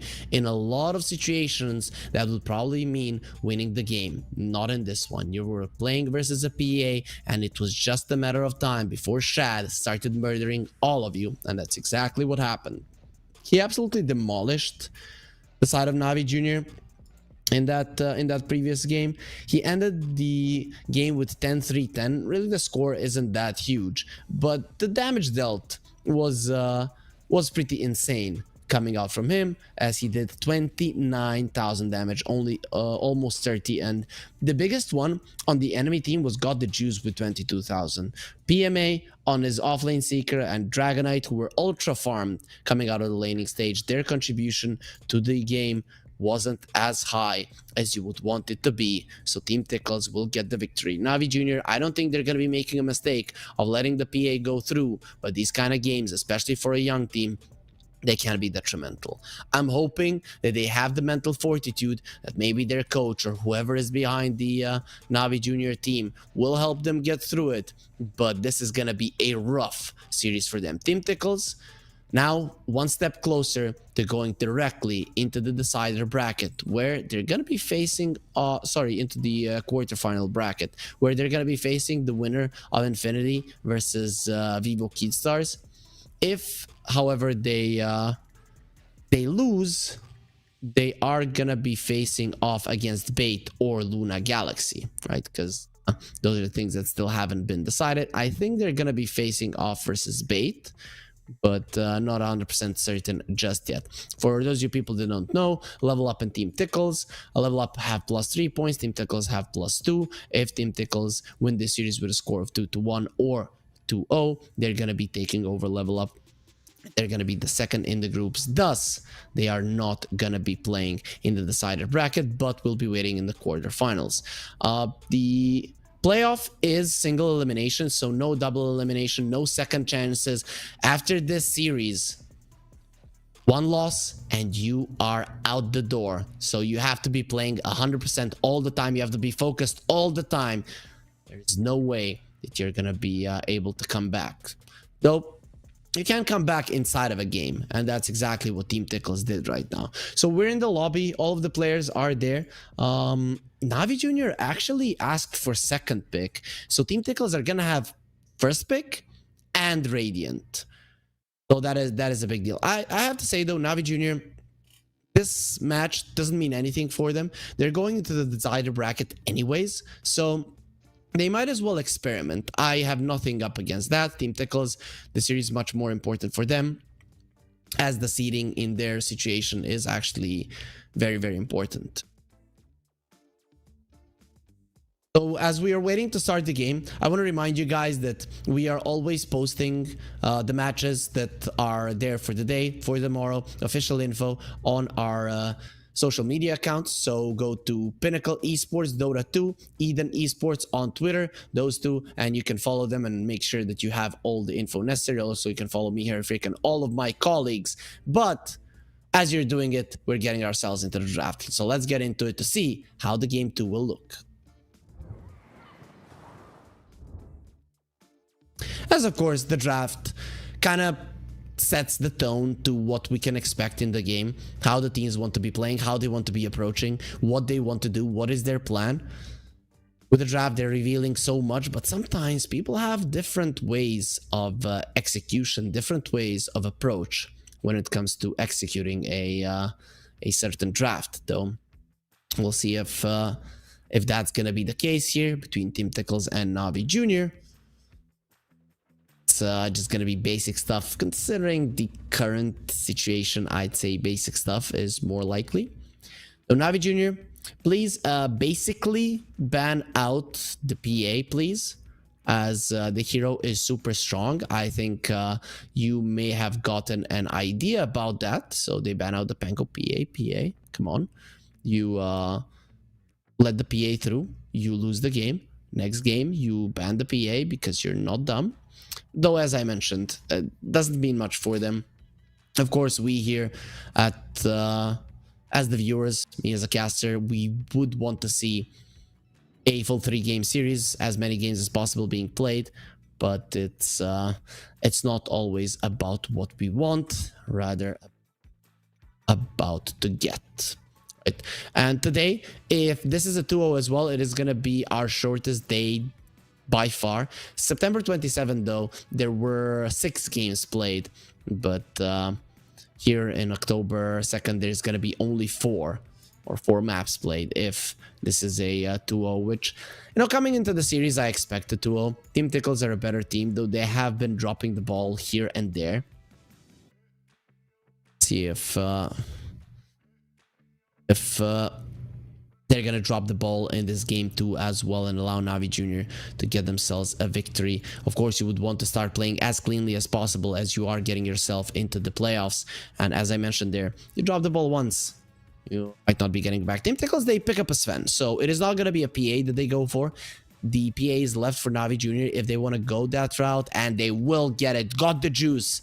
He is gonna be a PA right now. He's gonna be showing Shad that he can do the exact same thing. Jump in, crit somebody, he dies, jump on the other one, he dies, then jump on the 3rd, 4th, and 5th. You get the rampage, win, it's over. Next time the teams ban the PA and we can have ourselves a normal game.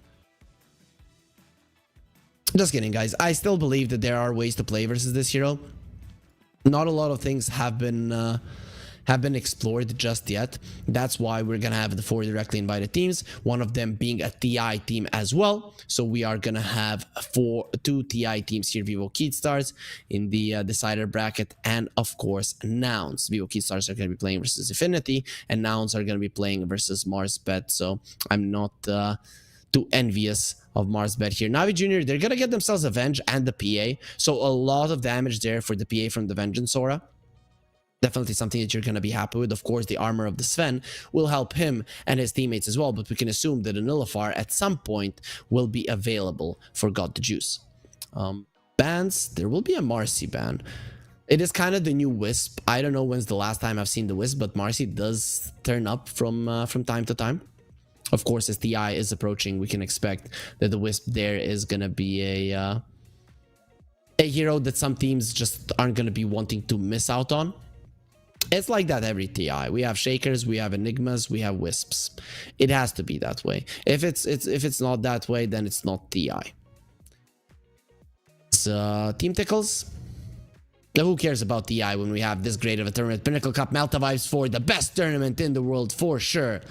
As we do have a $50,000 prize pool, and well, the ones that do win the tournament, they're going to be getting the $22,000 grand prize and a 5-star hotel with the exclusive boot camp. Where? In Malta. And Team Tickles, they get themselves a Muerta. This is probably going to be a support Muerta. There is a Tidehunter available if you want to go that route, though the PA is always some kind of an issue for a Tidehunter, especially once you get the Fan of Knives. But we have seen Tide being picked into a PA a lot of times, as you do have that Meteor Hammer. You close out the map pretty early on, and really the PA doesn't get that shard until like minutes 25-30 at the earliest.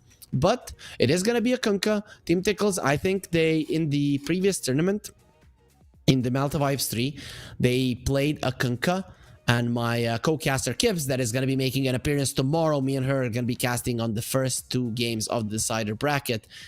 She was a big disbeliever in Kunkka, and after she had seen Azantic play it, and she apologized. She said Kunkka is the best hero in the world, and that she's never again going to be saying anything about our Admiral. As Navi Jr., they destroy our blue color palette here, as every hero was blue. I guess Muerta a little bit more on the teal side, but you can call it a shade of blue, right? As they pick up a Doom and the Phoenix. So from the cold colors, now we're gonna be getting a little bit of heat, right guys? Summer is coming to an end. It might be sunny and warm in Malta, but we're not all of us there, right? The temperature is definitely decreasing. The mornings where I am are very, very cold, like 10 degrees centigrade at the moment. Later on in the day, it does get heated up quite a lot, but mornings pretty chill. Team Tickles seeing this, you don't have much attack speed. Muerta is not bad at killing the egg, especially as a support. You don't mind really committing on for it. So what do you want to get, Tickles? I guess they could reveal their support right now, but then a lot of the offlaners are going to get banned out. I still see Tide as a viable option, as having a Ravage to be able to stun the Vengeful Spirit in the back and not allow the swap to come out is a big deal. Though usually when the Venge sees her carry being stunned up by the Ravage, instant swap, right? Before the Ravage connects her, and that can save their life. But they're going to be going for a Centaur. I like this, as escaping from the Doom, from the PA, and from the Phoenix is really easy with this hero. The second that the Doom gets used, you instantly go for the Stampede. The second that the Egg gets used, you instantly go for the Stampede, and you will be able to get your distance away from him. So I like it. I think it's actually quite smart. You lane relatively well with Muerta. You do a solid amount of damage. In the laning phase, however, versus a Blightstone and versus the minus armor of the Wave of Terror, only in level 1, even if you have 2 rings of protection, you're going to be in -2 armor, which puts you in a very uncomfortable position. But Team Tickles are probably going to be playing pretty aggressively themselves, so I'm not sure if Navi Jr. will even be able to commit on the Centaur himself. But that is a vulnerability of this hero, as he has 0 armor. I mean, you're using a horseshoe as your armor, right? It's not ideal, Centaur. I mean, I understand you're a Centaur, you're not really all that smart, but come on, man. Look at the Sven. He's all in armor. At least I hope that's armor. If that's his body, then something might be wrong. He's all blue. As Team Tickles, they ban out the Timber. Navi Jr. getting rid of the Lich. They were thinking the Team Tickles want to reduce the physical damage. I've seen so many Lich picks. I mean, so many. I've seen a couple of Lich picks. Let's change the phrasing there. And never was I too impressed. There was only one Lich game, I think it was Marsbet playing it, where LeBron played a solid Lich game, but it was a stomp. So I don't think we can judge from that game in general. I just want to check if I'm right that it was Marsbet playing it.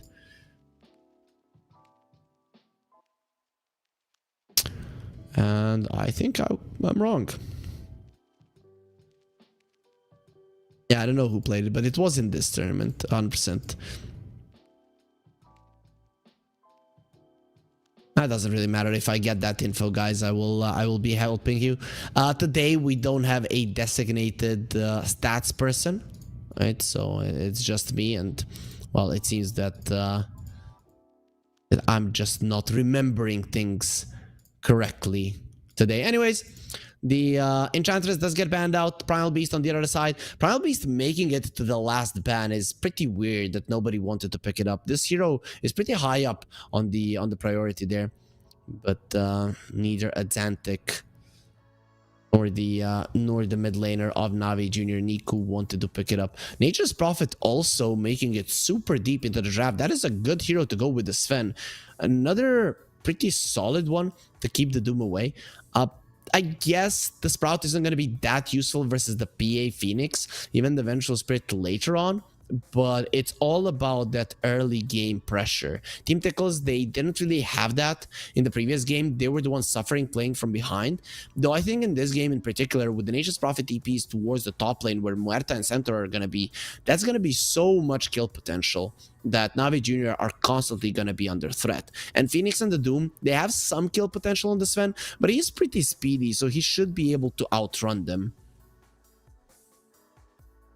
Navi Jr., now they see the Nature's Prophet, they need their mid laner. A Puck would be good, but the problem is that you lose the lane so much versus the Kunkka.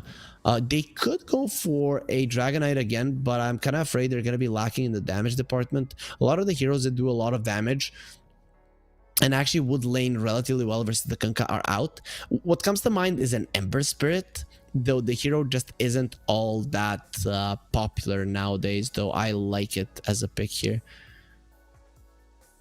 Wasn't expecting it. One flaming, one freezing bird. I don't see the synergy there. Maybe they're gonna be going for a fusion high into a Jakiro, but okay, interesting approach for sure. You do have very high HP heroes, so the Arctic Burn will be quite nice. Niku, he's happy that this was given to him. He is laughing. He is giving his team reassurance. Guys, yeah, believe me, I'm gonna crush them. Haha, PMA. Yeah, even the guy who is named PMA, he looks pretty down and under after that pick. He's thinking, why the hell am I playing here? What the hell, a mid lane Winter Wyvern? Days, he's happy.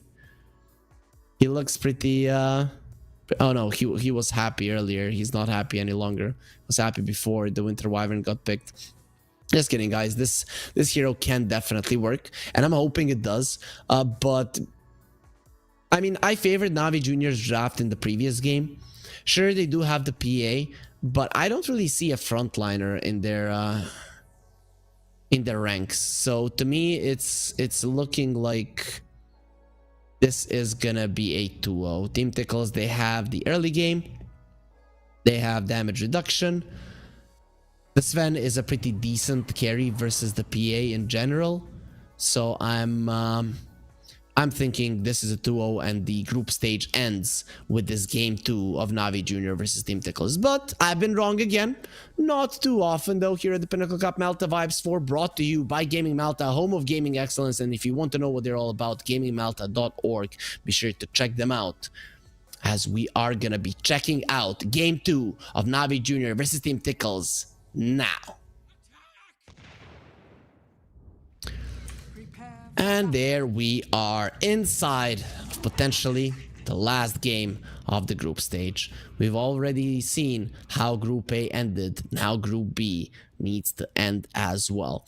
Okay, that Winter Wyvern is beautiful, and I don't know why we're looking at the other heroes at all. I don't know what our observer is doing. Yeah, thank you. Thank you. Please show the Winter Wyvern. That is just a beauty of a beast. Kind of looks like a puck, right? I wouldn't mind if the puck looked like that. Has those fairy dragon scales a little bit. Nobody cares about the centaur. Like he's just a fat dude with a golden pipe behind him. Muerta, I really like the stance of her. She is in that dueling stance before you start making the steps from 1 to 10 and then shoot.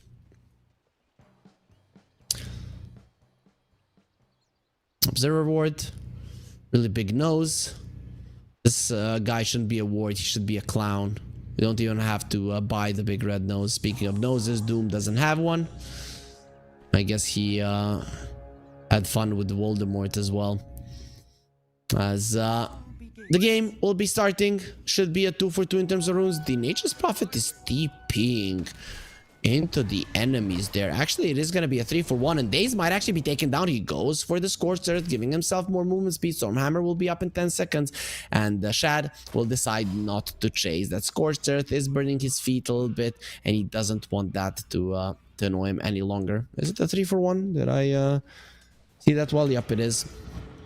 Niku, the only one that picked up the rune for Navi Jr.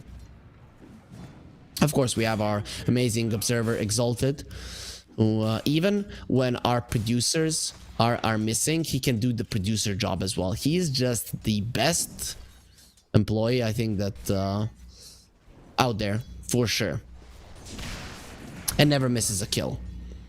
As Ducalis is being pushed back there. Daze coming in to be annoying with the Scorched Earth. He's not really being annoying to Shad, though.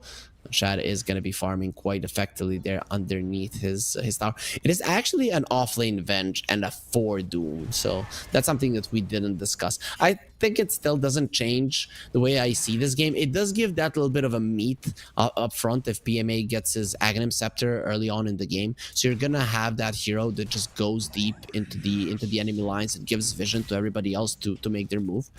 But it's still not going to be an easy game, and that means that the Vengeful Spirit, you're putting a lot of emphasis on this hero, and this hero has weaknesses.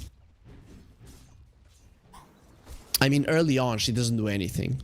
You're just farming, and that's it. As a core, you are not really that good at ganking. You can maybe get a kill here and there, and that's about it. As a support, you're always with your cores. You don't care if you're not hitting creeps as a core. It would be detrimental for your team. So that will give Team Tickles the first 20 minutes of the game where they literally don't have to think about the Vengeful Spirit, rather than when they're just running towards PMA to kill him. We'll see how Daze does. He went for the mana burn there, getting the Satyr. So he's gonna be taking that mana from his enemies, stealing their mind, as it is the Satyr Mind Stealer that he has eaten. And Niku versus Adantic, well, this lane is always gonna go in Kunkka's favor. The Winter Wyvern, ever since he became a universal hero, it is a little bit easier for him to lane, but not... It's a hero with not that great of an animation. You can be annoying with the Arctic Burn, with the Splinter Blast, but that's about it, right? A center on the top lane, he's doing relatively well. He's not dealing with a lot of minus armor as well. I mean, the Venge is a position 3. Daze gets the Healing Lotus. On the top lane, it did go towards the Muerta. So 1 each, I guess. Everybody gets 1 flower each. And it is going to be the lovely ladies that get flowers. We all know they love flowers. As Kunkka crushing the mid lane completely. Complete difference than what we have seen in the previous game. Maybe not 180 degrees change, as Team Tickles aren't crushing every single lane. So PMA gets stunned up. Nice instant usage of the Quelling Blade to get himself away, but it still hurts. The Sven isn't going to be pressured whatsoever. Sure, the Avenge is farming relatively well for now, but if your HP continues to be very, very low, at some point you are going to be losing your life, or you're going to be losing a decent amount of CS. This slowed down by the Ghost, and then annoyed by the Muerta, though that annoyance from the Muerta, it might end with her death. Oh no, wait, she's already dead. Just uses the calling there, and the spirits will be scaring Navi Jr. for now. PMA gonna be slowing down Shad there. They did use the blood grenade. He's in a lot of trouble. Has the stake charges. Keeps himself alive. Minus armor connects. Daze. He cannot come close, and that's gonna be the first blood. It's actually gonna be the tower that claims it, and the Kalis is going towards PMA. How dare you even attempt to kill my Sven? Kalis wasn't there for a second, and already you're trying to kill his carry. The Sprout will be annoying to PMA. Won't get the kill, but the Avenge still won't be having a nice time. I'm gonna guess he's gonna buy a healing salve and wait for his buddy to bring it, and that's exactly what happens. Well, actually, it was the courier that brought the salve to PMA, so he'll be able to continue laning Centaur. 10 stick charges, slow down. The PA and the Phoenix currently, they cannot really go on boom. A 2k goal lead, all three of the cores topping the CS chart. And to me, it doesn't seem like it's gonna be changing much at Xantic. He might be in trouble as the Doom is coming over with Infernal Blade and Scorched Earth, both level 1. But there's a Water Rune on Kunkka. He might feel low, but he actually has almost 600 HP at the moment. So really good luck killing this guy.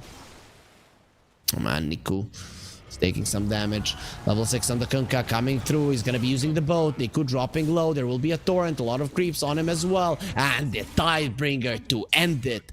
Very nice step back, and he gets the kill in the mid lane. A solo kill at that, while Daze was in the vicinity as well. No chance in hell he was gonna be doing anything to assist his buddy.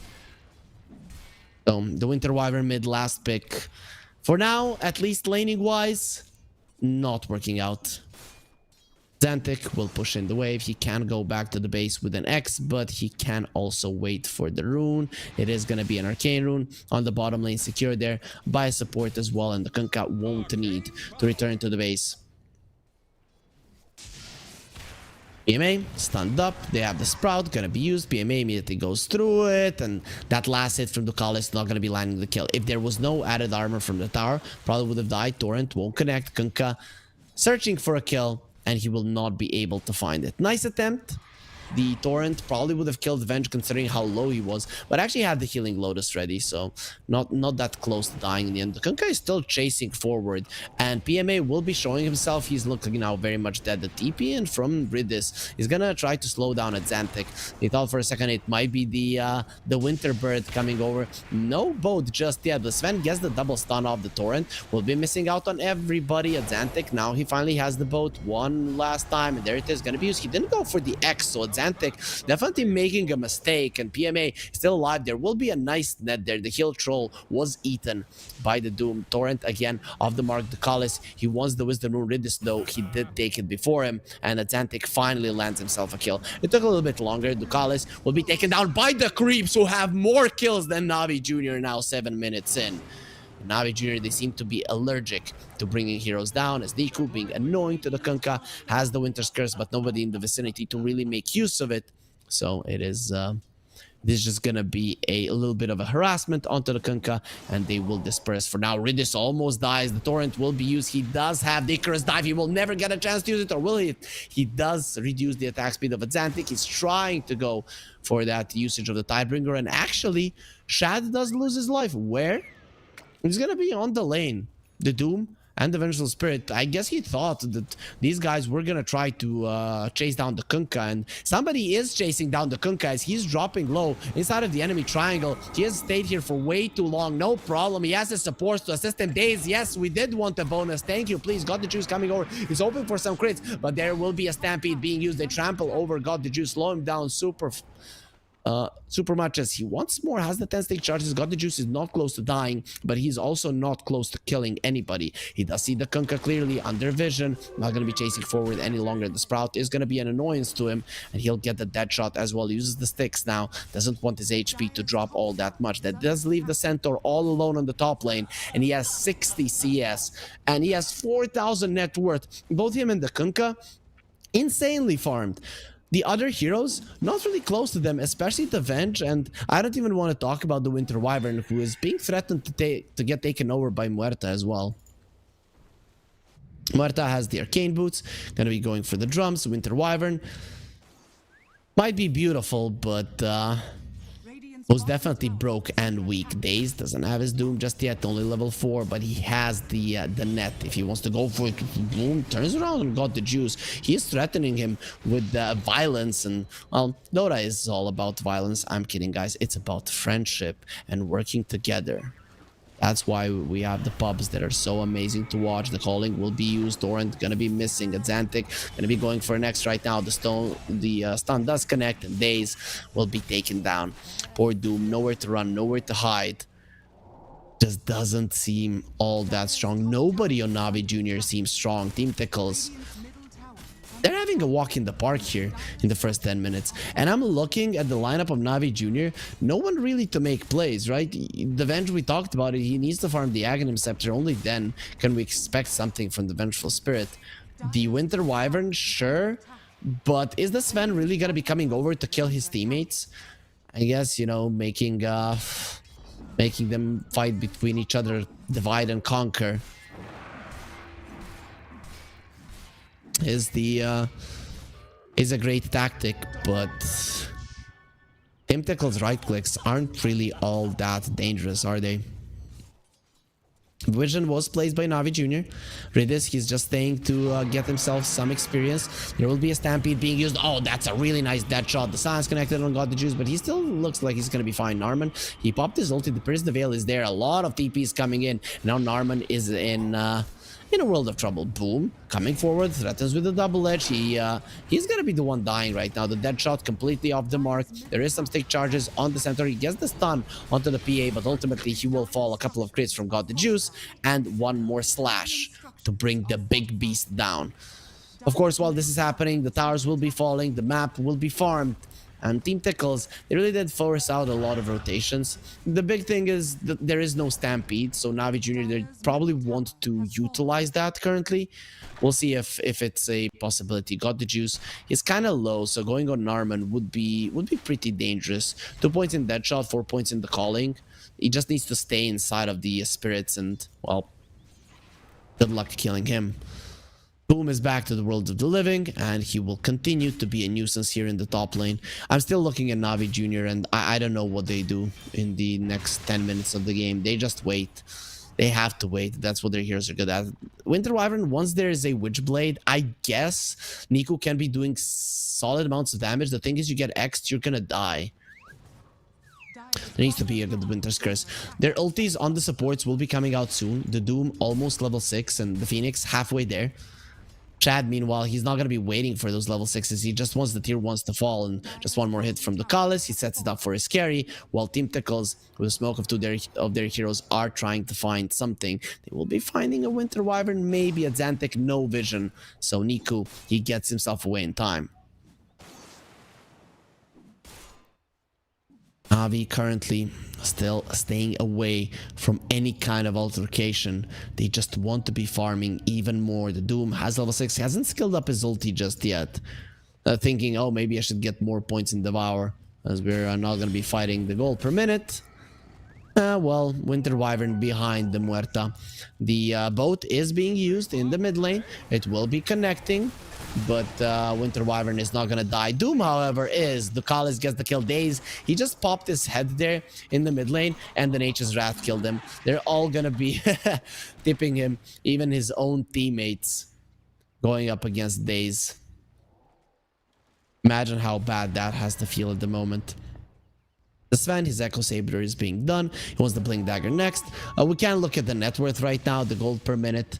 Not really that representative of what's going on, but I guess it is close as Muerta is ahead of the Winter Wyvern. Niku now is a glorified support, actually going for a Midas, wants to somehow be able to come back into this game.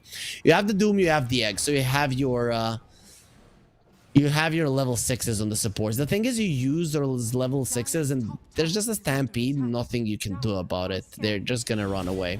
Centaur will also have a pipe fairly soon, and at this moment in time, the only damage that you really do provide is magical. I guess God the Juice can come over to the fight and get some crits in, but this early on, those crits aren't really gonna hurt. He doesn't even have a Battle Fury 14 minutes in. Still, I don't think it's going to be the worst timing of the Battle Fury, but it definitely could have been better. Chad, he's feeling a little bit threatened around the map. You could see that he just skipped that one camp that he actually could have stacked, understanding that his life might be hunted, because Navi Jr. are not showing on the map, but they're not showing because they're scared, not because they're hunting. Now they're hunting. Navi Jr. coming forward. We're hearing the big screech. Daze wants to go there with the Tumbler Stoic. Boom is actually a really nice kill. He's pretty valuable, and if you use the Doom on him, well, no Stampede, but he will be able to use the Pipe. Now the Stampede will be used aggressively. They want to be running away. The X was used, and it's not really going to be helping you all that much. There is a silence onto the poor Winter Wyvern. The calling, you cannot get out of it. And Ducalis does get taken down, so at least something going their way. That shot connecting onto Daze. He still has his ulti and will be using it on the Kunkka. The Egg was popped. Can they bring it down? They're going to focus on it, and they will be able to bring down the Egg. The Kunkka, however, is dropping down, but PA might die beforehand. The blur was used. PA has the blink to the side, and with the Phantom Strike, the PA will be surviving. It is a 2-for-2 at the moment. The support and the core dying from each side. Another calling gonna be used. They're gonna be slow onto Narman. They're in a 2 versus 4 scenario now. Fairly soon, the dead shot didn't connect, and Narman will be the 3rd casualty. They're looking towards Boom. You wanted to stampede in. Now you're running away, but you're not gonna be getting far. They are all scared to get close to him. With the stun connecting, they're gonna be a little bit more eager to get close to Boom, as Niku will be getting that kill. Shad has been farming all this time, so that is one upside for Team Tickles, but they overestimated their abilities to fight in a 4 versus 5 scenario next to the enemy tier 2, with the enemy heroes respawning super soon as they're very low level, and that will be a nice swing back in favor of Navi Jr. 3,000 gold swing. It was literally gifted by them. Niku will be found. Atlantic, he has the Blade Mail. Now there is no Doom. The Torrent will connect. He needs a little bit of help. The calling is there, as well as the Tidal Wave gets the Doom into the river, and we all know that that is going to be Kunkka's territory. Daze, his fires from hell get extinguished. Team Tickles just continue with the aggression. That is the thing. The cooldowns of their enemies, you might win the fights with them, but you don't win them all that convincingly. And then for the next couple of minutes, you're just going to be losing in terms of farm, and maybe even some heroes will be dropping down. The Kunkka has the shard. He has 1,600 gold on top of it. PA, finally, a Battle Fury is done after that fight. Got the juice, got a really nice influx of gold. He's level 11. Once he's level 12, there's going to be a little bit more damage output from the coup de grace, and that's what you want. That's what you need. More physical damage, as magical isn't going to be doing all that much. The bench has been found. Going to be having the Diagonal Scepter fairly soon. This could delay if he does die.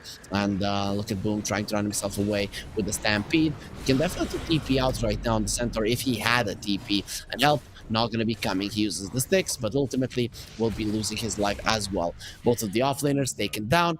Again, a win for Navi Jr., though Venge getting her Aghanim Scepter delayed is kind of annoying, because it really is the item that everybody has been waiting for on Navi Jr., for them to have that frontliner that is not afraid to die. The problem I have with this is that you don't have a mid laner, right? The Winter Wyvern relies on having farm, even more farm than the other heroes, and he has less than the Muerta. Might have less than the Nature's Prophet in the near future. A couple of more Nature's Wrath or Wrath of Nature usages, and well, the Nature's Prophet will be ahead of the Winter Wyvern as well. As Niku, at least he will have the Midas soon. That's somewhat of a victory. and the game will slow down. Navi Jr. look very uninterested to go for any kind of play. Centaur gonna be having the blade mail. It's gonna be done right now. 550 gold for the recipe as Kunkka continuing to push in the mid lane. He wants the BKB. Really has been super annoyed by the slows.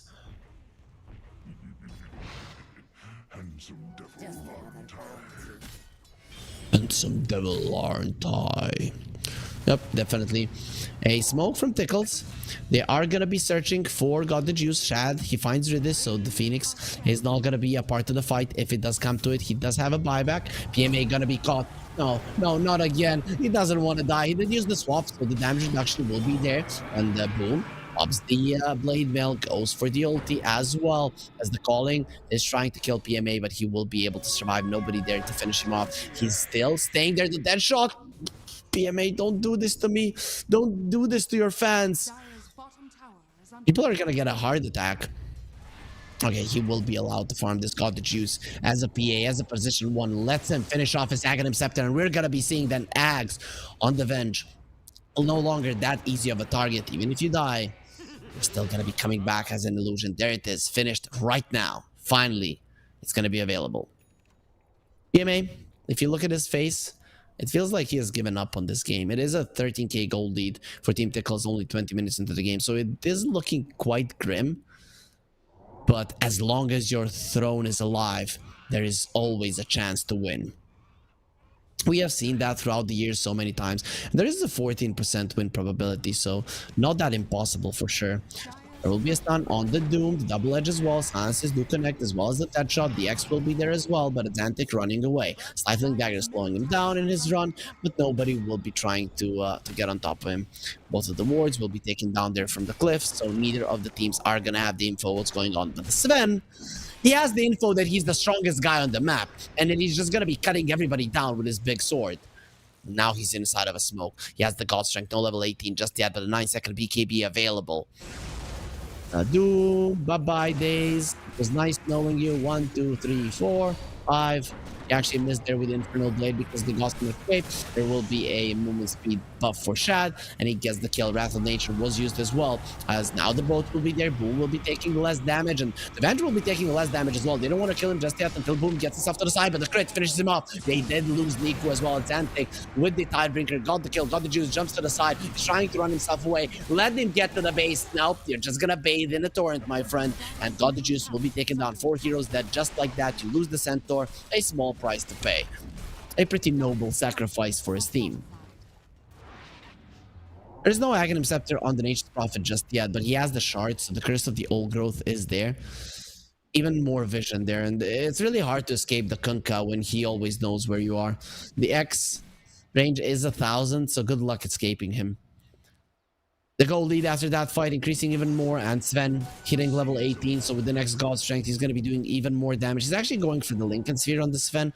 I understand it, you're versus the Doom, versus the Swap, and versus the Winter's Curse. Other than that, there's not really a lot that can break your Lincolns. The Splinter Blast and the Magic Missile. And, well, I guess Stifling Dagger, but I'm not really sure that the PA will be targeting the Sven at all. I like the Lincolns. Anyways, it looks like a really good item. Sven could go for the God Strength if he wants the Stroke to die faster.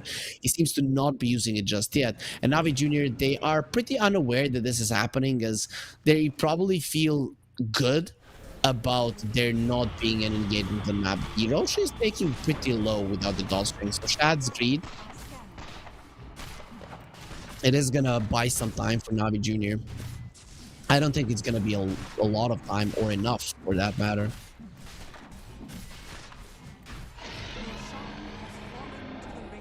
Roche gets taken down. Atlantic, he gets given an Aegis.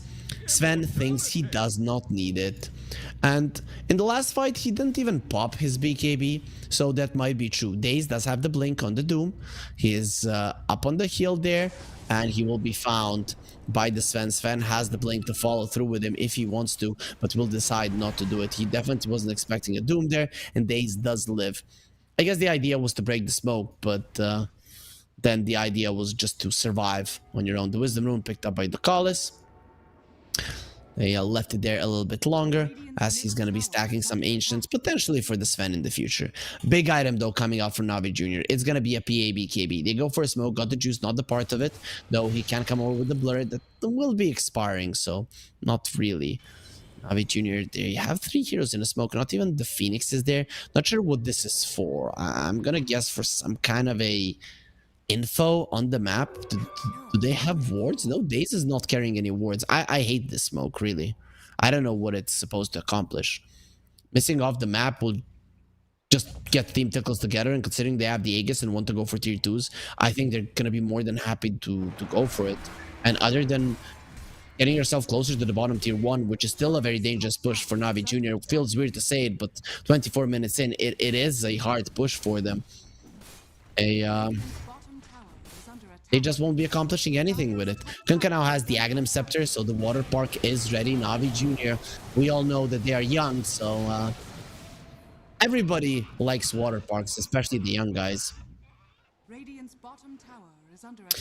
Ridis gets the shard. That's gonna be quite nice for him. Tower has fallen. A little bit of slow from the Sunray, and of course being able to cast it during the egg. Big deal for sure. Kunkka gonna be going for a BKB. Still not there yet. Under attack. The Centaur, he has his blink. Next item on the menu gonna be a heart, then a shard. So just wants to have a billion HP. Azante gonna be stunned up and swapped in. Immediately there is gonna be a stampede to get him out, as Vengeful Spirit now gonna be enjoying that water park. Are you having fun, Navi Jr.? I don't think so. They're gonna be bringing down Nico. No Winter Scares for you. There will be a Venge Illusion. They're trying to kill Azantic, but being protected by the pipe, and got the juice, doing as much damage as he can. He did go for the Fan of Knives. For now, Sven is just gonna be dealing with the illusion, and jump in from God the Juice says, kill me as well. And they're gonna do it.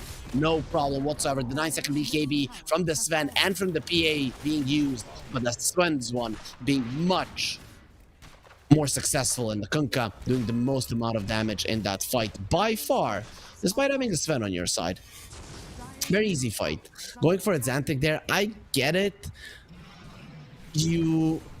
They didn't really know where the enemies are, and they were quite far away.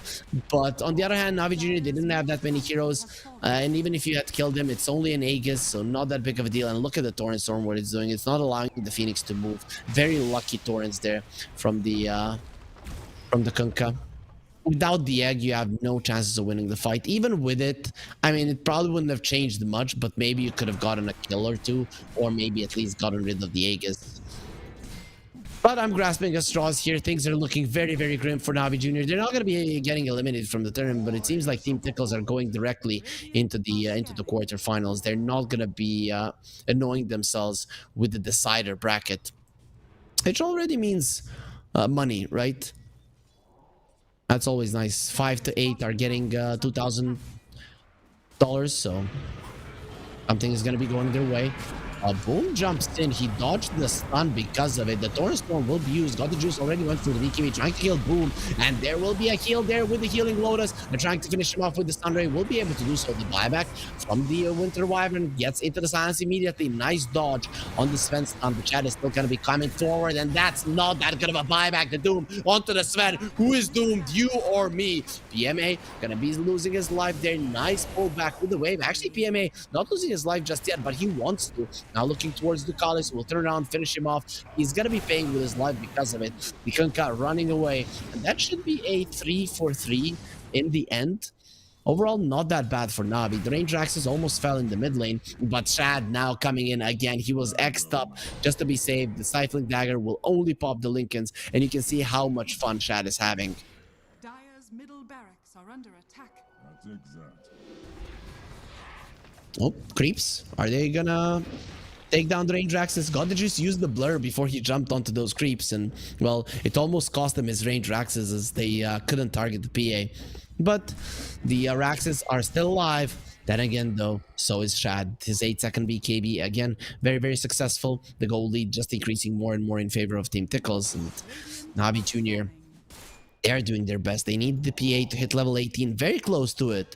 So maybe then God the Juice will be able to dish out enough damage. The Centaur just has a lot of HP, but until he gets the heart, it is still gonna be relatively squishy. We're seeing that they can bring him down. Especially after the break, when there's no retaliate, the PA is not afraid to go for him whatsoever, and when you have the BKB, you don't care about the blade mail either. The Collis is going for the Wisdom Rune. The other Wisdom Rune was picked up by Boom, so poor Navi Jr., they can't even get some experience. Tower is under attack. Showing that they're young, experience is something that you definitely need. 4 heroes of Team Tickles in a smoke. They want to find somebody around the mid lane. Buybacks already very important for Navi Jr. They don't have many available. The biggest problem is that your Winter Wyvern went for the dieback. Sven gonna be using the God Strength, going for the Raxes. The range Raxes don't fall just yet. Shad was X'd and he is gonna be taken back.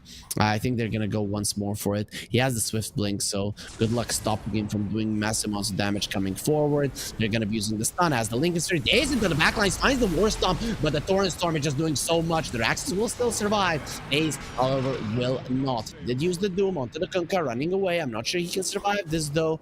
The Doom is very nasty and you cannot heal him through it, but he will be able to get himself away. And the Kunkka does get out alive. Still has the X, gonna be going to the base, has the refresher as well. Torrent Storm will be up in 45 seconds, so can have a double Torrent Storm if he wants to.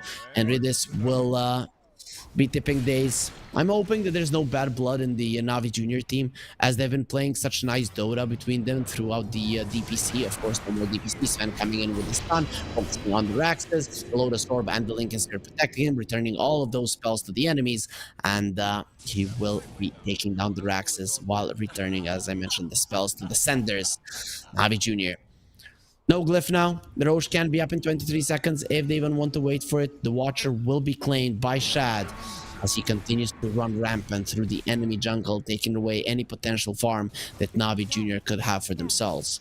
The PA wants the Manta. That's not really gonna change much here. Gonna be making him slightly stronger, but God the Juice needs to be a lot stronger in this game. He's 6,000 gold behind the Sven still, and well, Sven is level 23, meaning he does have the 10 Warcry armor. So good luck versus that. The Kunkka is approaching level 20 as well, meaning 80 Torrent AoE with a double Torrent Storm. You're not gonna move. They only have one BKB on their side.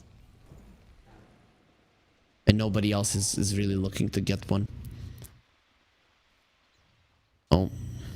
Let's see now. Venge does have a shard. Well, those are some nice items for Navi Jr. They're just way too much behind. Sven, range Raxes, he's gonna be using the ulti. He finds the Winter Wyvern, but the X takes him back. Easy, buddy. Don't just kill the enemies that way. He's gonna have the Swift Link in 5 seconds again, so there's gonna be one more X. All this is happening. God the Juice did not even base the Lotus Orb, given the Shad, jumps in. The tower going to be taking massive amounts of damage. They're trying to slow down the Sven, and he just doesn't care. The tower, it got brought down quite low. With the God Strength now expiring, Navi Jr., they should go and make a play. Really, you cannot allow this continue happening. Yep, there's a smoke. You go for the last hurrah. Your best bet is to win when there is no ulti on the Sven. Sure, you're dealing with a double Torrent Storm, with a double boat as well. Very unlikely that you're going to be winning the fight, but it is 100% likely that you're going to lose the game if you just allow this to continue happening. Versus Mega Creeps, you've got no shot.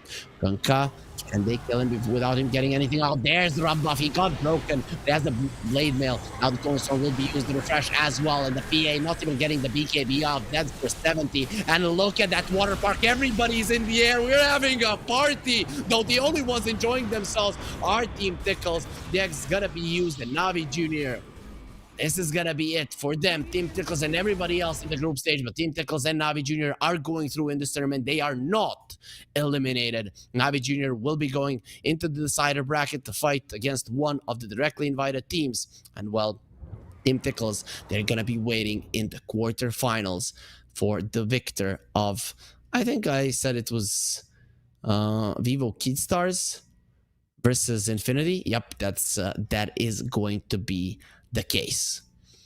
So that's it for the group stage here at the Pinnacle Cup Malta Vibes 4. I'm hoping all of you people enjoyed it. Here we're looking at the final standing of the Group B. Nemiga Gaming, Team Tickles, Level Up, Navi Jr. are gonna be in the top 4, meaning that Nemiga Gaming and Team Tickles going into the quarterfinals. Level Up Navi Junior going into the decider bracket. Yellow Submarine and Storm. We're gonna say goodbye to them. Group A. Let's look at Group A as well before we get ourselves into the bracket that our production did prepare so nicely for us. Sib A team, Moneymakers going directly into the quarterfinals. Kitty Stars, Mars Bet into the decider bracket, and KZ team versus 4 Zoomers. KZ team and 4 Zoomers are out. So let's see the bracket, how it's going to be looking from tomorrow. Same place, same time at 11 CST. We're continuing. We're going to start with Bait versus Navi Junior. Then we have Infinity versus Kitty Stars, Down Esports versus Mars Bet team, Luna Galaxy versus Level Up. And the winners from these series will be fighting against the 4 teams that earned their spot directly into the quarterfinals through the group stage. It is going to be interesting to see how these directly invited teams do, but now Esports, considering that they're another TI team, a very strong one at that, they're probably coming in as the favorites of the entire thing, though they're going to have a very tough opponent after Mars Bet team if they win versus them, and that's going to be Nemiga. That being said, guys, it is it for the group stage. I hope that all of you enjoyed it. From tomorrow, we're going to have duo casts. I'm going to be here with Kips. Blue Scale is going to be here with Ottomo. I have to thank Bowie, as he has definitely brought joy to me, hopefully to you guys at home. And I'm happy if you were able to enjoy his and mine cast as well. For now, we're going to be ending the stream, but tomorrow, as I mentioned, same place, same time, 4 best of 3 series there. It's going to be the decider bracket, and tomorrow we're going to be saying goodbye to 4 teams. Which 4 teams? Well, you're going to be finding out at 11 CST, so be sure to be here and see you then. Oh, Esport, you and I have come a long way. It was such humble beginnings. As we gathered in small groups, we were professionals right from the start. Passionate, organized, and ready to rumble. We dreamed big, and surely enough, our parents supported us at every step of the way. Didn't they? Fired up by all this love, it wasn't long until we caught the scent of competition. To be honest with you, it wasn't always that easy. Joe here, he had to take on 2 side jobs to afford playing professionally. It's gonna get better, Joe. Some of you dared to not even call this a sport. And look where we are today. An endless stream of esports events every year. Bet you didn't see that coming, Mom and Dad. And you know what? We have been with you every single step of the way.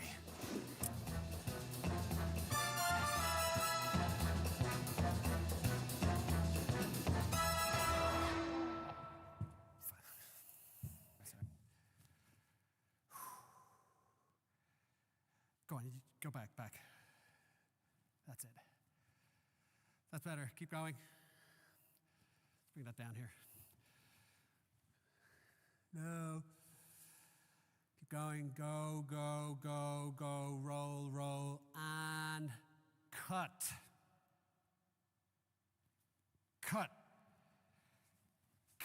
Cut the thing.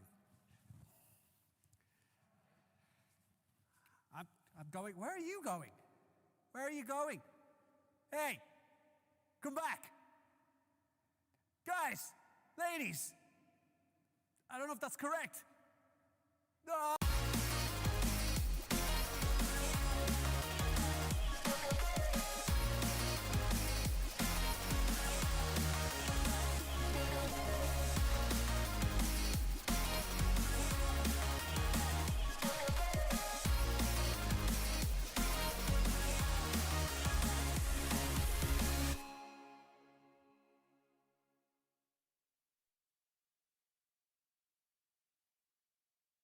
Dream of working with people you watch on screen. Exclusive esports opportunities handpicked just for you. Candidate profile to raise above competition. Let 10GG handle routines. Make a step towards your dream today.